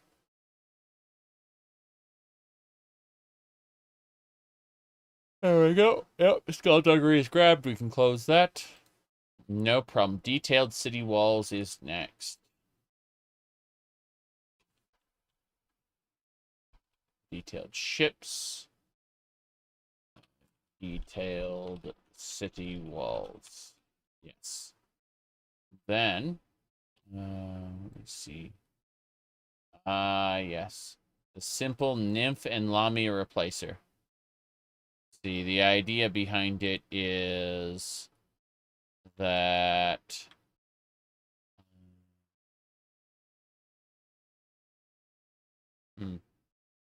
that's right there. Should be yes. Exactly. There are other nude enemies that I missed. Let me know. So here we go. This is basically check sensor patches available for the Weeb overhaul. And the Weeb Fall Pixel Renaissance. I don't know. I like anime inspired and styled things, but I don't think that just turning all of Daggerfall into Japanese cartoon style characters really fits the aesthetics of the world itself. Like maybe if the world were more, I don't know, cell shaded or something. The texture's less gritty. Maybe I would think this fits, but it doesn't. So let me see what else we got.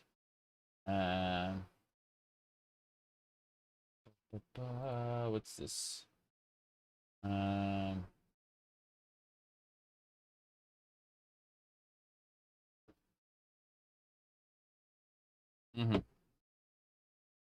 Anime art style is budget efficient, but it doesn't look good in comparison to real art. Yes. I'm going to play the original Borderlands next week. I'm thinking about playing Borderlands 2, actually. I played Borderlands 1 a lot, like, by a significant measure.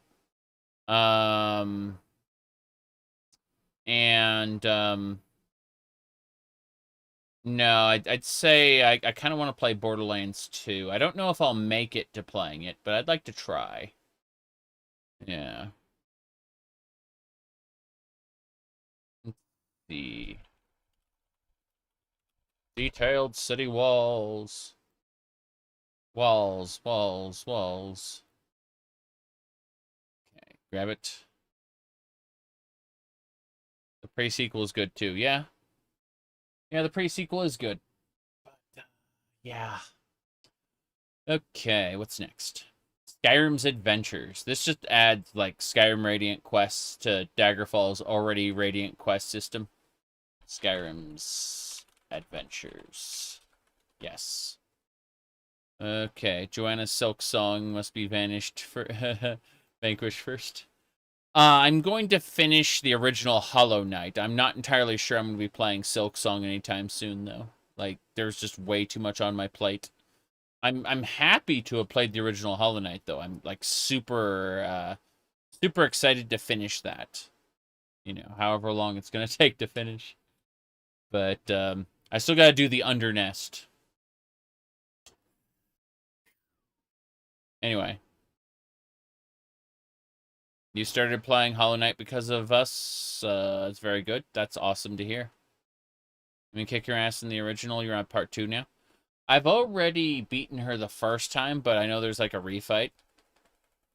Let's see. Don't add fast travel Daggerfall. That Skyrim slop would ruin the original vision. It is really funny that Daggerfall was designed for travel, like the travel mechanic, and then it was left out of Morrowind because Morrowind was smaller, and then Oblivion re-implemented it. Although I like the diegetic travel of Morrowind, you know, where you like it's a Silt Strider, it's a boat, it's a Mage's Guild Guide teleporter, you know. I think that's, like, I think Morrowind travel is really underappreciated. And I think Todd Howard's, so even though the world is huge, you can select anywhere you know about the map and instantly fast travel there because you're right to the fun. I think getting right to the fun kind of, in his mind, ruins the experience sometimes. Like, it's good for people who work for 8 hours and then come home and have like a couple hours to play video games before they go to sleep. Like, I'd say that, yeah, it's pretty good. But for someone who wants to, you know, really explore the world, less so, yes. Fast travel from the Shire to Mordor, right to the fun. Yeah. Super Skyrim style, where you have to go to the explore it. Yeah, yeah. You don't have to keep, quote-unquote, exploring the same path over and over. I actually like Skyrim's open world style when they dynamically populate NPCs on the roads. Like, you 3 dynamic encounter mods later, you have a really good world to explore over and over, as you put it. Just depends on the situation, how you want to approach it. It's different for every person. Skyrim's Adventures. There we go. Skyrim's Adventures. Got it. Fixed dungeon exteriors. The way fixed dungeon exteriors works is, you see this dungeon entrance? This is now this. Let's see. Okay, let me try this one. Yeah, this is an example of a castle. This castle is a door in the ground. This castle is a castle. It actually fixes the exteriors to be what they are called, you know. In any case. Yeah, it is an actual fix. Because the name of the dungeon doesn't necessarily match the exterior. The exteriors exist in the game's data files. They just aren't, they just don't necessarily match. That's all. So, what's this?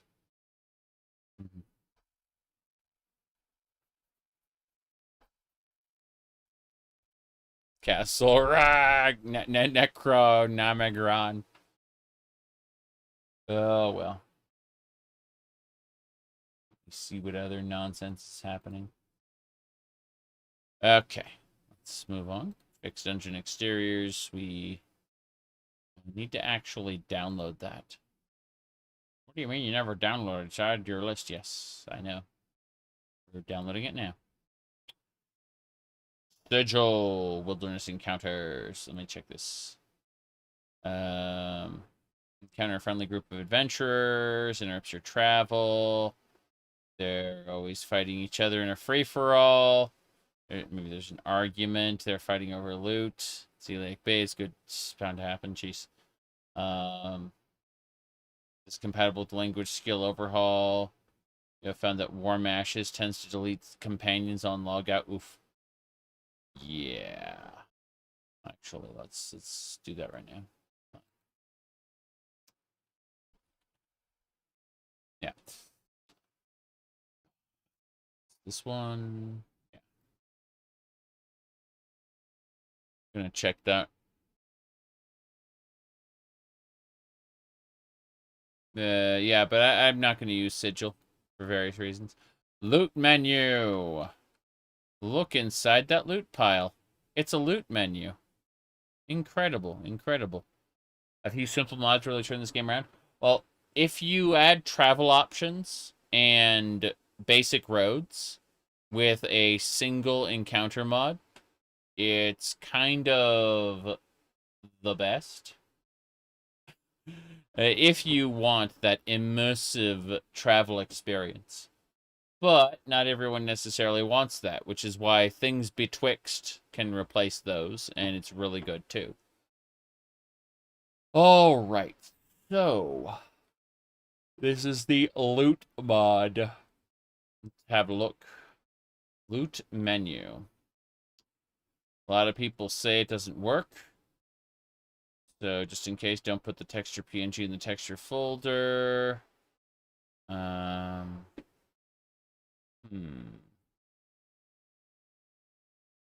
me see. Highlight select items. Not getting an update anytime soon. When was this updated here?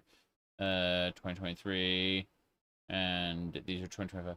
Mod works, just not with a controller. Got it. So, you can't go up and down the list with a controller. That makes sense. Are using the Unity version. There are only like 5 mods for the vanilla version. Really only 3 practical mods that you should use. So, yes. I'm using the Unity version. I have a, what do you call it? A new player's guide for Daggerfall. And it's on my YouTube channel. Recommend it. I go over both the vanilla version and the, what do you call it, Unity version. There is definitely, there are definitely ways to play the original version without being sad. But for what I want, it requires a whole ton of changes. Anyway, let's see. Okay. Loot menu. There's a dream patch too. Yeah, so loot menu.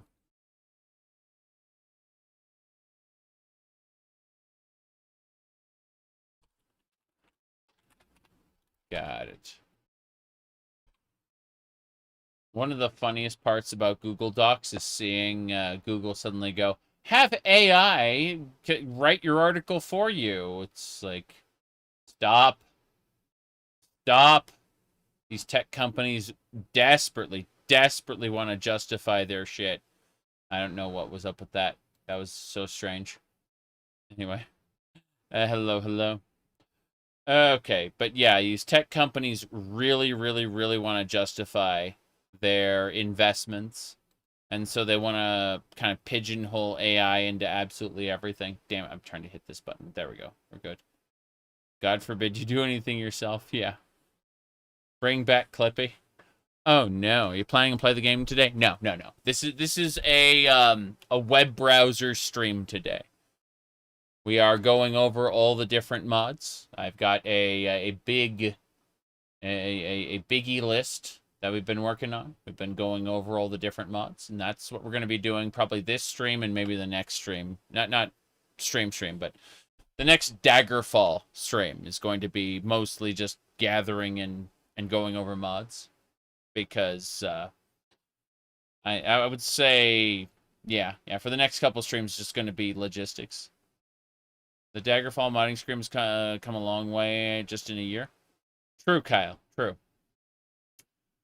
But yeah. I could see, Smitty, them putting a Clippy interface in front of their ridiculous AI. Are they calling it Cortana now, or like a digital assistant, a co-pilot? What are they calling their stuff now? Oh well, let me see here.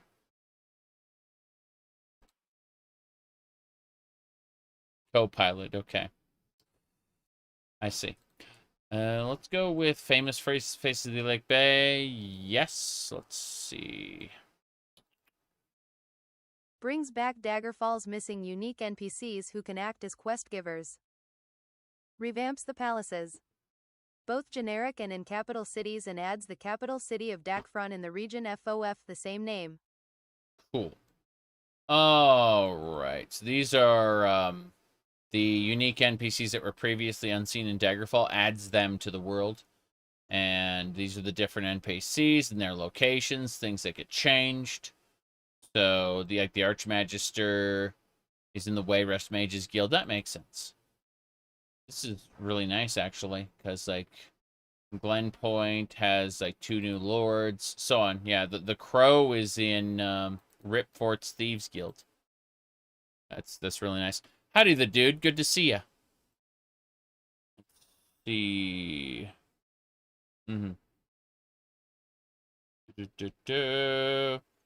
As cool as Daggerfall is for its time, you don't see how it isn't obsoleted by Skyrim's mod lists. That Skyrim doesn't create a massive world, and it's not interested in a court system. It's not interested in a banking system. The mod lists for those are very, very basic by comparison. The dungeons are still pretty basic. Like, even, people say, well, they put Daggerfall's dungeons into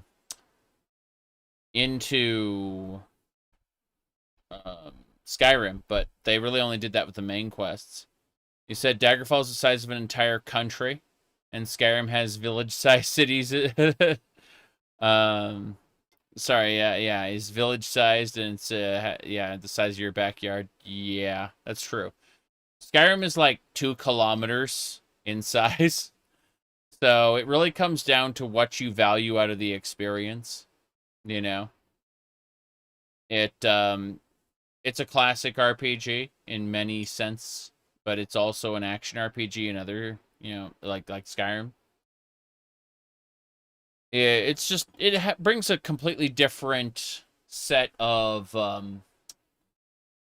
variables to the table. Like, we've got a mod list here we're looking at, so it's not like there's it's not like we're missing anything. It's not like Daggerfall is... It's not like we're comparing vanilla Daggerfall to a Skyrim mod list or anything, right? You value the community and all its contributions for what could have been the best game ever? Yes. Doing 1 death runs in Daggerfall. Pure mage, no magic regen, no weapons or armor, no spell absorb. Having so much fun. Interesting. I really am not typically one for challenge runs, but, I do mod the crap out of things as well. Right. Let me see what else we got. Okay. So, Famous Faces of the Iliac Bay is something we're grabbing right now. No delays. Yep. New painting, expanded texture. Yes. Gather all of it. Good. I'm gonna copy pasta. Famous Faces of the Iliac Bay. But yeah, it comes down to what kind of experience you want, because Daggerfall is different to Skyrim, and like Skyrim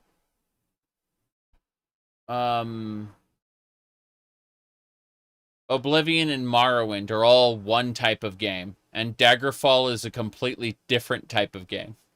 Despite the fact that you can hack and slash at enemies, if you've seen my Whispers in Shadow playthrough, you'll know that, like, there is a lot of consideration that goes into a playthrough of Daggerfall that simply doesn't go into a Skyrim playthrough. Skyrim is bombastic by comparison. You're, like, jumping from dungeon to dungeon, like, really quickly. You know, Daggerfall, you're taking your time considering a dungeon. They're labyrinthian. They're gigantic, you know? You're very often going to die. It's not, Skyrim is high-flying and fast. Daggerfall is slow and considered, at least by comparison. You know, even when I travel and I'm zooming down the road using the travel options mod at, like 10 times, time dilation, still, the stop moment when I encounter a group of enemies and then have to consider what to do. It's very slow and considered compared to the what do you call it? We're here to teach you a lesson, and then they immediately attack you. Like, everything goes by so damn quickly in Skyrim. I don't just mean like traveling. I mean like the dungeon, the encounters, like everything just happens at light speed. Anyway, let's see here. You said they should have made a role-playing game in The Witcher 3? Lol. The Witcher 3 definitely has some fun standout moments where your choices do matter. But yeah, most of it is hacky slashy schlock.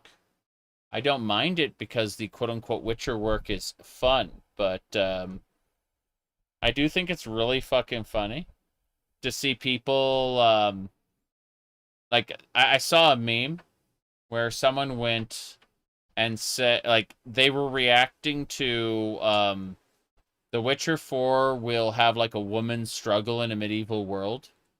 And someone reacted with, like, a picture of, like, Geralt being sad, going, remember when The Witcher was about killing monsters? Like, in cool and interesting ways? I'm just thinking, this person has never read the book. You know? It's, it's really fucking funny. Anyway, let's see. What do we got? You said people always hold up The Witcher 3 to shame Skyrim as if it were the same type of game. Yes. Let me see here. You didn't like how you could roll and strike for any encounter? Let me see here. Didn't Geralt lose his memory? Yes, The Witcher 1, the first game in the trilogy, used amnesia in order to like dumb down his personality specifically so that he'd be more relatable to the player. And he carried that with him even into The Witcher 3. He they obviously gave him his memories back, but they specifically like kept him at like a very slow burn. What do you call it? A very slow burn type of personality, because Geralt was very passionate with his internal monologuing. Monologuing isn't the right word for it, but like Geralt was a very passionate man, right? And that does not translate to the games at all. Yeah. Anyway, let me see here. The Witcher 3 and the Elder Scrolls aren't even comparable. All they have in common is that they're fantasy games. Yeah. No, I agree.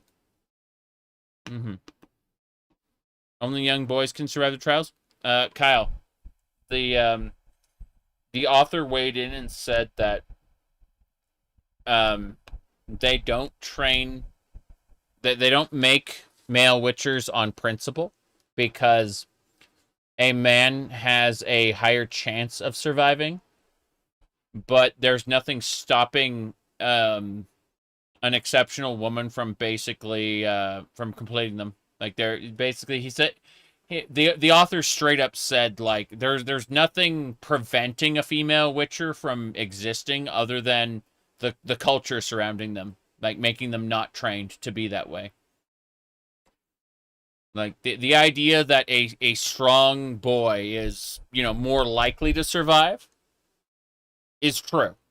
Absolutely true. And therefore, because a boy is more likely to survive, why would you risk it for a girl? You know what I mean?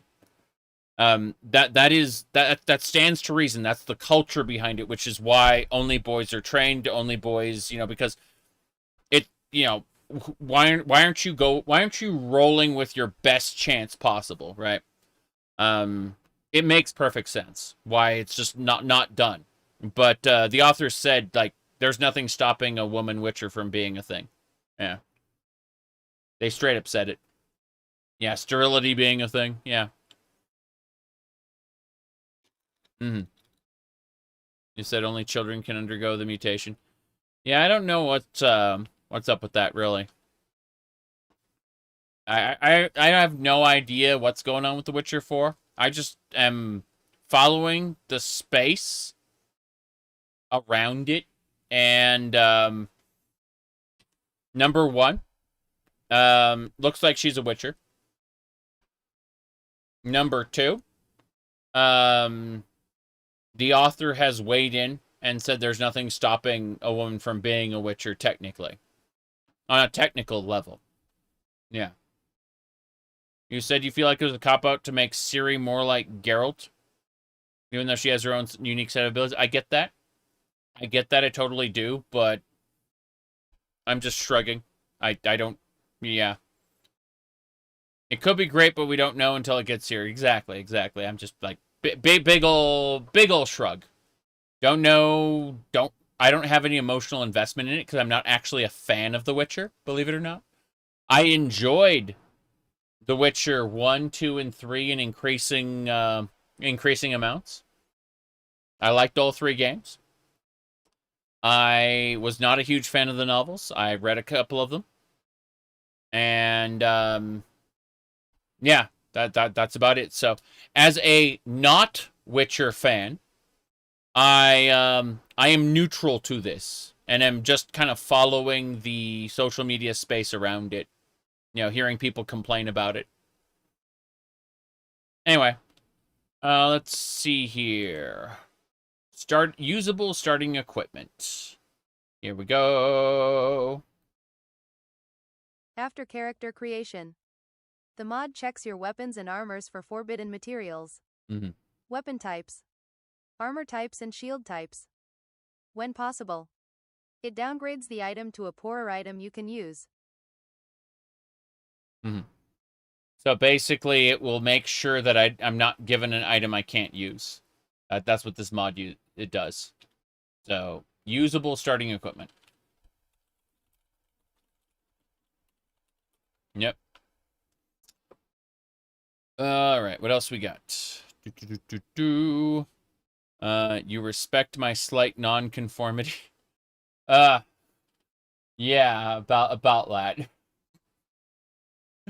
Jeez. Just depends on the day. I'm, you know, some days I have the stupid cat ears. Other days, it might look like this. That definitely, I'm endeavoring to, as always, have fun. First and foremost. Anyway. Let's keep it up, shall we? Moving on. You said Geralt is boring? Well, are you... None. Have you only played the games? Or... Because, like, in the books, he's extremely passionate. I'm serious. He's boring because, like, he has to be generic protagonist man for the games to, like, so that the player character can, like, project onto him. Sorry, the player, and not the player character. Yeah. Said Geralt is a Chad in the books. Yeah, that's what I'm saying. Like, Geralt is not boring in the books. And again, I'm not a fan of the books. I'm just saying it how it is, you know? Okay.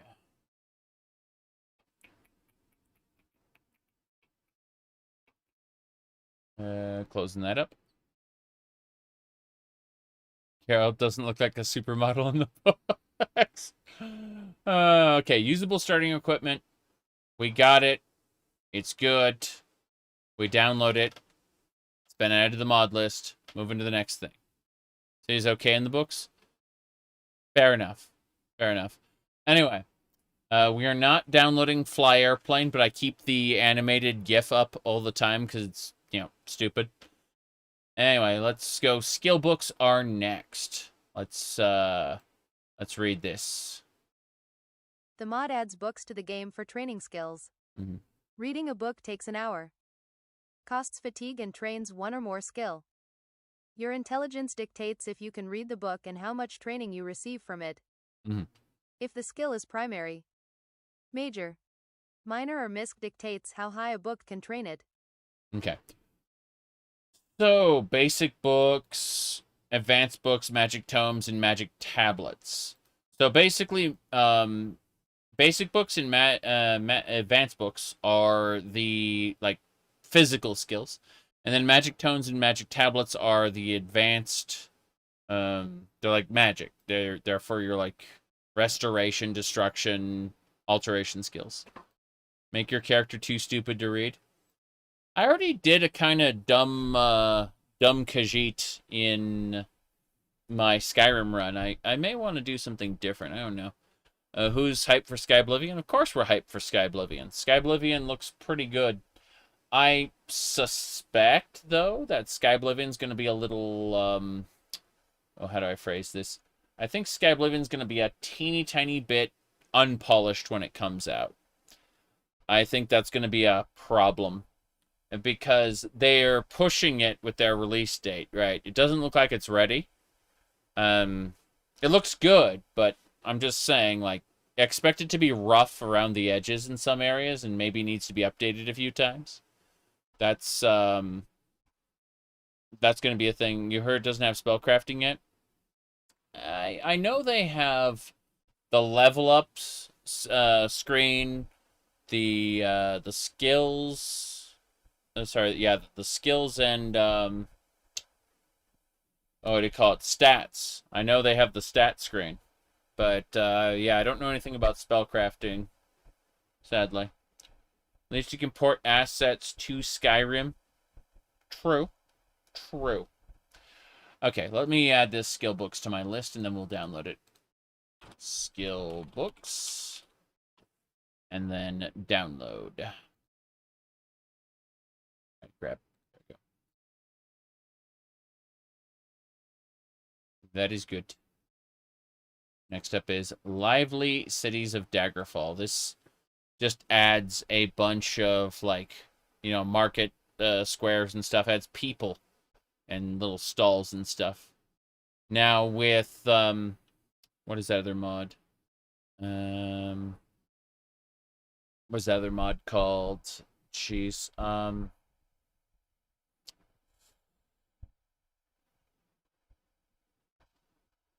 Kleptomania. With the Kleptomania mod, we'll be able to steal stuff from these market stalls. It's good. It's good. Anyway, Lively Cities of Daggerfall. You can just run around and yoink things, as is the Khajiit way. Okay, grab it. Not all Khajiit, but definitely the ones we play. Diverse weapons is next. It creates different appearances for weapons based on their quality, so they aren't just like recolors of the same weapon. In the vanilla game, weapons are basically just a recolor of each other based on their quality, and this changes them. How's the climbing skill work? Climbing skill works, you basically walk up against a wall, and you just keep walking against the wall, and then at your you just suddenly start rising up, and it does continual skill checks as you rise up. So, you know, if you fail a skill check, you'll fall down. Let me see here. Now, let me see what else we got.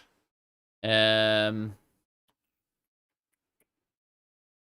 would like to see what a partial port of Z-Doom to Unity? Oh. Right. I mean, like, you can see right here when I was running my VTuber avatar, this is a screenshot of me playing Project Brutality with the Maps of Chaos mod and corruption cards. The corruption card I had in this case causes random random monsters in Doom to transform into a Daggerfall werewolf when damaged. And it's inconsistent as to like which creature will transform, so you never know when you're just about to shoot an enemy whether it'll explode into a werewolf and start attacking you. But yeah, Daggerfall werewolves are in the corruption cards mod for what do you call it? For Doom. Yeah. And that's in GZ Doom. Yeah. So that doesn't answer your question per se, but it's just a little fact, fun little fact. I'm gonna add diverse weapons to my thingamabobber here. Diverse weapons. Okay, let's download that. Move on to the next one. Let's see, hand-drawn bows.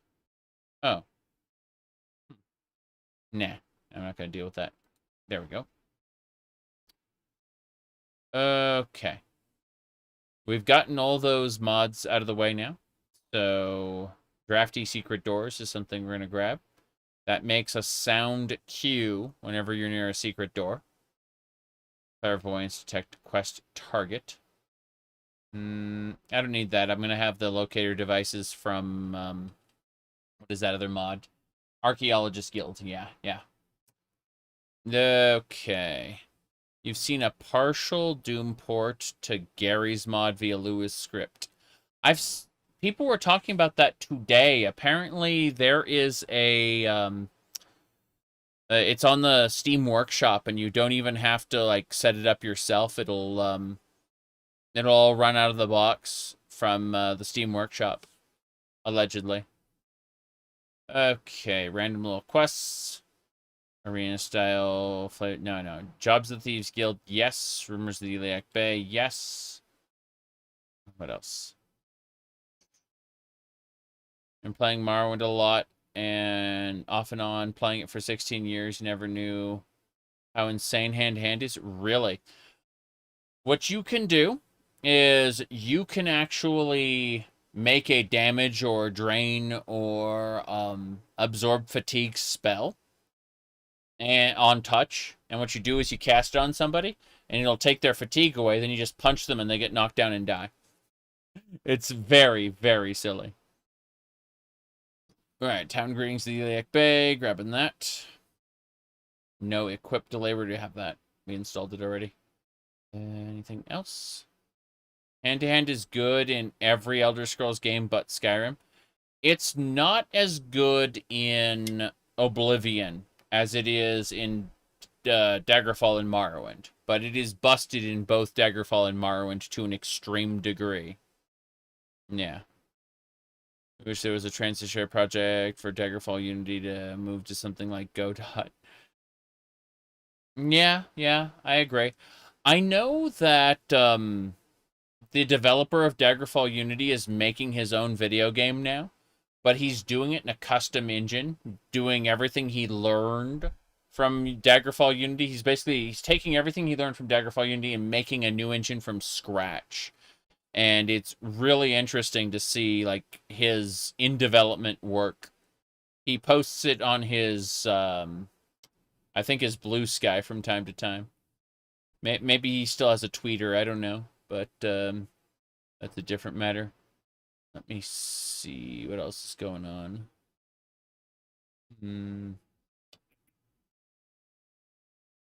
Think we're good to go.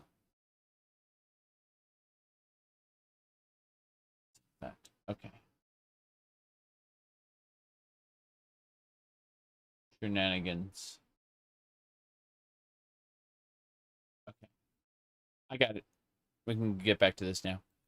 Enhanced pixelated cutscenes. Free samples for AI. No, thank you. Arena's Adventures. Yes. You are using OpenMW, so strength is factored into the fatigue. Oh, you click the little box there. Yeah, that makes sense. It's really funny knocking out entire groups of enemies. I've seen that happen before. Yeah.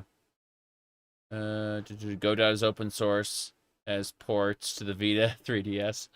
Yeah, I get it. I totally get it. Okay.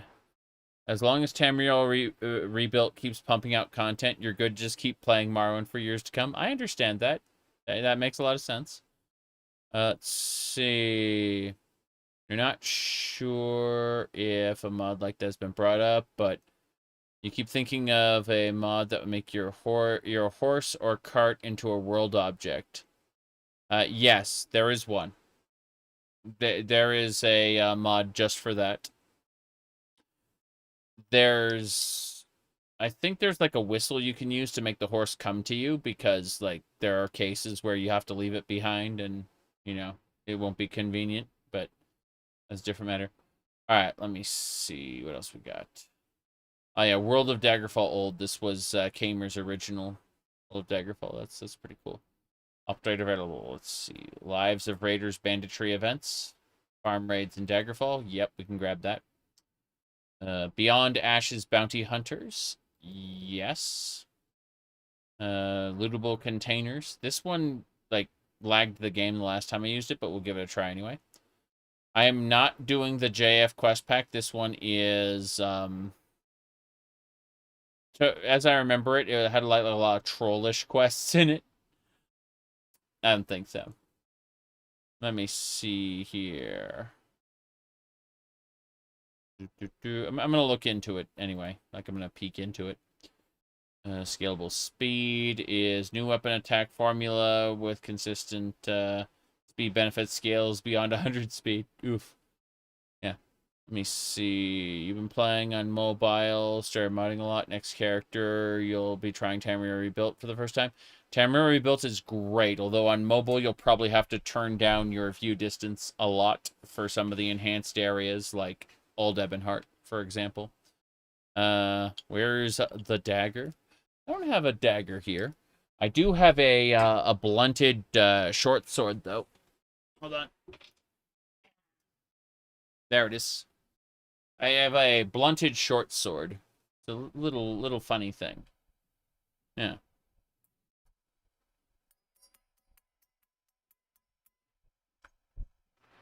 Okay. High poly models looked out of place. Yes, I turned that off. I tried it once and just went, nope. Is that an old sword? Very, very old sword. It's tarnished. You can see the tarnish on it. Yep. Okay. Let me see here.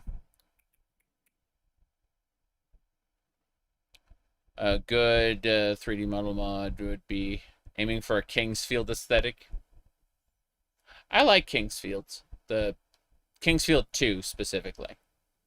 In the West, that would be Kingsfield 1. But there's an original. It's funny because, okay, so you had the original Kingsfield in Japan, And then you had King's Field 2 in Japan, which is just called King's Field everywhere else. And I did not like the original King's Field. But the one that was released, you know, King's Field 2, I ended up enjoying very much. Oops. But yeah, this is a very old little sword. Kind of like Final Fantasy in the US? Yeah. God, it's amazing playing Final Fantasy 2. Such a... I wouldn't call it a good story, but it's absolutely interesting as hell to play. It's, like, they've never tried anything like that since, really, and, you know, it is just so awkward. Anyway. Let me see. Is that the one with Cecil? No. Cecil's my favorite. Final Fantasy IV is the one with Cecil, and that's my favorite. No, I'm afraid the second Final Fantasy was the one with Pandemonium and we call it the evil emperor who became both the Lord of Hell and also in the exclusive what was it, DS content, he also the good side of him went to heaven, and he became the boss of heaven as well. Just took over heaven. It was really fucking weird. Anyway. Yeah, Final Fantasy 2 was just a strange thing to see like characters pop in and out of your party. I really haven't played it in many, many years, but there are some standout moments that just I just went remembering them now. I just go like, how the hell did they make a game like this? It again, like eventually I'll get the Pixel remaster or whatever and play it again, and then, you know, have moments where I remember everything in between. But Final Fantasy IV is their really first attempt to make a well-written narrative. And 5 and 6 are just spectacular games. 6 being peak Final Fantasy, in my opinion. None of the Final Fantasy games are as good as 6, in my opinion. 7, not the remakes or remasters per se, but the original Final Fantasy 7 had a lot of mind games going on, like Cloud. A lot of what you're seeing in the beginning of the game is all like in Cloud's head. And meting out what is in Cloud's head versus what is actually happening around you is very, very interesting. Like, you don't realize until much later in the game in Final Fantasy VII, like how much of Cloud's reality is just made up. Anyway, let's see here. Critical hits, no. Black Horse Courier. Become a freelance reporter for the Khajiit's famous Black Horse Courier. Sure. Imagine a new main quest. No time limits, no fluff padding. Haha. Cloud has had some pretty traumatic events, and he has conflated his identity with another person. He's basically decided that he took part in certain things that he only observed, and he has forgotten about that other person. And additionally, he's undergone Mako enhancement treatments. They basically like super soldier shit.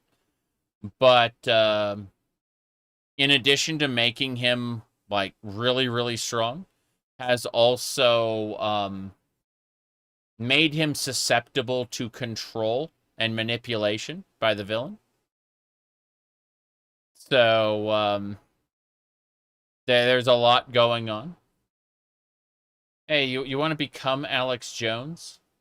That's apparently, yeah, that's a Daggerfall mod right there. Okay. The Mighty Foot. I need that. Yes. He had the worst imposter syndrome ever seen. Not just, imagine imposter syndrome combined with survivor's guilt. And paranoid delusions created by, a failed super soldier program. Alright. Alternative high quality sprites. No. We don't need the Mighty Foot either, I think. But let's just run with this anyway. Let's see. Mighty Foot. Good. World tool tips. Yes. Double check. World tool. We have world tool tips already. Get out of here.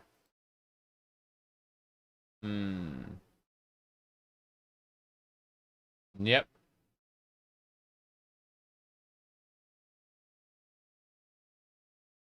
Okay. It succeeded extremely well. Yes. Have you played Act 4 of Path of Exile 2? No. I won't be back to Path of Exile 2 for some time. I thought Path of Exile 2 Act 1 was spectacular, although I didn't really appreciate having my, what do you call it? I didn't really appreciate having my, Diablo-like action RPG get turned into roll slop. I know people will get pissed at me calling it roll slop, but I understand that the game is spectacularly balanced around it. I just don't like it a whole lot. So, like, I enjoyed the, what do you call it? Yeah, like, I like Path of Exile 2, just, not as much as Path of Exile 1. And so, as a result, I kind of, it's going to be a while till I want to play it again. You know, they're going to have to do more than some interlude acts. I'm going to wait till they basically finish, you know, and release the game out of early access. And when it's actually out, I will probably play and enjoy it again. But in the meantime, I'll probably be hopping onto Path of Exile 1 leagues when they happen, you know? Like, I get that they won't be updating Path of Exile 1 as often because they have to do Path of Exile 2. And that makes a lot of sense because I never did every Path of Exile league, right?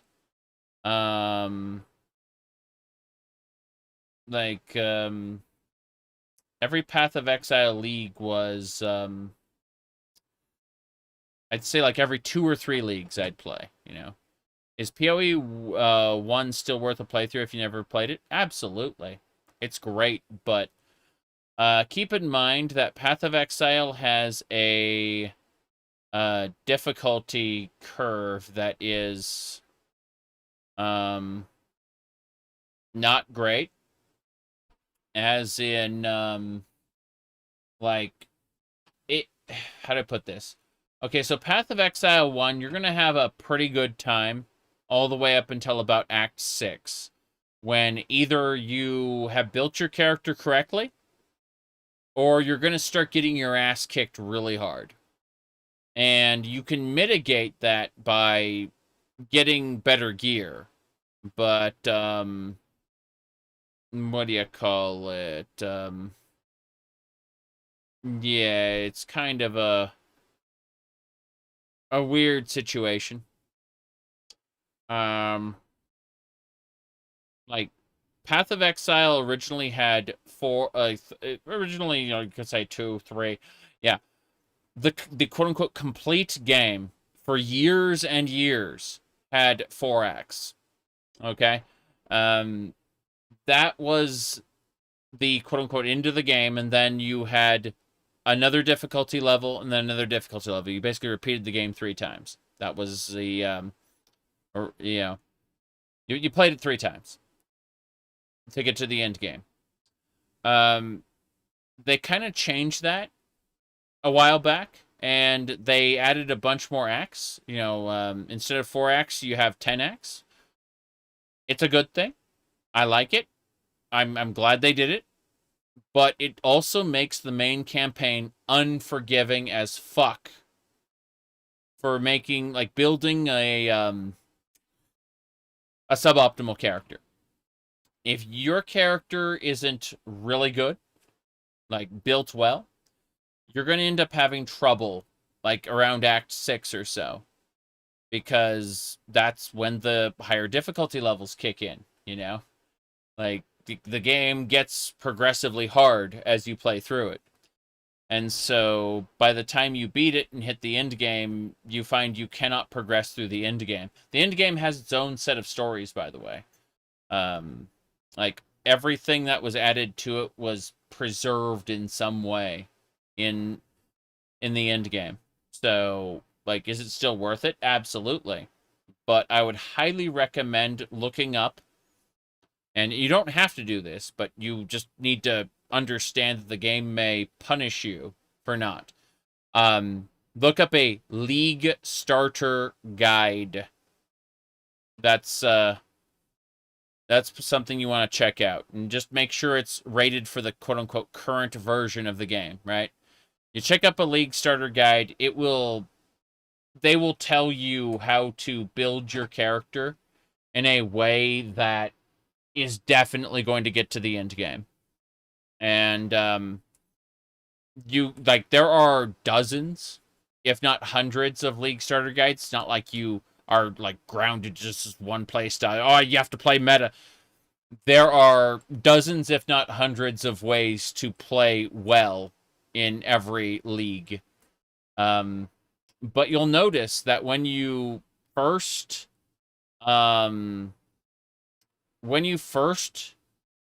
get to the first, like, when you kill your first couple enemies in Path of Exile and you level up for the first time, it'll prompt you to go to your passive skill tree.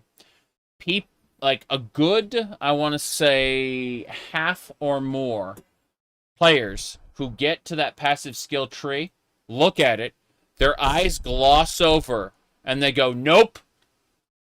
Hold on. Let me go ahead and pull this up. All right, so let me see here. View tree, passive skill tree. There it is. Okay, so I'm gonna go ahead and pull up the passive skill tree for Path of Exile. And let's see here. Yeah, I'm just going to zoom out here so you can kind of see what it looks like. These are the different skill nodes you can pick. As you level up, you'll progress through the tree. So, say we decide, let's look at the character. Now, let's go with a witch, and that's it. So, we'll start off as a witch. It is the sphere grid from Path of Exile. So, from Final Fantasy 10. It is the sphere grid specifically. So say you like your class picks, so your class defines where you start on the skill tree, right? These different little circles are different classes, and the witch starts here. So say you would you'd click into here, get some spell damage and mana, and then get the occultist, which increases your spell damage more. Then you'd go over here for Heart and Soul, more health and mana. Then you'd go over, grab some energy shield. And as you go up, you'll notice that we go up to the top here. And minion instability. Minions explode when on low life. You said it's the Minecraft mod? Correct. Correct. I have a Minecraft mod called Craft to Exile 2, and it adds this skill tree, or a simplified version of this skill tree, I should say, to Path of Exile, to Minecraft, and I've been playing that. It's great. All I'm saying is that Path of Exile, like, over half of the player base, when they get their first level up, they look at this skill tree, and their first reaction is nope, and they close the game and never open it again. So, if you do get a quote-unquote League Starter Guide for your class of choice, you're probably going to have a better time than other people. I want to see the JF. I just want to see what people say about it. Hold on, let's see. Do not forsake me, my darling. Not sure what to do. My organizer 2 doesn't understand the way this package. Quest inactive. Gradually, this guy was banned. Edit. Oh, yeah. Let's see. Okay, yeah, I'm not doing the JF quest line. That's not happening. Path of Exile is spectacular. I love it. I have tons of fun with it. But I only play it like once every I only play it once every, I want to say, like 6 months to a year, to be honest. Yeah, somewhere in that range. Having to do meta builds is kind of annoying for newer casual players, yes. But keep in mind, and this is the big thing, there are so many dozens to hundreds of usable builds that you don't really play to the meta of the game so much as you just pick something that works and there's a guide on how to do it.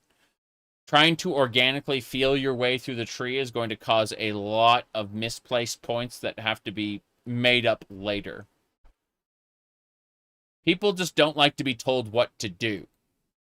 The meta builds, well, those are a little different. Those are, you know, different. Oh man, I gotta continue this. All right, drafty secret doors. I'm picking that up right now. And no delays. Drafty secret doors. That's pretty important. Yeah, only one of that. Good. But yeah. Knowing that you were probably making mistakes also bugged the crap out of you. Yeah. Now that said, they did add gold to the game. Originally, Path of Exile didn't have gold as currency. It had like a bunch of magic orbs that you could craft your armor with, and that was treated as currency by the player base. You know, you'd like trade things for those orbs. However, they added gold to the game, and gold is not for other players. It is specifically for NPCs. And what you do is you talk to a particular NPC and he'll help you respec with gold. It used to be that you had to like trade with other players for these orbs of regret, and every orb of regret would be 1 point in your passive skill trade. AKA, like, at some point you would just make a new character because it was too expensive to fix your mistakes. But in Path of Exile now, there's an NPC, Faustus or whatever his name is. Technically, Tarkley will do it too. Like, basically every hub will have a person who will be like, what do you call it? Yeah, every hub will have a person who will help you respec, and you'll spend a certain amount of gold to, you know, like, undo your choices. And so it's made respecking a lot more accessible. But when I say accessible, I do not mean that you can easily just undo all of your mistakes, right? It's still painful to make too many mistakes. Like, there is still a good deal of investment in building your character. It's not like Diablo 3 and 4, especially Diablo 3, I don't know about 4. Diablo 3, where you just click, like, you literally just uncheck your skills and then put new skills in. It doesn't work that way. Like, you are not dynamic. You can't just change your passive skill choices on the fly. That said, as I said, it was the Final Fantasy X Sphere Grid. It also is the Final Fantasy VII Materia system. You slot skills in, like active skills, like spells, into your gear. And that is how you cast magic and whatnot. So, that absolutely does, and in most cases has to be updated and changed as you play.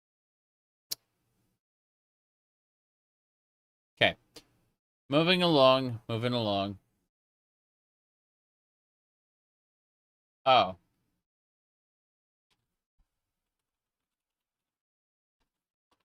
Yep. Tough on the streets, be careful out there. It was, have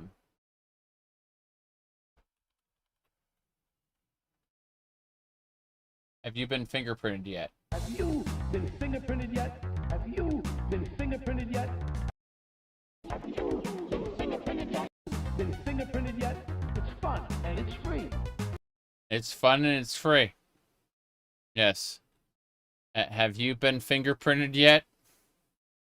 Let the authorities easily track you and know who you are. You should definitely be fingerprinted.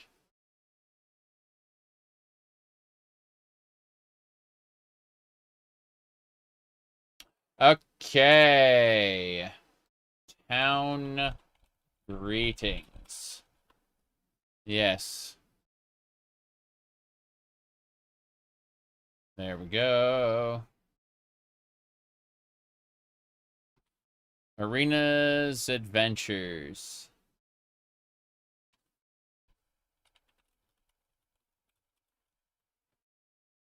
Cliff Worms made this one. Considering what his brother did, the feds only got to him. Luigi. Alright. Bandit attacks. And raids requires dex. Yes. Lives of Raiders.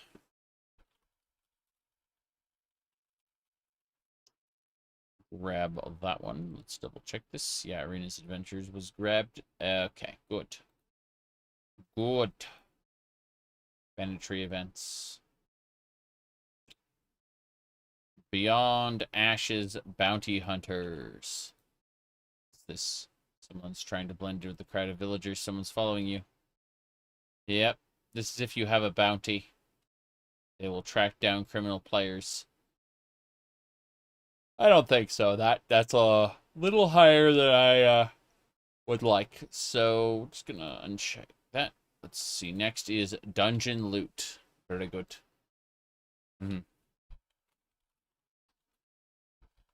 Dog the Bounty Hunter. No, it's Bounty Hunters will come after you, the player. Standalone windows. Yes. Dungeon Loot. The Black Horse Courier. Who made this? Both of them. I don't think so. I don't need that one. The Mighty Foot.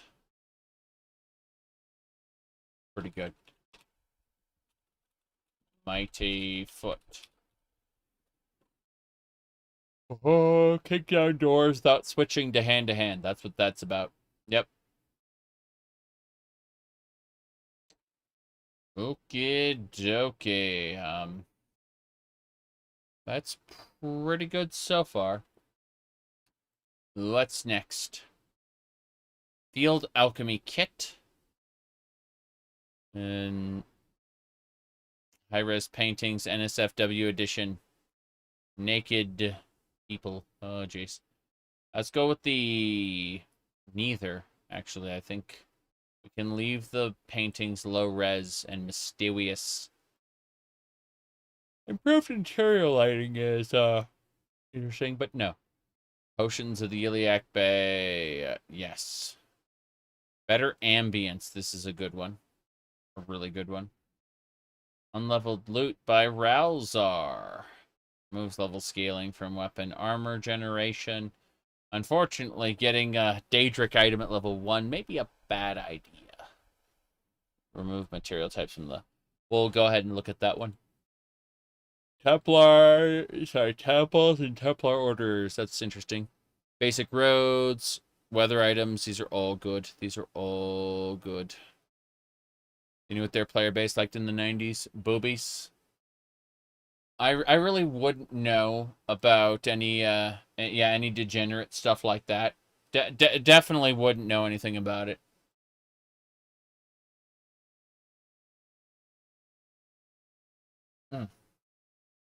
Okay. as I was saying, lousy lichens flushes out and rebalances lycanthropy, making them more role-play flavored and less overpowered. True. Okay. Distant terrain. That's important. Dragon ASMR. No. No. Oh no. Zelda songs. And happening. Travel options. Yeah, I'll grab that. You bet.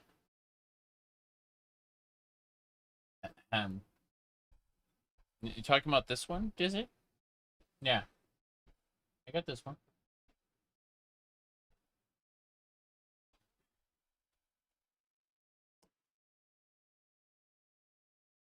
Okay. So, real-time reflections. Nope. Manstering dungeon. Nope. Animal pet companions. Not happening. Let's see. Build one bond. Vampire companions. These are companions which are not good. What the fuck is Zelda doing in Daggerfall? Yeah, about that. You should see Zelda and Elden Ring. It's crazy stuff. Personally, Zelda in Skyrim's been great. Like, I have the Ocarina of Time, and I can do, like, the Song of Storms and the Sun Song and stuff like that. Sun Song is great because, like, vampires will just burn on the spot. I use it and Serana immediately catches on fire. It's really funny. All right, let's see. Repair tools. Yes. Material does not... sorry, metal does not bleed.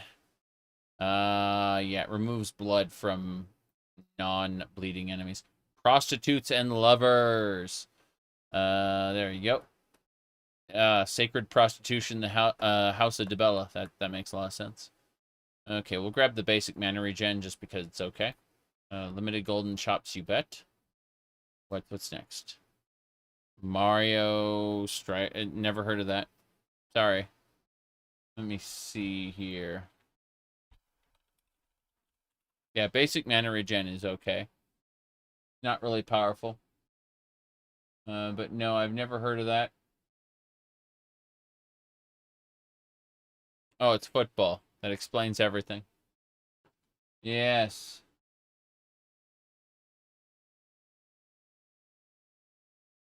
It's called Mario Football in Europe and Australia. So, no, I'm not really interested in soccer. I enjoyed the Mega Man soccer well enough, but said Mario Strikers was the game that gave her most personality that people attribute to her. Fair enough. I just knew about her personality from Mario Kart, basically. And the ability to play as her in Mario Wonder. Alright. Let's see. To be fair, I'm not really keen on American football either. So it's one of those cases of the only sport I ever actually follow is basketball, and that's because I played it in high school. So I have, you know, I actually have a, what do you call it, lived experience to where it feels compelling at all. Anyway, let me see. Realistic wagon. This is the one someone asked about. Yep. The wagon is no longer a magical bag of holding. Correct. The combat overhaul shield module. Yes. Soccer with hockey contact rules. Harder fall. Guarantees. Guarantees players and enemies have a 100% hit chance with all the broken mechanics along with that. In other words, dodge skill does nothing. Yeah. Daisy is a sassy princess. Peach is the cherry princess. Rosaline is the elegant one. Ooh. But no. Yeah, what do you call it? I've got right next to my what do you call it? Right next to my Daisy figure, I've got this the Sailor Jupiter right here. So, you know, obviously there's stuff everywhere. You know what's next to Sailor Jupiter? Kirby. Just Kirby. All right, let me see. It was Kirby inhales the Starlight Express and achieves apotheosis. Hold on. Okay, yeah. Kirby inhales the Starlight Express and achieves apotheosis. Here we go. Hold on. Let me see. Hey, honey. How are you? Let's see. Hold on. Let's skip that a little bit. There you go. I guess. What's going on? Well, Obama is trying to force gay marriage on this country. That's not the change I voted for. That's not the change I voted for either. There you have it, folks. The voice of the people has spoken. And there's more. Kirby, that ravenous ruffian, has just been spotted sucking the mayor's penis. Now and on the... That's, there's definitely things going on there. Okay, hold on. Let's skip a little further. There we go. Round it out, but it's even rounder. Rounder. Rounder! Kirby. Is dead. Go tell him Kirby. is dead.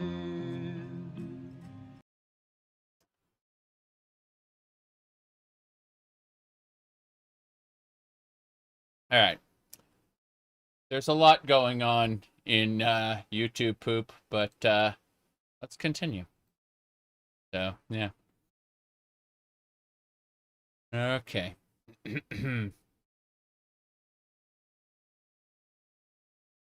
me see.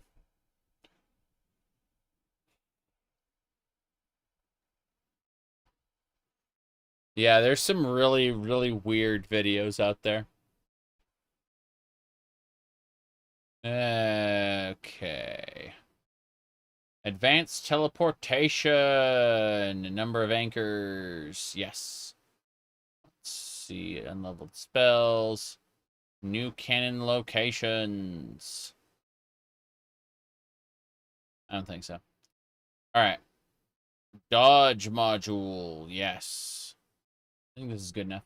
Let's check the field alchemy kit next. Here we go.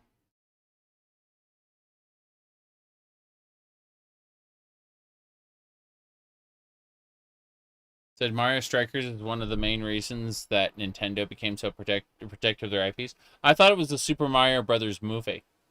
That was the reason they were so protective of their... yeah.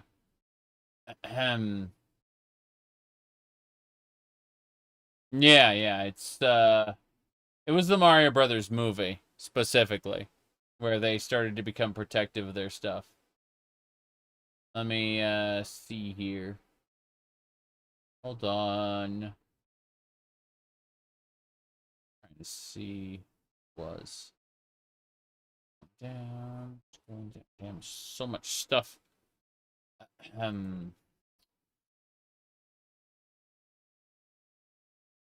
Media.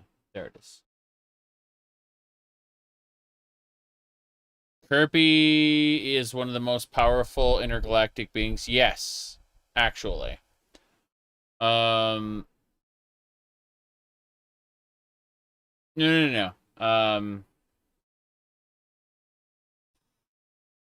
Like, typically, you will encounter some kind of eldritch being as the quote-unquote final boss in a Kirby game.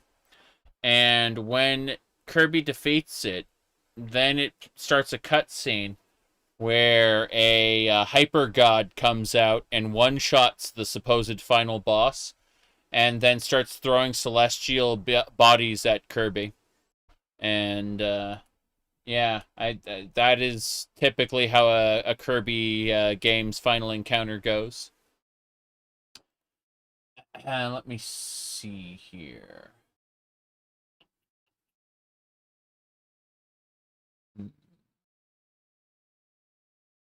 Would have sworn there was this.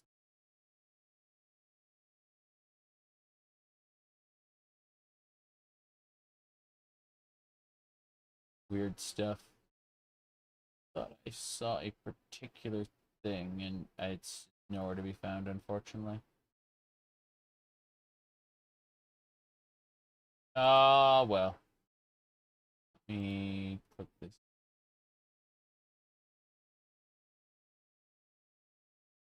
Right. Sorry, distractions aplenty. Kirby's strength is beyond our comprehension. Something like that, yes. Not even close. Okay, so I want to really quick play this. I'm sorry, but speaking text from the clipboard is additional 1 item, field alchemical kit, allowing to mix potions in the field. Outside of guild services. Hopefully allowing for slightly more flexible gameplay for some rather specific character builds. Mm-hmm. And for anybody who is not interested in temple guilds, dark brotherhood, archaeologists. Nah. Nah, I'd rather not go with this because I want to go to the archaeologists. I really do. Yeah, Kirby is terrifying. I agree. Let me see here.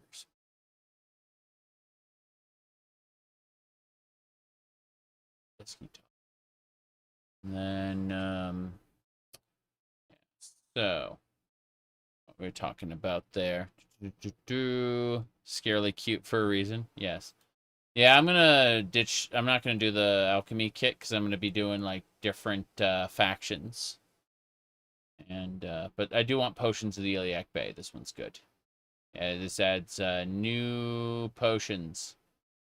Comprehend language, regeneration, jumping, banishment, climbing, RK, which can destroy undead enemies. It has a chance to anyway. Spell resistance, item creation, shielding. Yes, it's all good. But potions of the Iliac Bay. Let's go.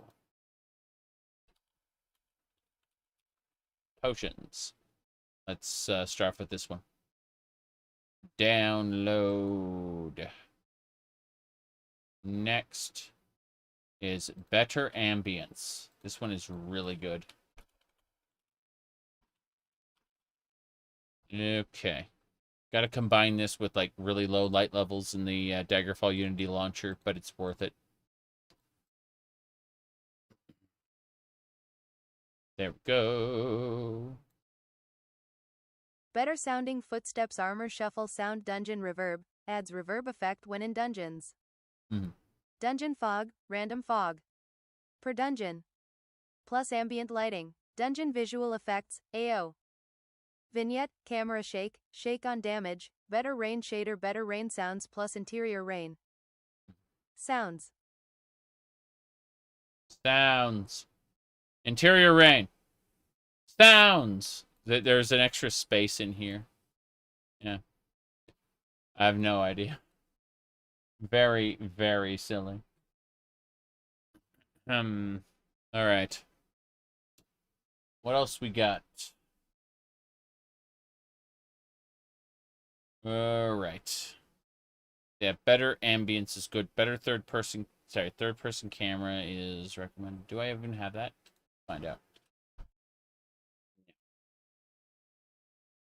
Third person camera wouldn't even like pick up what I wanted to anyway. Environmental ambience. What about this one? Replaces all of Daggerfall's music files with ambient music. Ambient tracks, yes. Environmental sound effects. You don't just listen to the same music 1,000 times. Yep. Unintrusive sound effects. Yeah, it makes a lot of sense actually. I like that. I like that a lot. Let's grab that. So it should be environmental ambience. You bet. Good. And then what's that? Better ambience. Yes. Already have better ambience. Fair enough. Better find it then. Better... No.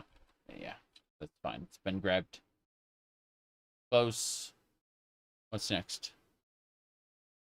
You just switched to Firefox because Google took your ad blocker out of the Chrome store.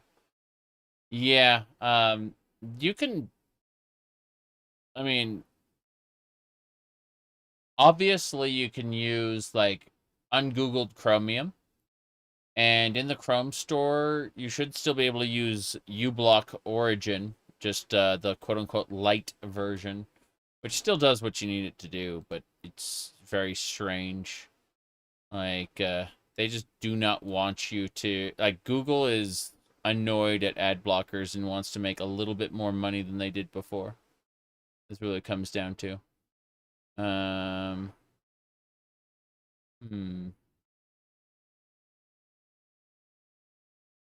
Let's see.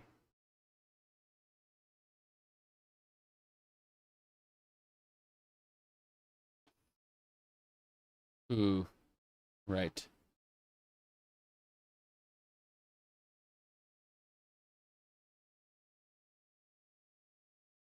Google wants to more data to train its AI.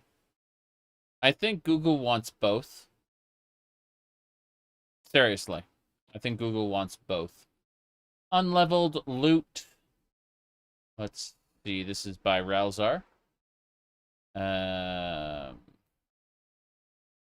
See here. Moves leveling. Removes level scaling from weapon armor generation. Do luck attribute and location. Higher tier armors are rarer. Daedric, Orcish are generally needing a lot of luck. Shock stop type is based on quality. Shops have steel, elven quality. Got it. Shops might have higher ones. Daedra will have a small luck chance of dropping a Daedric item. Orcs will have a slightly increased chance of dropping Orcish. Gold piles are descaled, meaning enemies will not drop increasingly large amounts of gold as you level up. Cool. What's this one? Material switching. This mod will allow you to change what material types drop. I don't care about that. So, yeah. Unleveled loot. Huzzah.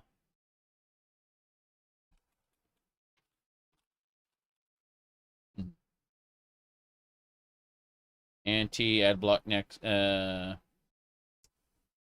makes you want to drop premium out of spite. Yeah, I could see that. Your favorite mod for Morrowind is Voices of Ardenfell? Yeah, that makes sense. We aren't really doing Morrowind right now, although I do have this tab up here where we have the Tamriel data races playable, and it includes a bunch of Khajiit sub-races, along with Imgas, different type of orcs, river folk, sea elves, reachmen. It's pretty nice. Diverse Khajiit. It looks good too, but yeah. Basically what they did is they added the races from Tamriel data. Tamriel data being the Tamriel rebuilt and Project Tamriel resource plugins. So what you do is you need Tamriel data, and then you can combine that with this to just have, like, be able to play as any of the races that those other overhauls have added as NPCs, Alright, let's see here. Okay.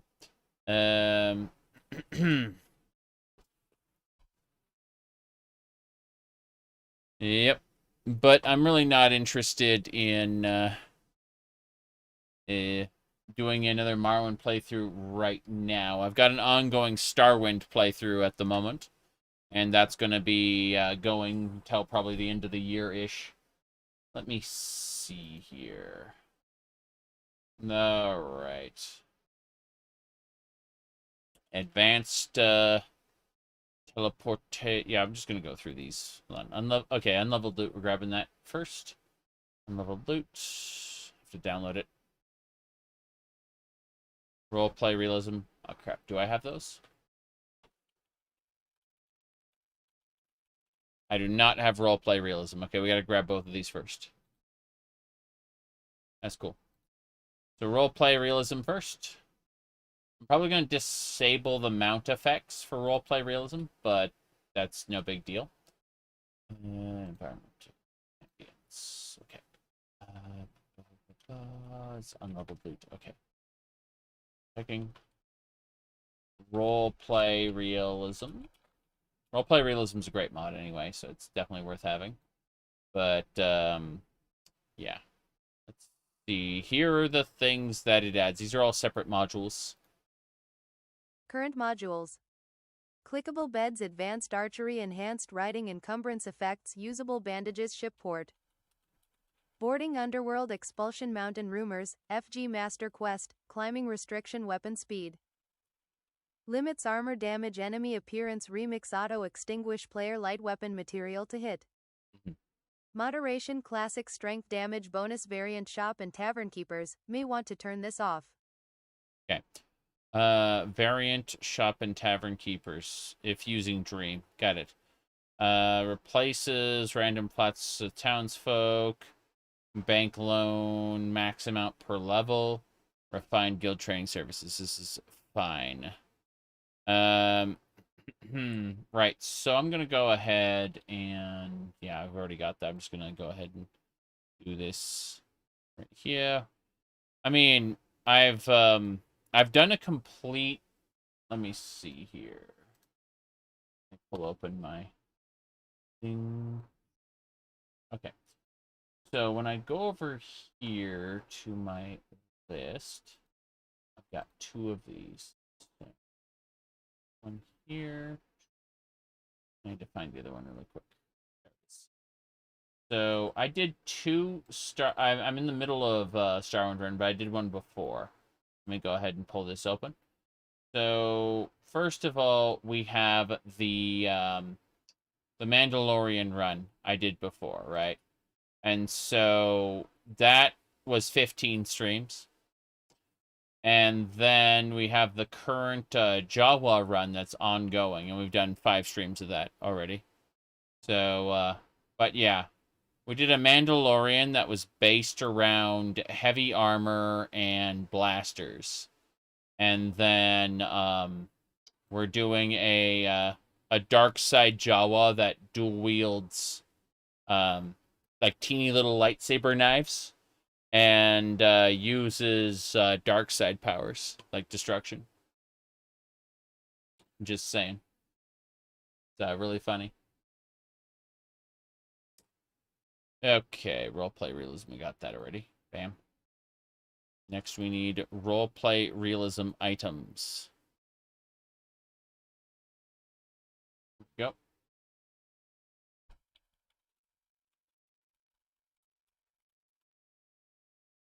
Is it kind of like KOTOR? It takes place during the events of KOTOR. You start off on the Ender Spire as a mercenary, but you're sent down to Terrace afterward. And what do you call it? The background? Okay, I'll fix it for you. Hold on. Let me see here. All right. Here you go. This is Alucard from Castlevania Symphony of the Night. And he's got a very large bulge. There you go.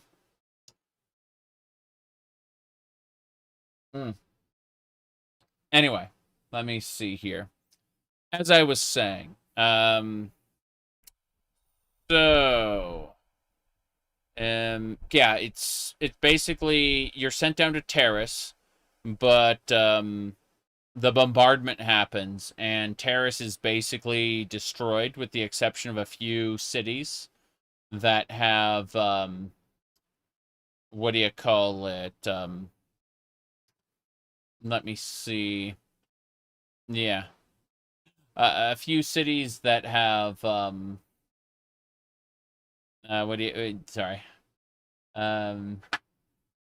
Like a few city squares and stuff, few city blocks, right? Get saved by a shield generator. But otherwise, the rest of the planet is wrecked, and so you are given a task to rebuild Terrace, and you can choose to do that or just kind of fuck off with the materials as you proceed through the quests and go do random stuff instead. Mm-hmm. Yeah, I mean, we could always switch to Astolfo. Astolfo is good, right? Yeah, people are complaining about the wallpapers. Yeah. Okay. What are we saying? Go over here. Roleplay realism items. Loot Goblin Jedi. I mean, you don't have to be a Jedi. You can be a droid. Or a dark side Mariluka. Or a light side Keldor who just, doesn't give a shit about the Jedi. You can do you can just be a, what do you call it, Kowakian monkey lizard and join the Hutt cartel. All right, let's see. A sleep paralysis Hutt. You can be a Hutt, but Hutt armor is unique. Like, only Hutts can use it, and Hutts can't use normal armor. It's a little difficult to play a Hutt. A Chad human with a blaster. Well, there's tons of different human races. So, like, a Mandalorian is a human. A Coruscanti is a human. A Lothalite is a human. Like, but they're, different. And so, it depends on which human race you're talking about. Because remember, this is a galaxy. A Corellian. Yeah, that works. Corellian is an option. Yeah. You wanna have a the Darksaber. Yeah, that's possible. Let me see. Any race aside from the Hutts? Okay. Anyway, roleplay realism items. That's fine.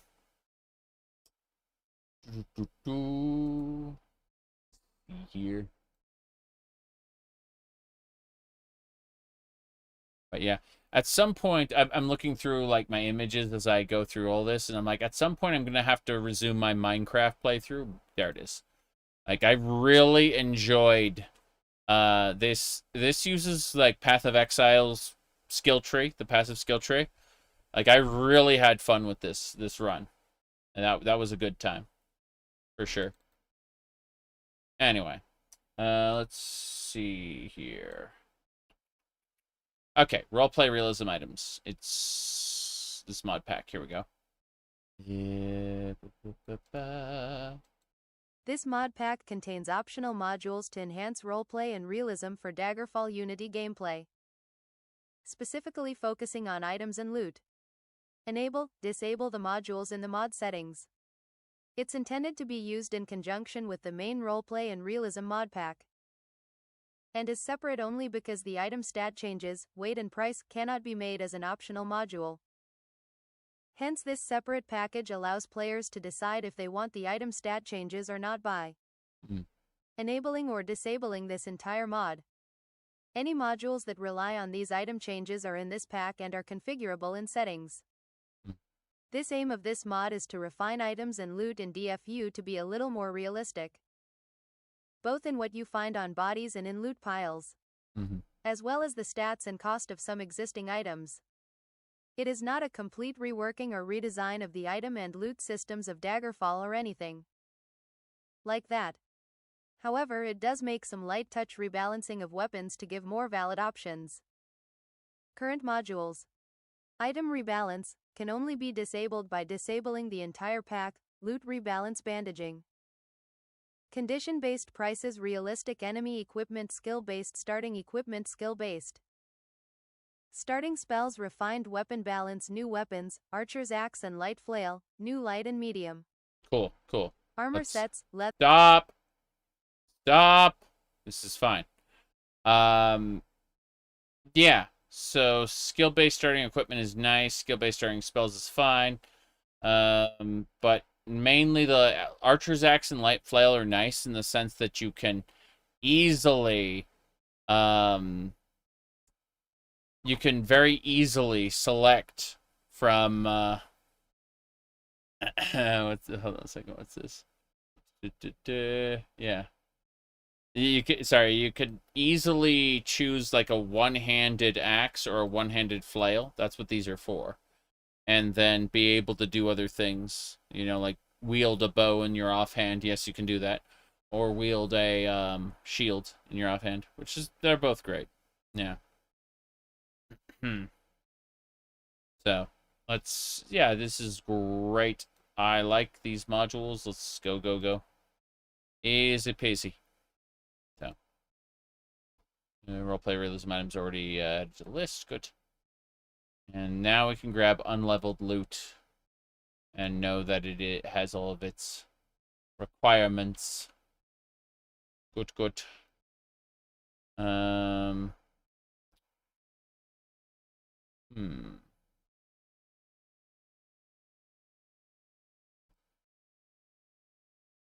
Someone on a different Discord asked, how old do we think Devaith Fear's daughters are?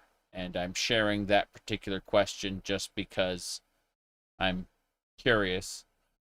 How old do we think Devaith Fear's daughters are? Devaith Fear being like, what, thousands of years old at this point?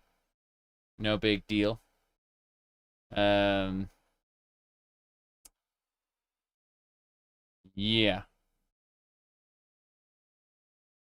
Okay. Let me see here. I'm checking something.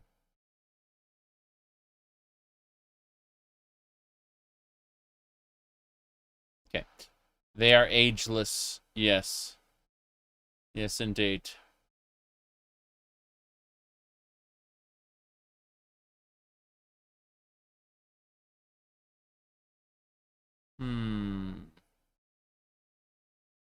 Aren't his daughters just female clones of himself? Yes. They are gender-swapped clones of him. It is, they are his wife daughters. Their dialogue basically explains how weird it is. Because he made them, but also, the word they use is palomor, specifically, so, you know, lover. Anyway, let me see here. Unleveled loot. Yeah, we got that. That's fine. So we can close that one. Temples and Templar orders quest pack. Yes.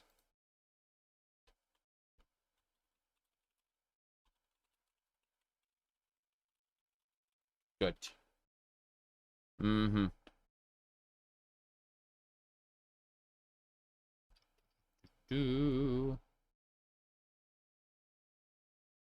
Okay.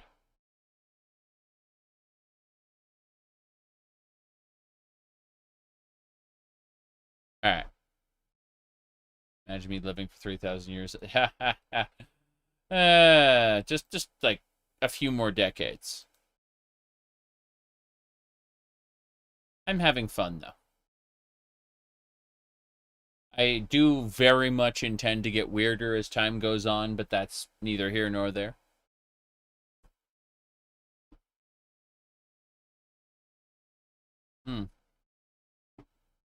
Let me see here. Anyway. Download. Yeah, we already downloaded Temples and Templars. Already added to the list. Templar. Only one of that. Good. Basic roads. Basic roads is already on my mod list. So I assume it's already been downloaded, but I'm going to try anyway, just in case. Make sure. Has not been downloaded. Go figure. Even if it overwrites the other one, it's fine. Make a duplicate. Okay. Next up is weather items. This just, yeah, if the player uses climates and calories with the starting dungeon, maybe insufficient clothing to withstand extreme temperatures, so the starting dungeon, this mod adds a set of boots and a plain robe to your starting inventory. Please stop using GOG cut, it says. Yes, yes. That's it right there.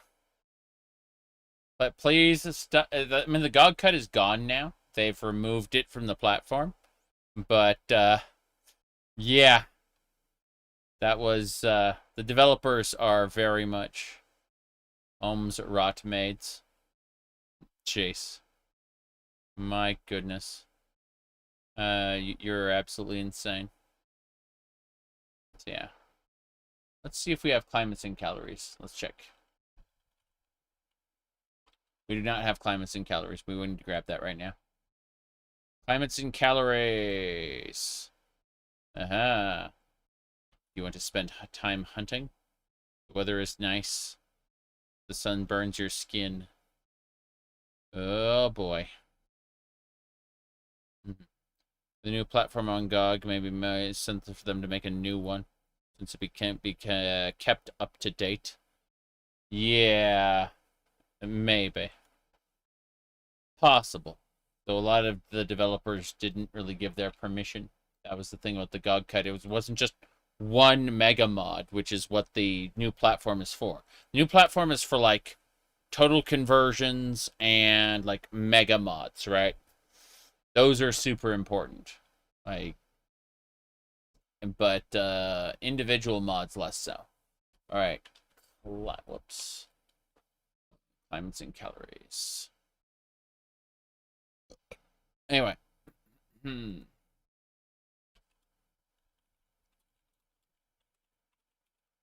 I do hope that GOG can continue to exist moving forward. I am concerned about how much money they're bringing in.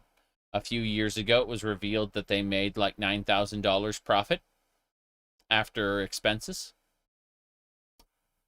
I haven't heard anything since then, but it has, like, it is dire if that is the case.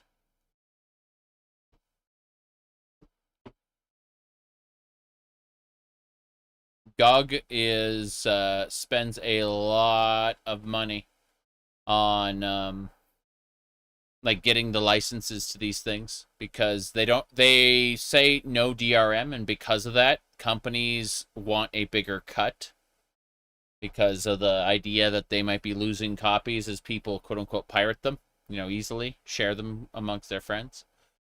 It's considered no to not release with DRM. And so GOG had to continually kind of let the companies get bigger and bigger cuts, because otherwise they wouldn't have the games. And then you get Blizzard, which is just straight up removing their games, That's why they have their preservation program, where they're basically just saying, look, we're going to make sure these games stay here. We've cut a deal so that the games don't go away. And it's like, okay, good luck with that. Okay, climates and calories. We got that already. So for those who don't know, climates and calories is like a survival mod. So it adds climates, weather, clothing, hunting, camping, food, and starvation systems. Yep. They get changed. Yes, they do. Let's see here. Food and drink, thirst, rations and water skins, sleep. It's all good stuff. Okay, weather items is for climates and calories. Do I add that? Yeah. Already did it. Good. Just copy that anyway. Okay. Add that under climates and calories. Good. Type weather items. Good. So weather items is good. Lousy lichens is next. Lycanthropes becoming a werewolf makes you overpowered in base Daggerfall. Like, really overpowered. So, let's see. If you are warned of a full moon while above ground, find somewhere you can safely store your equipment while you're out of control. Your wagon, tavern room, rented for 2 days, shipping your house. If none are available to you, find a dungeon to hole up in. Unequip everything except jewelry during the transformation. Once you wake up naked, there'll be a dead body nearby. Search for equipment. Okay. Return to, yeah. Maybe I'll just not get beast form, because this sounds horrifying, so I'm just gonna not use that right now. Distant Terrain is next. The old Pink Panther movies, a long time ago. I'm pretty sure I've seen at least the first one.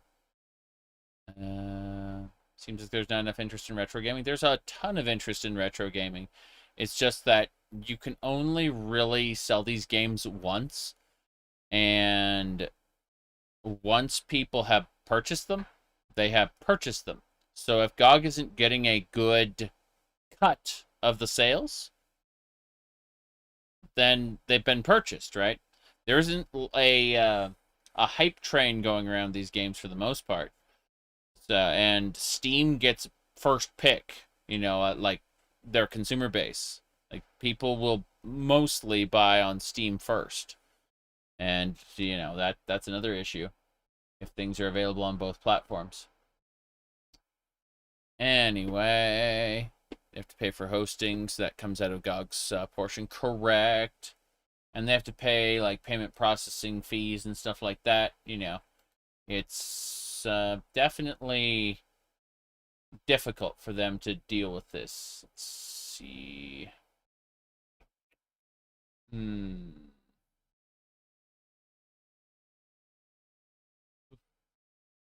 we go, then. Let me see here. Let me check something.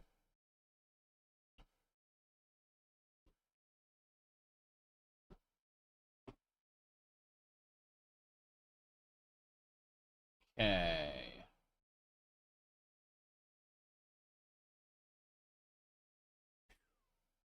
Right. You're from Poland. Don't worry about GOG isn't going anywhere. Yes. The real problem is it's more justifying, like, CD Projekt needs to continue to justify GOG even if it's operating at a loss, which isn't operating at a loss yet as far as I know. It's very close to profit neutral, which is not a good place to be. That's the concern, is you have to justify to your shareholders what you're doing. CD Projekt operates under a different kind of a different paradigm from Western, you know, I say Western, I mean, like, United States and the rest of Europe companies that are publicly traded. Because while CD Projekt is publicly traded, they are able to maintain an unprecedented amount of control over their company, despite the, you know, investors being able to invest in the company, right? In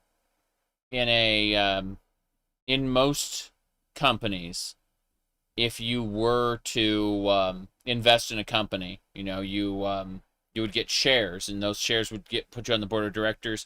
That would be able to that would allow you to control the company's direction, right? You'd be able to replace their CEO and stuff like that. You can't do that with CD Projekt. They're under, like, a different classification. They are publicly traded, but they have, like, some protections that treat themselves almost like a sole proprietorship, as far as, like, the CEO goes. Like, they can steer the ship without having investors tell them what they shall and shall not do. But they still have to justify their decisions. They still have a responsibility to explain what they're doing to their investors. And that's why CD Projekt has like investor calls that they will do. Like, you can find them on their website, I believe. Like, you can hear the CEO talking to like everyone. I'm pretty sure they're like available on the internet as audio files if you look for them. At least they were in the past. I've listened to one of them. I've listened to a whole one. So I definitely don't know what I'm talking about. Just it's they still, even if I mean, The Witcher obviously sold tons, and Cyberpunk obviously sold tons. But you have to be careful when it comes to like elements of the company, like GOG being again, low profit or profit neutral. If they start going into the red and start siphoning funds from the overall organization, then like, you have to justify to your what do you call it? You have to justify to your investors like what you're doing and why you're doing that. Anyway, let me see here. But yeah. Anyway,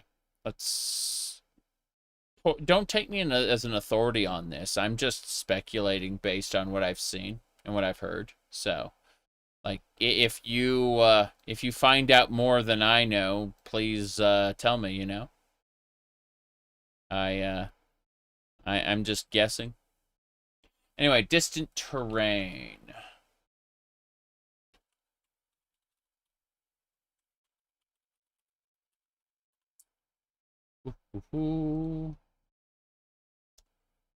Okay, this one operates on 0.10. This one on 13 beta. Plus supports retro mode, and it changes on runtime. This is the one I want. This one is 2022, 2021, 2020. Yeah, this is the one. Distant terrain. Maybe it's the sky that's different. I don't know. We'll see. Travel options is next. Let's have a look. Okay, it's not immersive travel. It should be basically, here we go. Travel options is next. Travel options is what used to be called, what do you call it? Tedious travel in the past, like long, long ago, many years ago. Tedious travel exists still, but it's terrible and broken and never been updated, so don't worry about it. But with this, you have the opportunity to travel around using the menu. So if like you go cautiously, you can basically teleport to your destination. But if you go recklessly on foot, slash horse, you can use a player controlled journey where you can just kind of run in that direction. But this kind of synergizes with basic roads to where you can just hit a hotkey and run down the road. It's really nice. Really nice. Let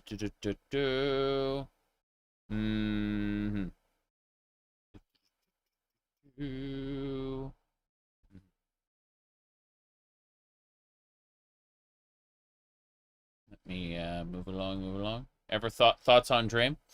It's pretty good if you like that kind of smeared art look. It's not bad. It's just, it's not compatible with a lot of the added content mods that I have. Like, the added content mods would definitely, sorry.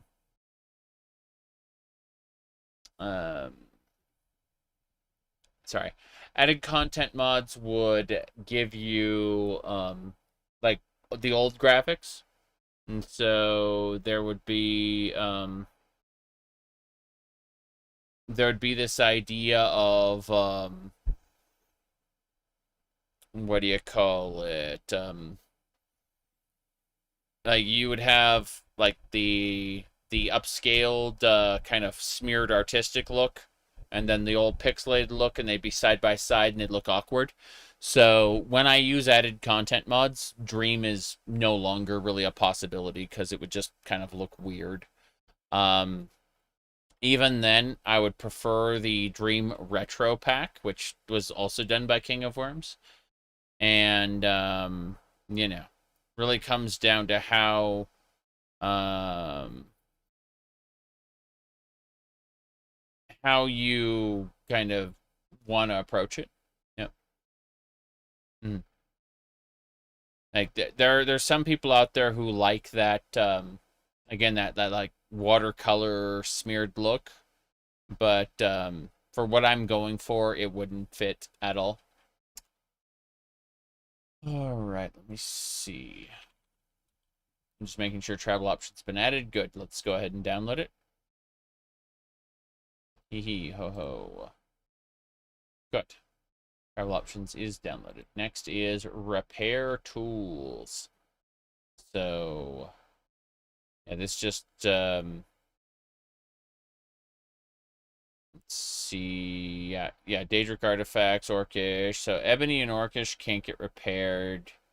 Like these are different items that would help repair things. Kind of nice. And yeah, repair tools. This is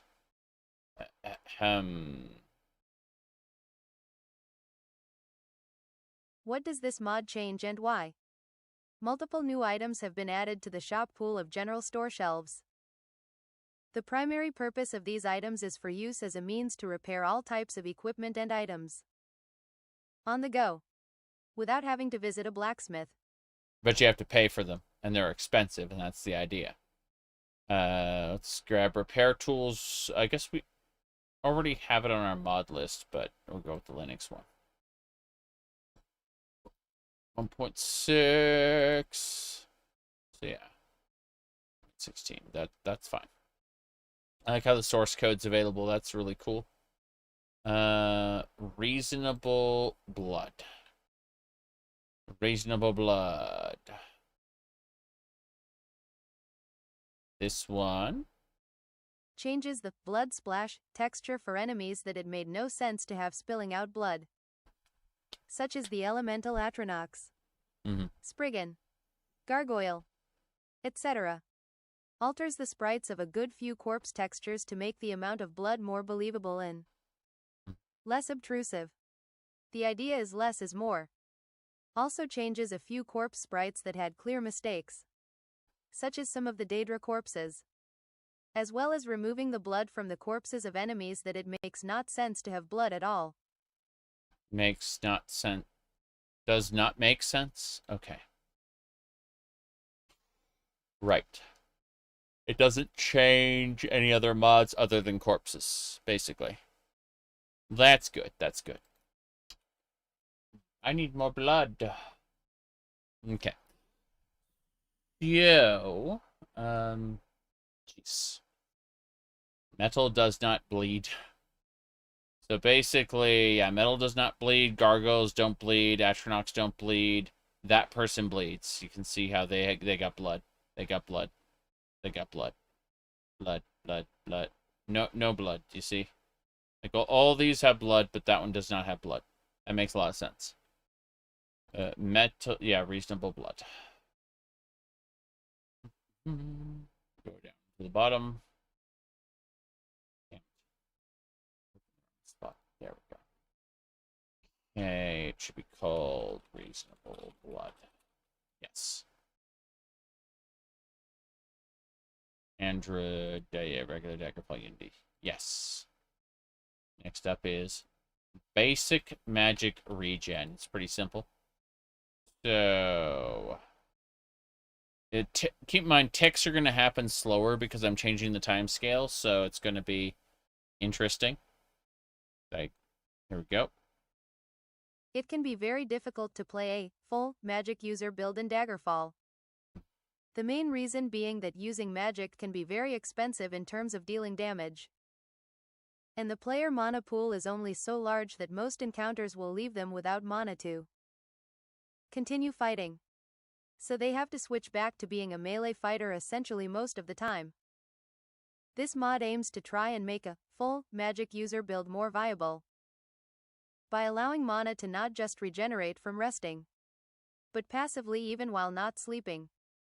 In a similar vein to how passive mana regen works in Oblivion and Skyrim, it is extremely easy to customize the passive mana regeneration to your preference with the simple settings options available.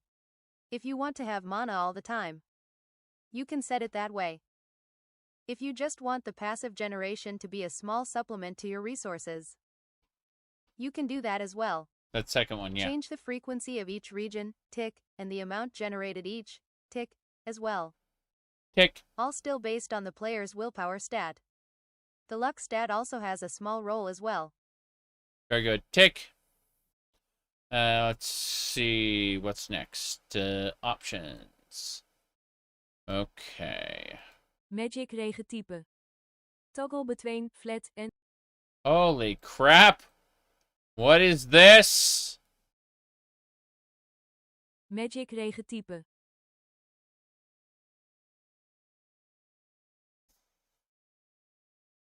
Magic regen type. Toggle between flat and percentage-based mana regen. Default O equals flat. 1 equals percentage. Yes. Okay, that's fine. Yep. How'd that happen? It's based on the words, and I think some words in there triggered it. I have no clue. It's quite silly, I believe. Okay. Let me see here.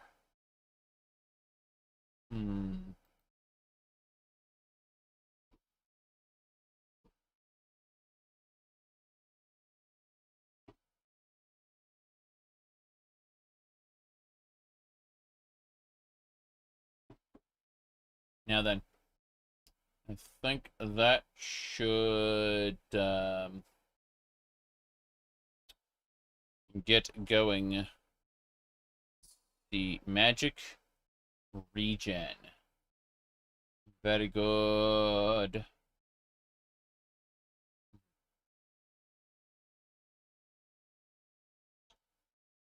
Yes. Double check that. Copy.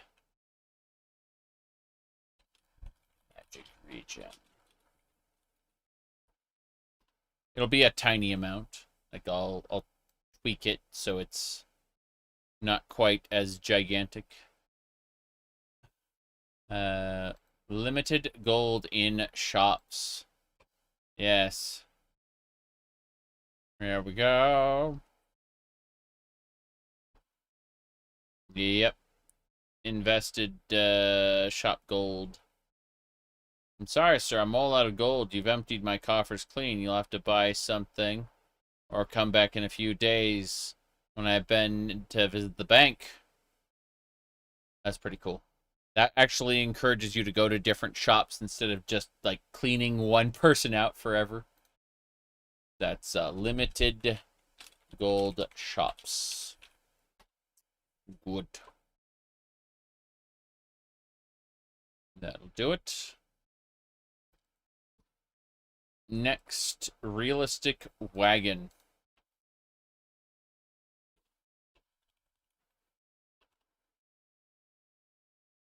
Yes, realistic wagon. There we go. What mod tool do I use? What's a mod tool? I mean, when it comes to Skyrim, Fallout 4, Fallout New Vegas, Fallout 3, I use Mod Organizer. When it comes to Morrowind, I use OpenMW's internal launcher to create a virtual file system under the Files tab. And when it comes to Daggerfall, I use nothing. I will just copy pasta things in. But no, I'll never use Vortex. I've only used it to test a few what do you call it?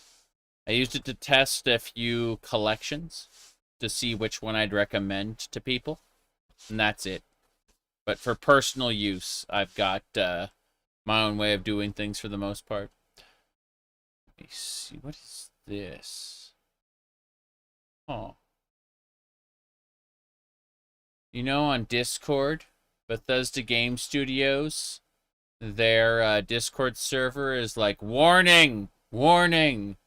And then we went to the Bethesda Game Studios Discord, and it's like, no text channels. You are dead. Okay, Bethesda.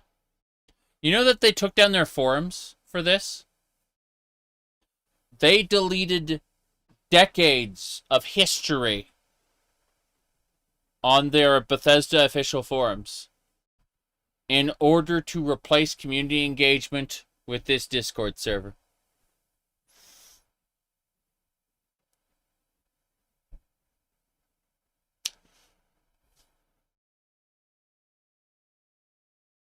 Okay.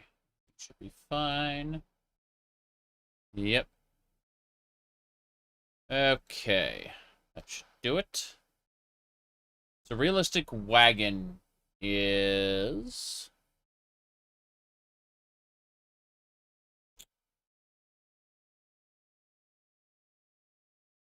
If you have a horse, you must ride it. If you have a wagon, you must drive it. You need a horse to pull the wagon. The wagon takes damage based on on-road, climate and load. You cannot levitate with horse or wagon. You cannot climb with horse or wagon. You can dismount your horse or unhitch the wagon. You can give your horse a name if you cannot find your horse. You can call it with a bag of sugar lumps.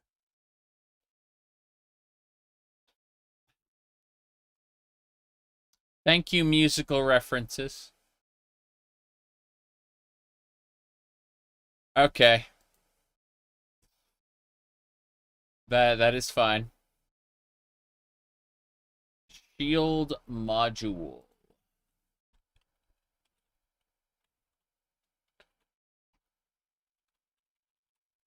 Okay. Let me see. I have the shield widget. What is the shield module? No, I don't think so. I think the shield widget is probably better. Let's see. You can find the new forked mod for this. Ambidexter. No. I don't think so. We'll keep the shield widget as it is. Advanced teleportation. That is next.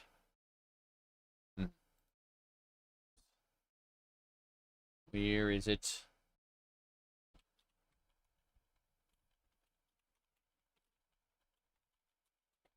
Good. So I've added the advanced teleportation to the mod list, and we continue on down. There it is. So yeah, that's interesting that the Bethesda official Discord just kind of died. All right.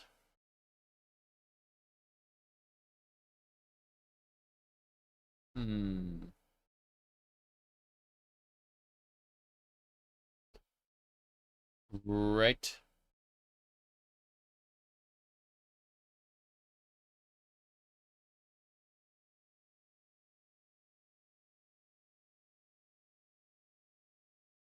Okay. I was distracted by a thing. Advanced teleportation. I was distracted by, what do you call it? This picture here. And then Alex Jones asking if her breast juicy. The real Alex Jones.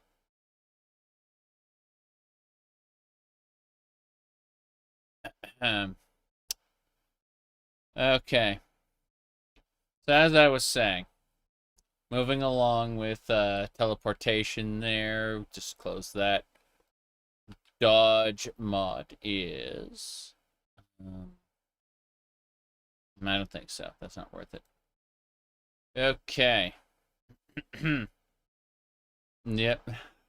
Alex Jones wants to find the chemicals that makes the frogs gay. Oh my, oh my. Okay.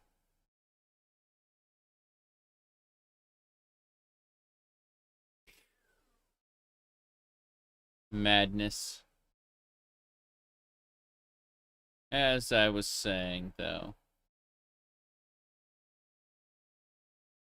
we are going to...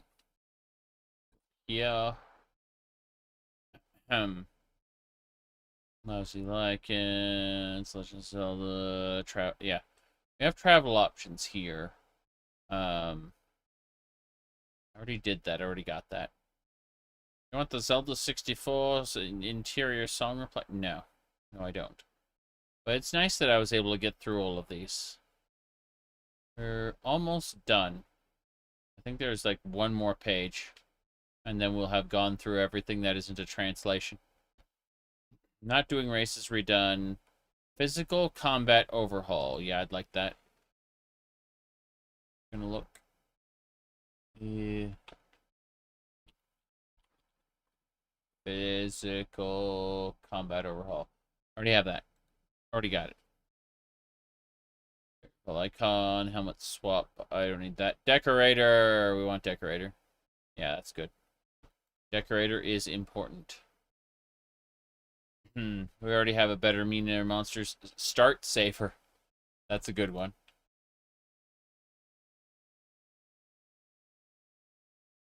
Yeah. Start safer. We'll pick that up right now. Level up adjuster. Yes. Wilderness NPCs. Don't worry about that. Let's see. Outfit manager. I'd love to have that. See if it's actually been updated ever. Probably not. Roleplay realism items. Already got that. Snakefall. Be Solid Snake. These are all like Fargoth Fall. No Rush main quest. I already have that bundled into something else. Climates and calories. Already have that. Optional main quest. Already have that. Harvestable crops. We need that. Daggerfall quest editor. Loading screen. No, don't need to worry about that. Windmills of Daggerfall. Already have that. All female skimpy armor. That's nice. Those are boobies. Not quite though. What else? Fargoth. Yes. I have the feeling that you and I are about to become very close. Damn, Bosmer. Okay, what do we got? So, RNG on, yeah, removes RNG rolls on level up. I'm pretty sure level up adjuster is better. Yeah, level up adjuster is way better. Don't need hills and mountains. Don't need convenient clock. Sky shards. I need those. What's next? Horizontal FOV adjuster. Yes. Carry weight customizer. Yes. Real grass. No, I don't have to worry about that. Airships. We'll make one like super expensive. Starting tension randomizer. Don't need that. Roleplay. Archaeologists. That's important. What else? What else? Music. The Iron Man module pack. Everything is optional. Realistic. Fun. Yes. I don't think so. DF Iron Man's gone, I believe. But, compass replacers. Villager immersion overhaul. No. The Dream is the earlier one. Then Daggerfall. Daggerfall Quest Pack 1. That's good. We'll grab that. Alright. This is a wondrous encounter. Let me see. Yeah, I would very much like to get a Fargoth figure if possible. That would be nice. You know, we got a little Frodo here next to, yeah. We got our Vivek, our Ulfric Stormquack, our Dovahkiin, Barrow-Keetir, Tamamo, other Tamamo, Frodo, Baggins, and Official. It's official that, you know, shenanigans. But no, we don't have a Fargoth. I don't think they ever made a Fargoth. I don't think sales and marketing people ever acknowledged the power of memes. No Nero. Nope, no Nero. Just Tamamos. Just lots and lots of Tamamos. Also, Harama and what do you call it? Kuroneko. Although I would not recommend watching what Kuroneko is from, ever, even a bit. Let's see here.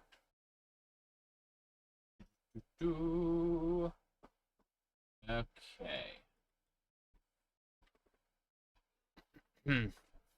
Now then, let's see here.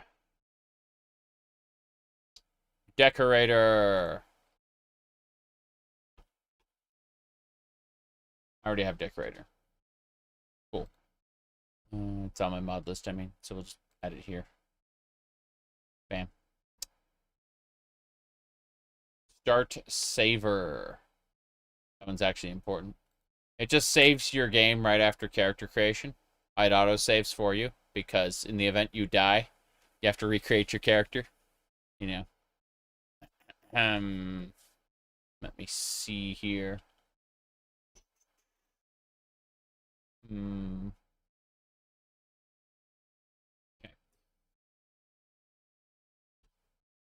Start Saver. Got it. Download it. Already downloaded. Okay, good. Level up adjuster.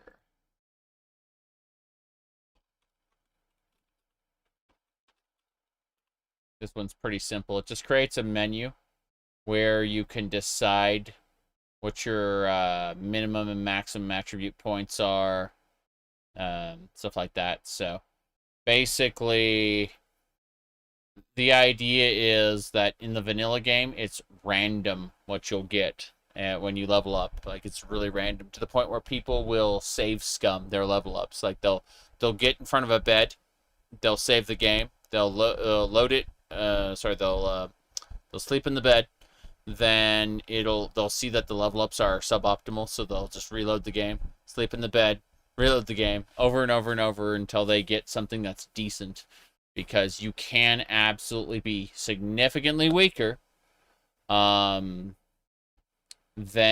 other characters based entirely on RNG through no special actions on your part. So this, you can, like, for example, retroactive endurance bonus basically says, hey, as your endurance goes up, you should be able, like, you shouldn't miss out on your health pool just because you leveled up, right? So the way it works is when you level up, it looks at your endurance and says, oh, well, let's give you a health bonus. Well, it doesn't do that for previous levels. So what this does is retroactively increase your health as your endurance goes up. It's nice. So these are all kind of fun things that you can just play with there. So level up adjuster. You can basically set how the RNG functions. You can make it as random or as, overpowered or underpowered as you want. Outfit manager. Does it work? Does it work with the new one? Let's see. None of my enchanted gear effects are applying to the manager. Did I do something wrong? Seems to be a bug. Same issue. Fuck. Well, only with a vanilla style UI. So if you use a UI replacer, then the what do you call it? Outfit manager doesn't work. So outfit manager is dead. What a shame. Harvest crops. Harvest crops. We already have harvest crops. Cool. Download it anyway. Make sure we have. Yeah, we already have it. Cool. Daggerfall sky shards. Yeah. Right now. Sky shards. Yeah, I have sky shards in my current Skyrim run as well. Kind of funny. So, here we go. Adds 192 sky shards scattered around the world. For each third that you find and activate, you gain a +1 ability bonus, strength, intelligence, agility, etc., in a predetermined order. All sky shards are located outside, some close to civilization, others are far in the wilderness. Yep. Okay.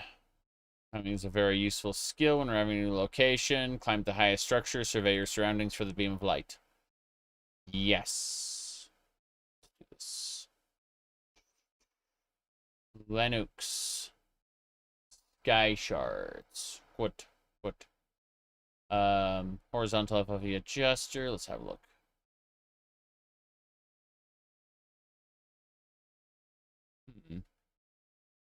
Kind of nice. We'll look at it. Check the posts. Be careful, this mod cut my movement speed in half.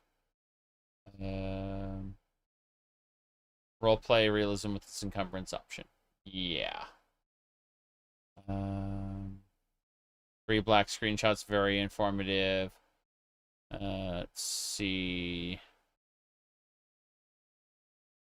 Yeah, someone doesn't have a good monitor to watch this on because they just see 3 black screenshots. I can see the actual difference between these, but that's because my monitor's pretty nice. That's pretty funny though. So yeah, FOV adjuster.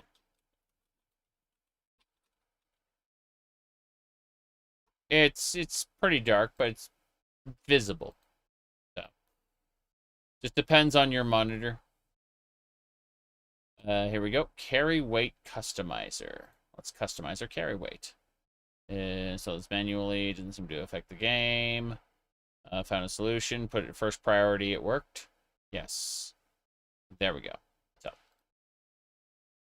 yes, carry weight. You can just change you can customize your carry weight with this. Carry weight customizer. Linux. Good. Airships. Let's see.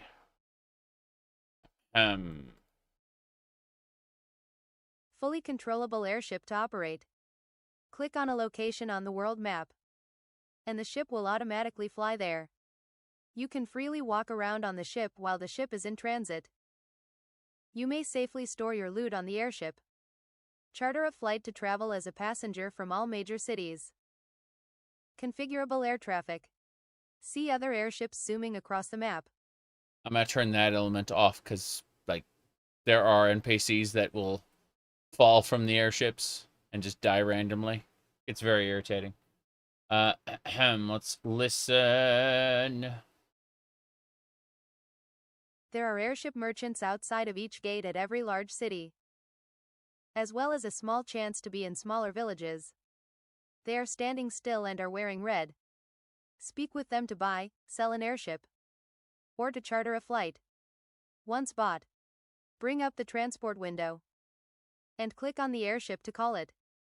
If instant summon is not enabled and the ship is inactive, the ship will appear nearby and fly to the player. Use the ropes that drop in order to board the ship. If the ship is already active, the ship will attempt to fly to the player's current position but not drop boarding ropes. Activating the ship itself will bring up the ship window with a few options. Toggle ropes. Click to either deploy or reel in the boarding. You said airships are canon. Yes, they are, actually. It's just that Oblivion forgot that the Imperials used them. There are crashed airships in Elder Scrolls 3 Morrowind, but only crashed ones, none that are usable. But yes. Here, hold on. Here's Elder Scrolls Adventures Redguard.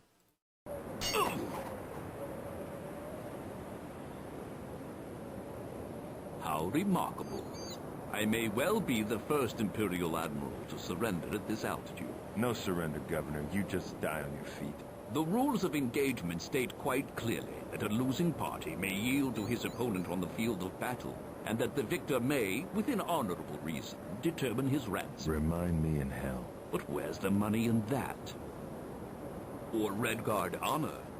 I know a swordsman like you, Redguard, can't kill an unarmed man. And as a gentleman, I place myself under your protection. And as a swordsman of no little accomplishment, I congratulate you on your mastery of the longsword. And I congratulate you also on your small victory here. I have failed my Emperor, and may regret surviving to face his displeasure, but... drop the weapon. What are those rules of engagement again? What were those rules of engagement again? I'm sorry, Redguard.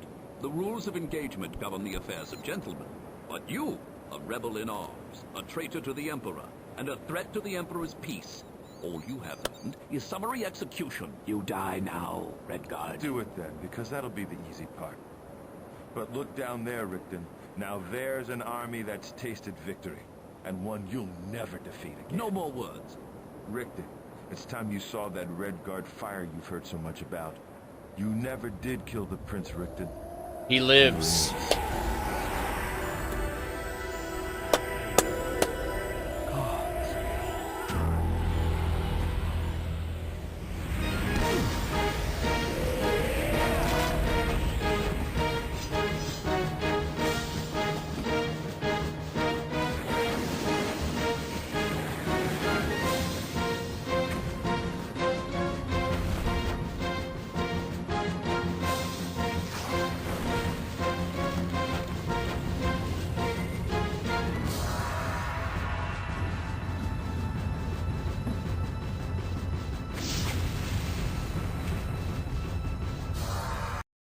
Yep.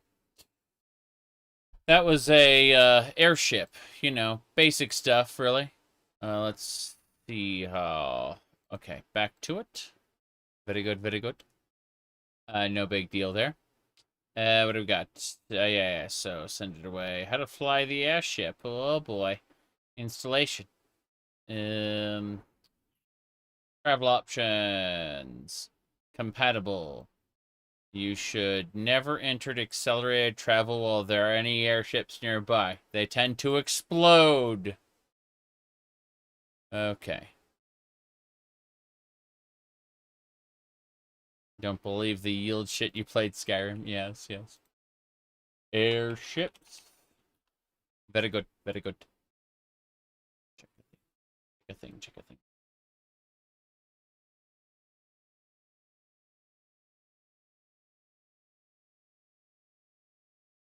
Okay. Let me see here. So yeah, airships.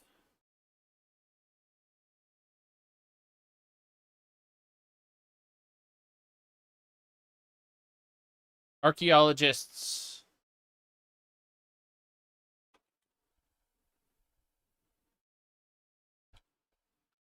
So, sec here. Gonna go ahead and click into a spot. There we go. Archaeologists. They're their own guilds. They got all their own stuff. It's really cool. The Archaeologist Guild for... Yeah. Bug fix. Fix it. Okay. Next up is... Daggerfall Quest Pack 1. Did I download the Archaeologist? Yes, I did. Okay. Daggerfall Quest Pack 1. When he says Quest Pack 1, he never, like, made a Quest Pack 2. It's just a whole ton of Quest Pack. Just a whole ton of Quest Pack. Let me see. QP1. There it is. Quest Actions Extension. And that's it. We have finished going through all... all 532 mods, and so our mod list is looking quite beefy. It's just something I'm going to install manually, and then we need to use the mod issue checker to determine how things will turn out. But otherwise, everything is good. Let's see. What else we got here?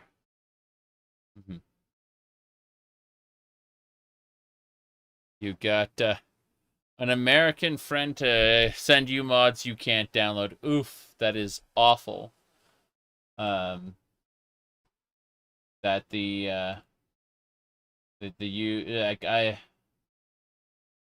have my sympathy for living in the UK. You are governed by crazy people. I mean, in the US, we're governed by crazy people as well, just crazy in a different way.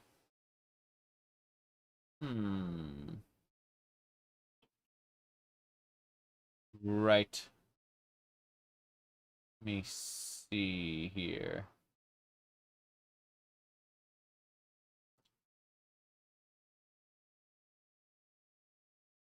Right.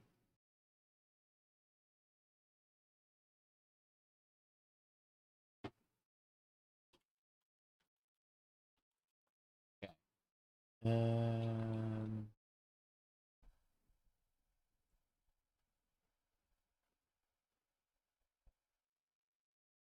Let's see. Time to look up some VPNs. Ain't that the truth? Kind of terrible. Yeah, we finished. We got everything. I'm gonna look now. So I'm not ready to install the mods or play them at the moment. You're never doing the age verification at a principal. You're gonna subvert and undermine it. The age verification, can't you use like a Gary's mod or like a VTuber avatar to like bypass it? I know someone used like people use video game characters all the time to bypass the age verification. Like look up, look down, you know? It's really funny how the government they're like you endanger children by bypassing it. Do not use VPNs. They kill children. Okay, let's see.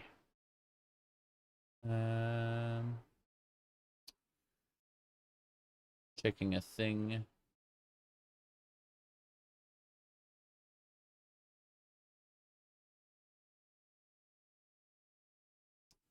Yeah.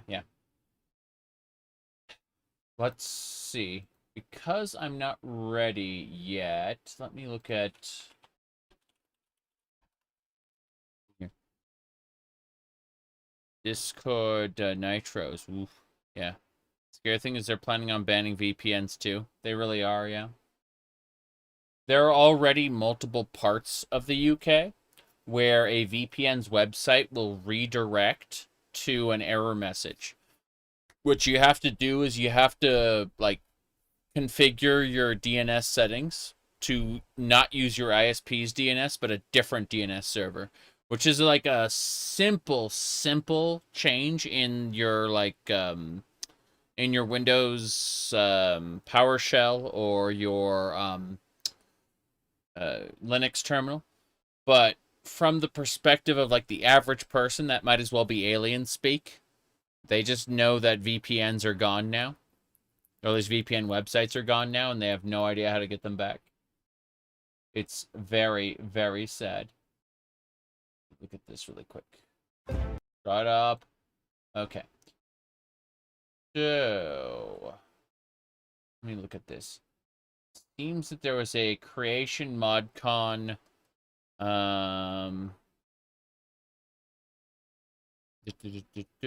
Said a new user. It's forbidden to think there.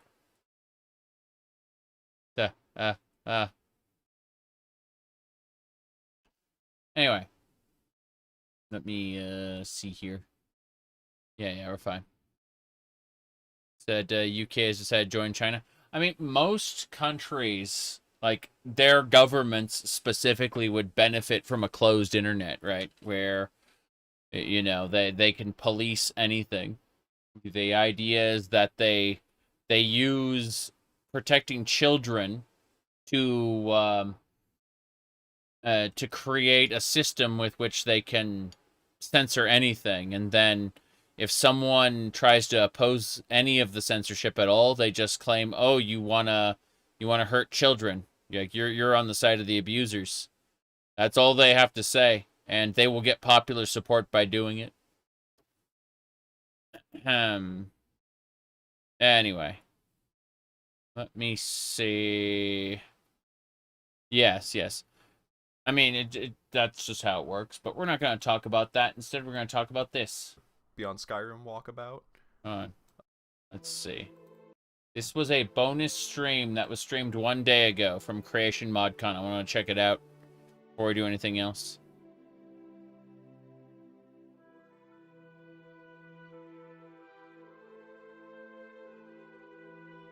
Yep. Hello. Okay. Hello, everyone. Welcome to the bonus. He has a deep voice, but you know what? Kind of cool, actually. Let's see here. What do we got? Bip, bip, bip, bip, bip.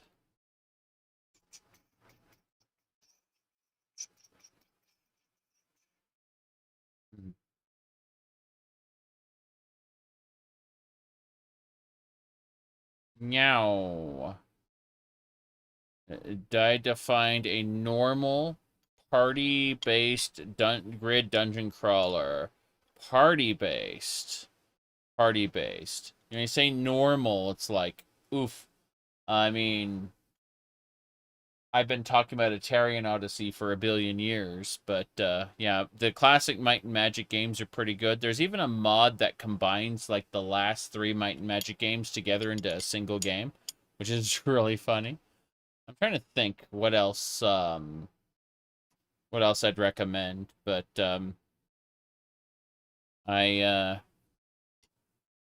what do you call it?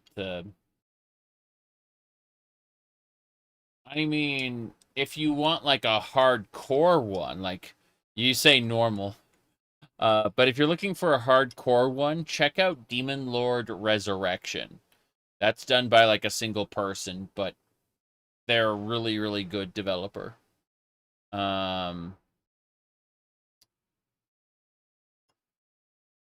It's a hardcore one though. So anyway. Stream. I'm here with Argar, Captain Stu, Hendris, Mickey D, and Renara Hawk. Yeah. Hey. Hello. We're gonna do some Creation ModCon stuff. I love your font choice. This is a good start. Is brilliant. This is great so far. Yeah. It's very legible for me. I'm very professional. I like the colors. I like the pretty colors. Pretty colors.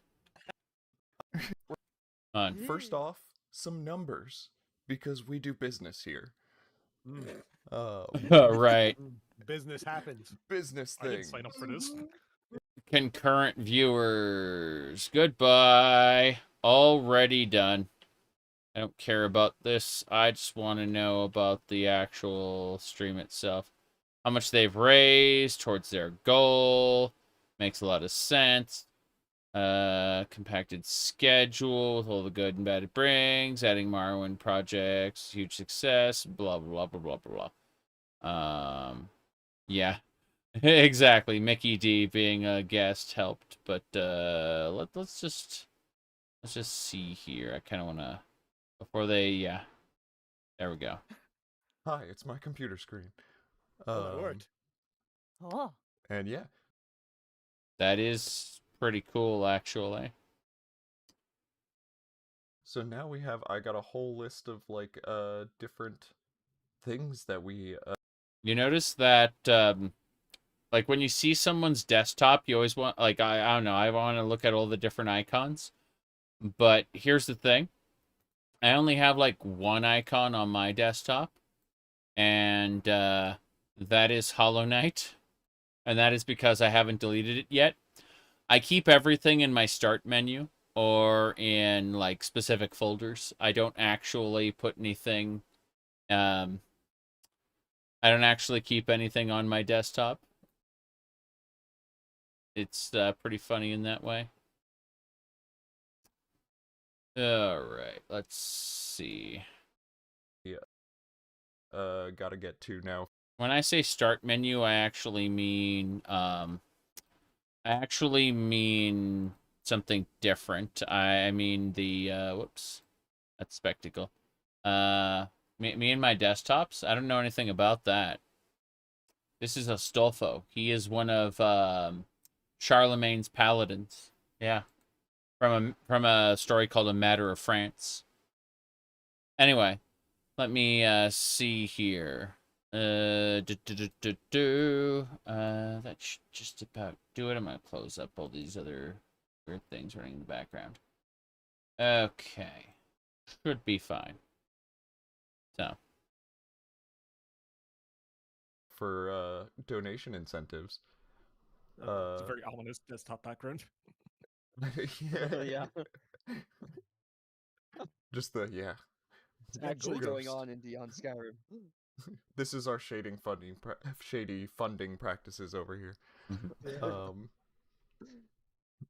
MetaQuest. So, yeah.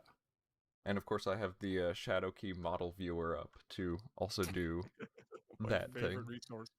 Shadow Key, yeah. Dude, that thing is actually awesome. I'm so appreciative. Something good up. Shadow Key. There's Elder Scrolls Legend Shadow. Elder Scrolls Travels Shadow Key was a mobile phone game.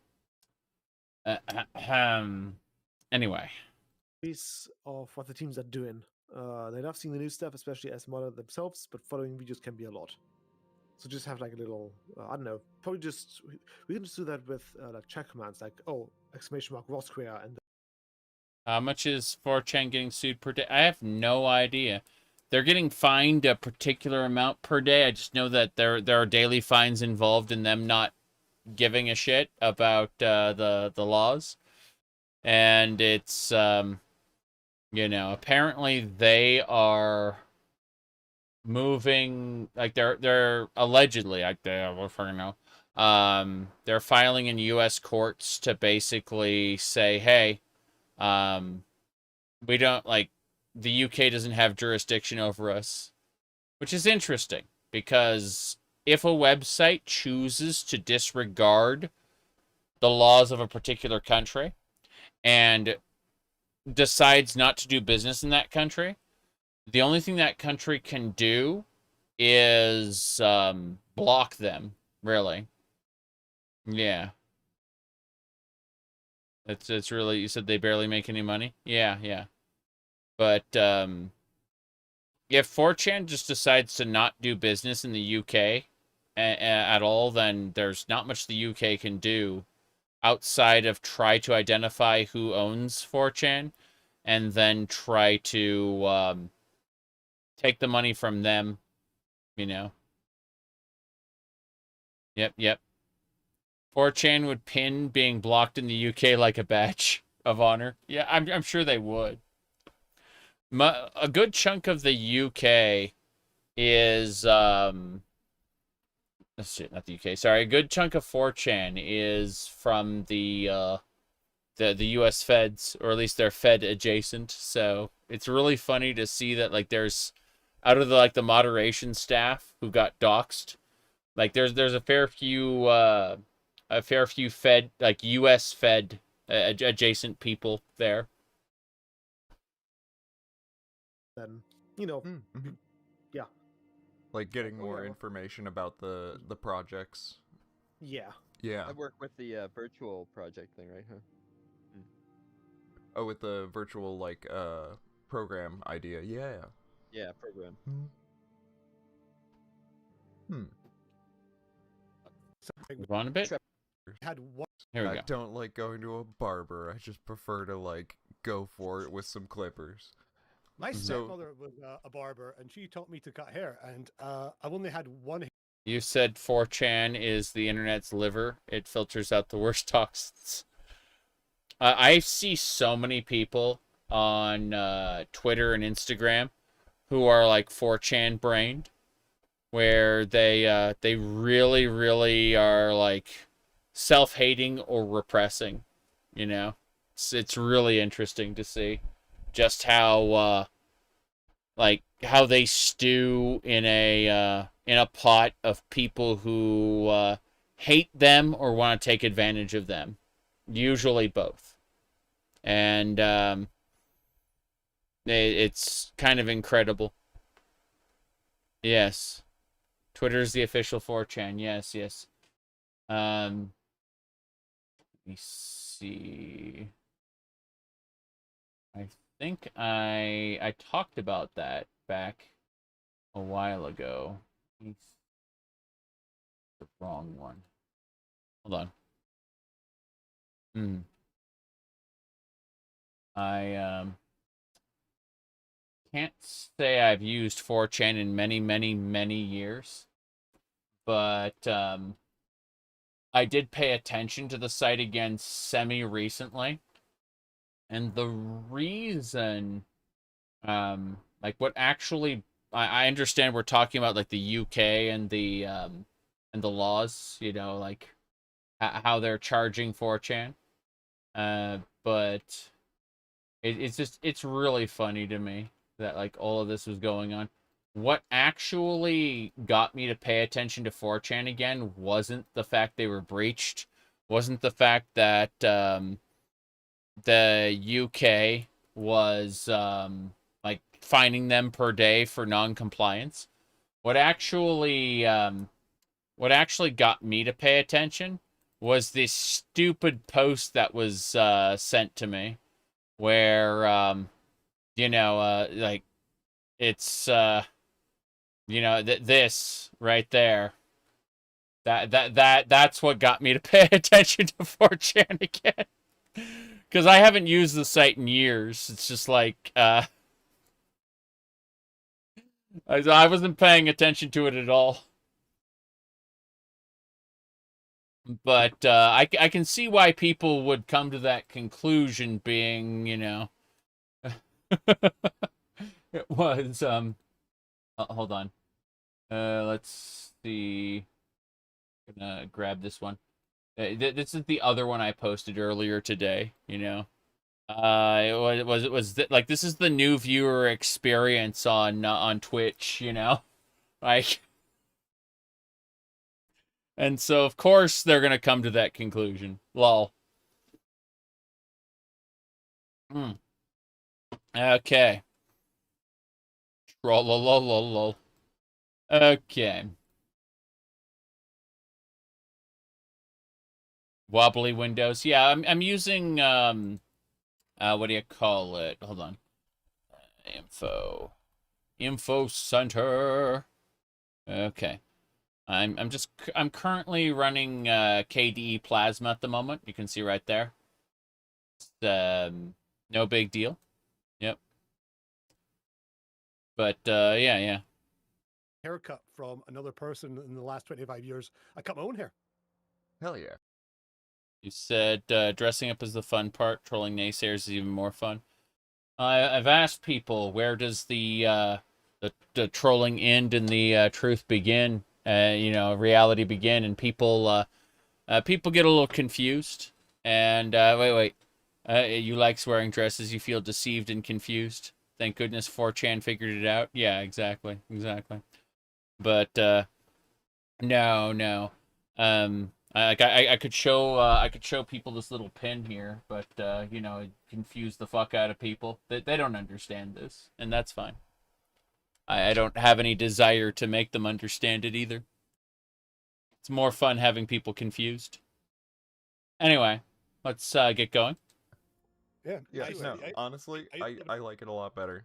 And if it goes wrong, you'll know, because all of a sudden I'll be bald. Let me see here. I'm skipping till they're doing the loading screen. There we go. Oh god. They're running around Roscria. Yeah, Such so... fun's return. To Vingard, I suppose.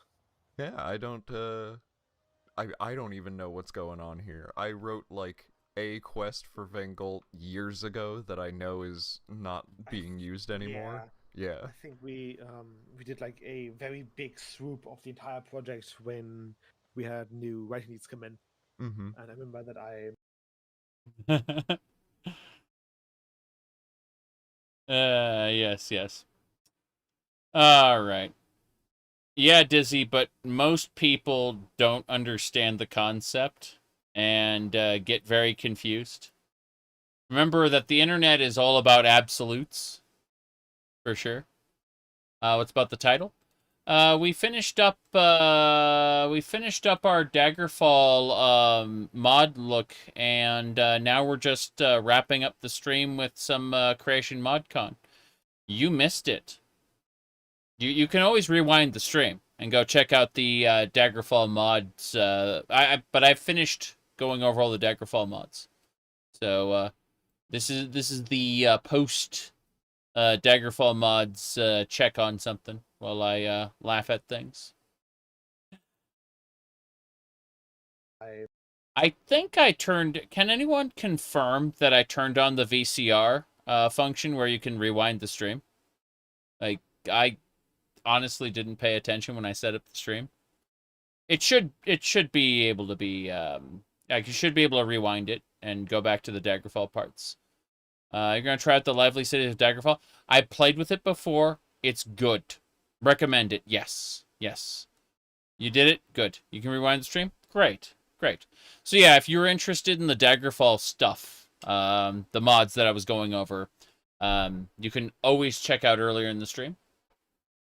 But I want to listen to what these guys, skip around and see what these guys are showing off, because this is a Creation ModCon that they put on here.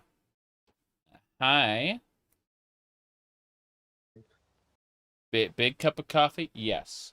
But bigger cup of water. Keep that in mind. Okay. I wrote a considerable chunk of the questline that will start here, but I'm not sure if the questline's name is actually public yet. So I like that hat.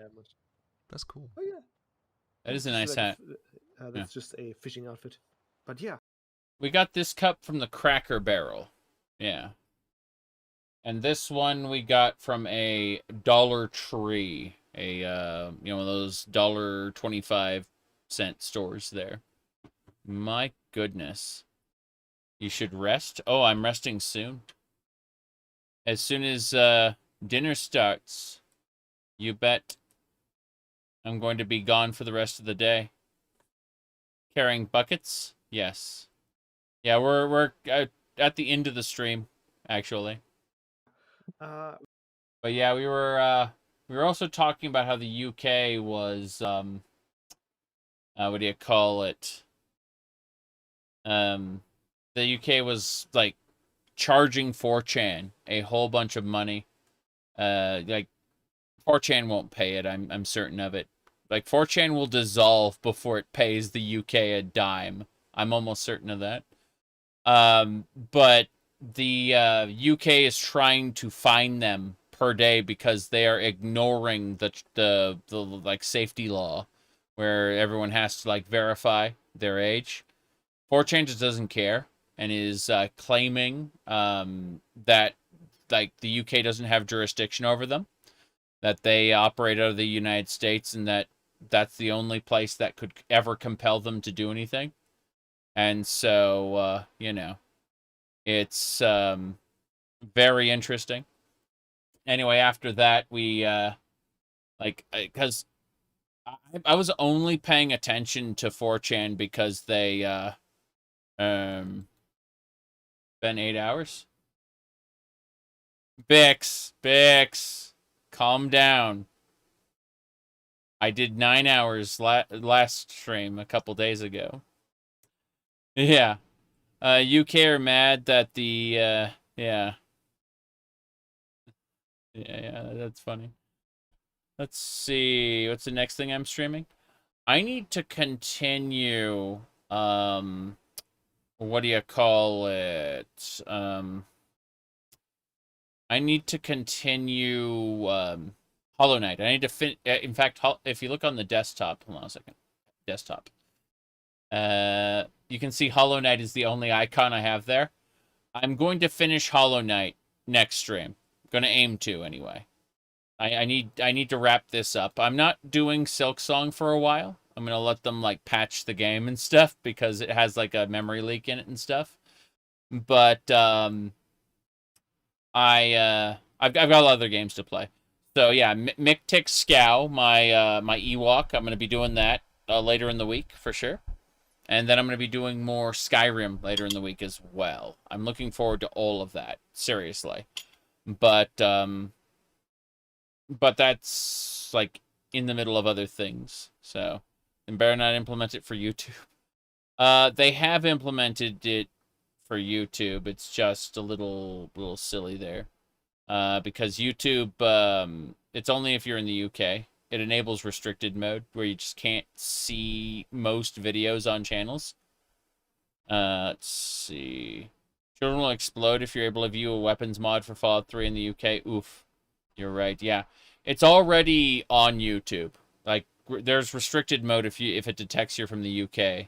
So you should use a VPN or something. Although, getting a VPN running in the UK can be a problem. Because their like websites are restricting it. Anyway, yeah, so I only really paid attention to 4chan because of this ridiculous post here. And I was laughing at it. I should probably wear this dress for my next stream. Again, just because that's fun. I enjoy it. Figuring out which wig I want, though. But we'll see. We'll see. Anyway, yeah, 4chan post is was what brought my attention back to 4chan. Otherwise, I kind of forgot it existed for a while, you know. Let me see. What'd the 4chan post say? Oh, it was just 3 words, I think. Yeah, it was. They were talking about quote unquote Skyrim 2, but unfortunately, they said that's what the 4chan post said. So I was just, oh, it's a 4-word post. Sorry. Yeah. Anyway, yeah, 4chan makes it canon apparently. So, yeah, I'll probably wear that dress tomorrow for the lulz. Let me see here. But yeah. I'm gonna do more Hollow Knight for sure. Welcome to Vengold. I'm hoping to finish Hollow Knight, is what I should say. But Vengold is a small little fishing village in the northeastern part of Austria. Specifically, I like Roscria. Like everything I've seen about it. It looks just like more Skyrim, but with like some unique cultural twists. I'm liking this a lot, for sure. Like what I see here. On the island chain of Valkyria, which just means the land of the whale. And as you might be able to guess by that name, this part of Austria used to be part of the whale cult, or used to be the territory of the whale cult. The whale cults were mainly merchants and sailors who dealt in everything from gold to blood to corpses to people. And during the ancient past of Austria, there was a big conflict between the cults because the dragon cult of all people were the first ones to go or to be overthrown. Yeah, well, obviously. But they worship, like, what they're talking about is the animal totemic religion of Skyrim. So you had, the old divines, right? The old Nordic divines who were like Stun and Sun and Shore, Ysmir. They retconned Ysmir from being a god to just a title. No big deal there. But there was also another Nordic religion, which was the totemic religion, where they worshipped the whale, the snake, the fox, the eagle, and so on. So they had different cults for those different animals, and as they said, the dragons were overthrown. So it's but the whale cult, that makes a lot of sense. They were like merchants and shit. That's really neat. Left a considerable power vacuum and then all the other cults just scrambled trying to fill it. Mm. And the whale cult were one of the many cults that were extinguished, I suppose, as part of the war of the cults. Y'all had the same issue that I had with the in gold amounts. I did if y'all if you all want help with that, I did figure out how to actually make that work. Yeah. This is a really cozy looking bear. I was about to say when we walked in here, I love the Roscrea interiors. They're so cozy. Oh yeah. Just lovely. Yeah. We actually have made a noble set for this type of roundhousing, which is lined with stones instead. We couldn't. I think we already have done some level design in Furful with this noble set, but Furful, which is the actual the capital of Austria, that I gotta go check on something. I think it's raining, but I need to double check. I'll be back in just a second before we see more of Roscrea.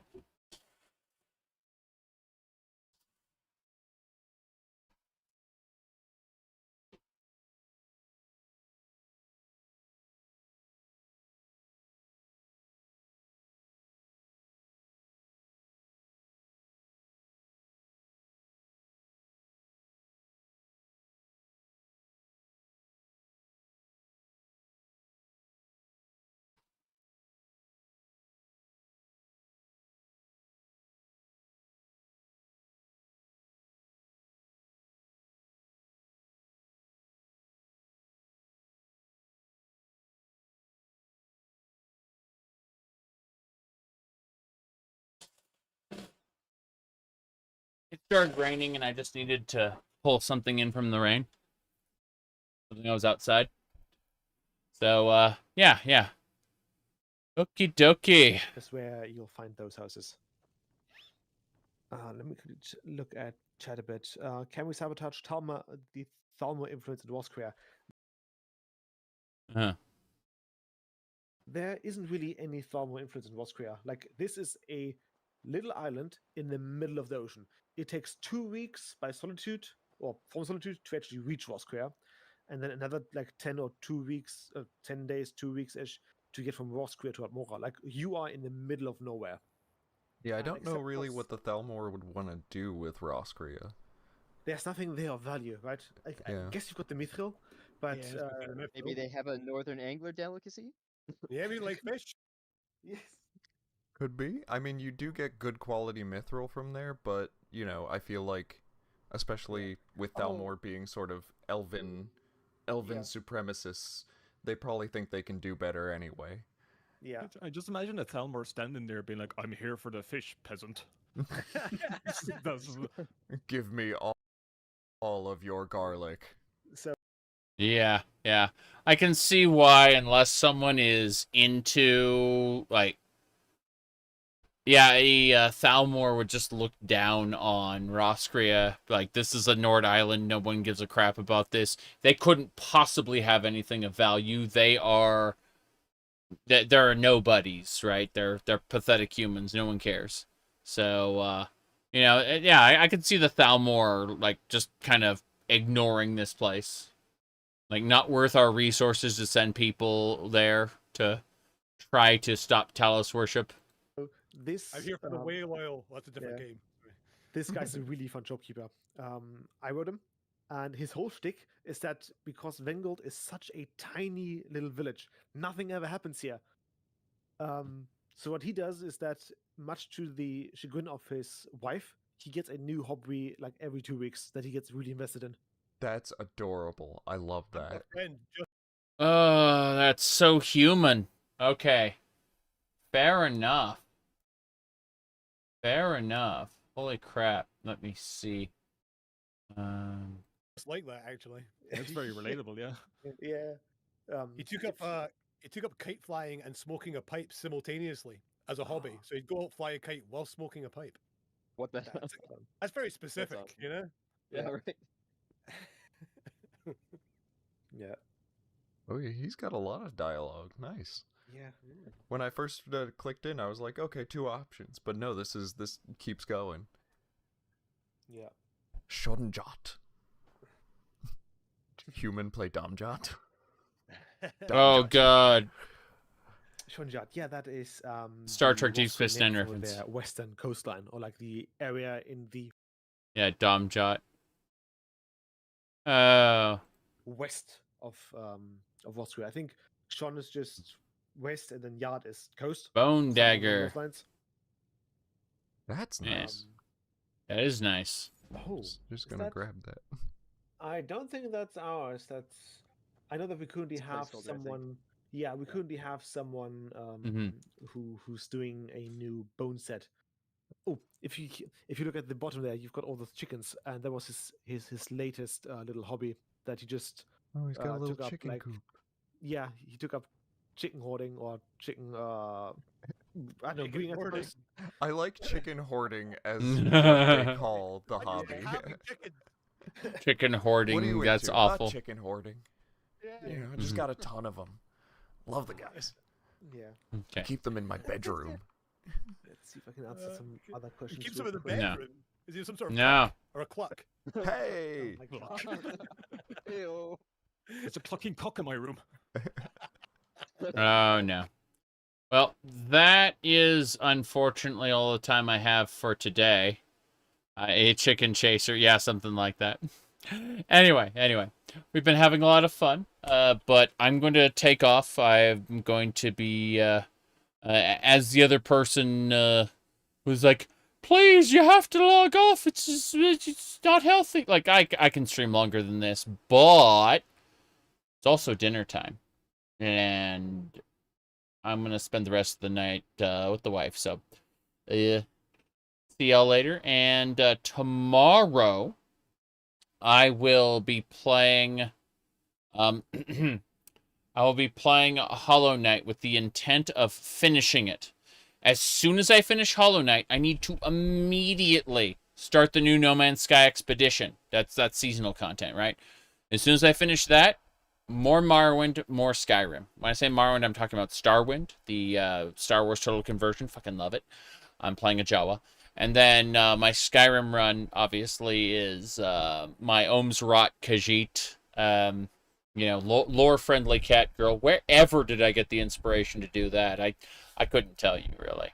But I'm taking off. I'll see y'all later. Have a good one.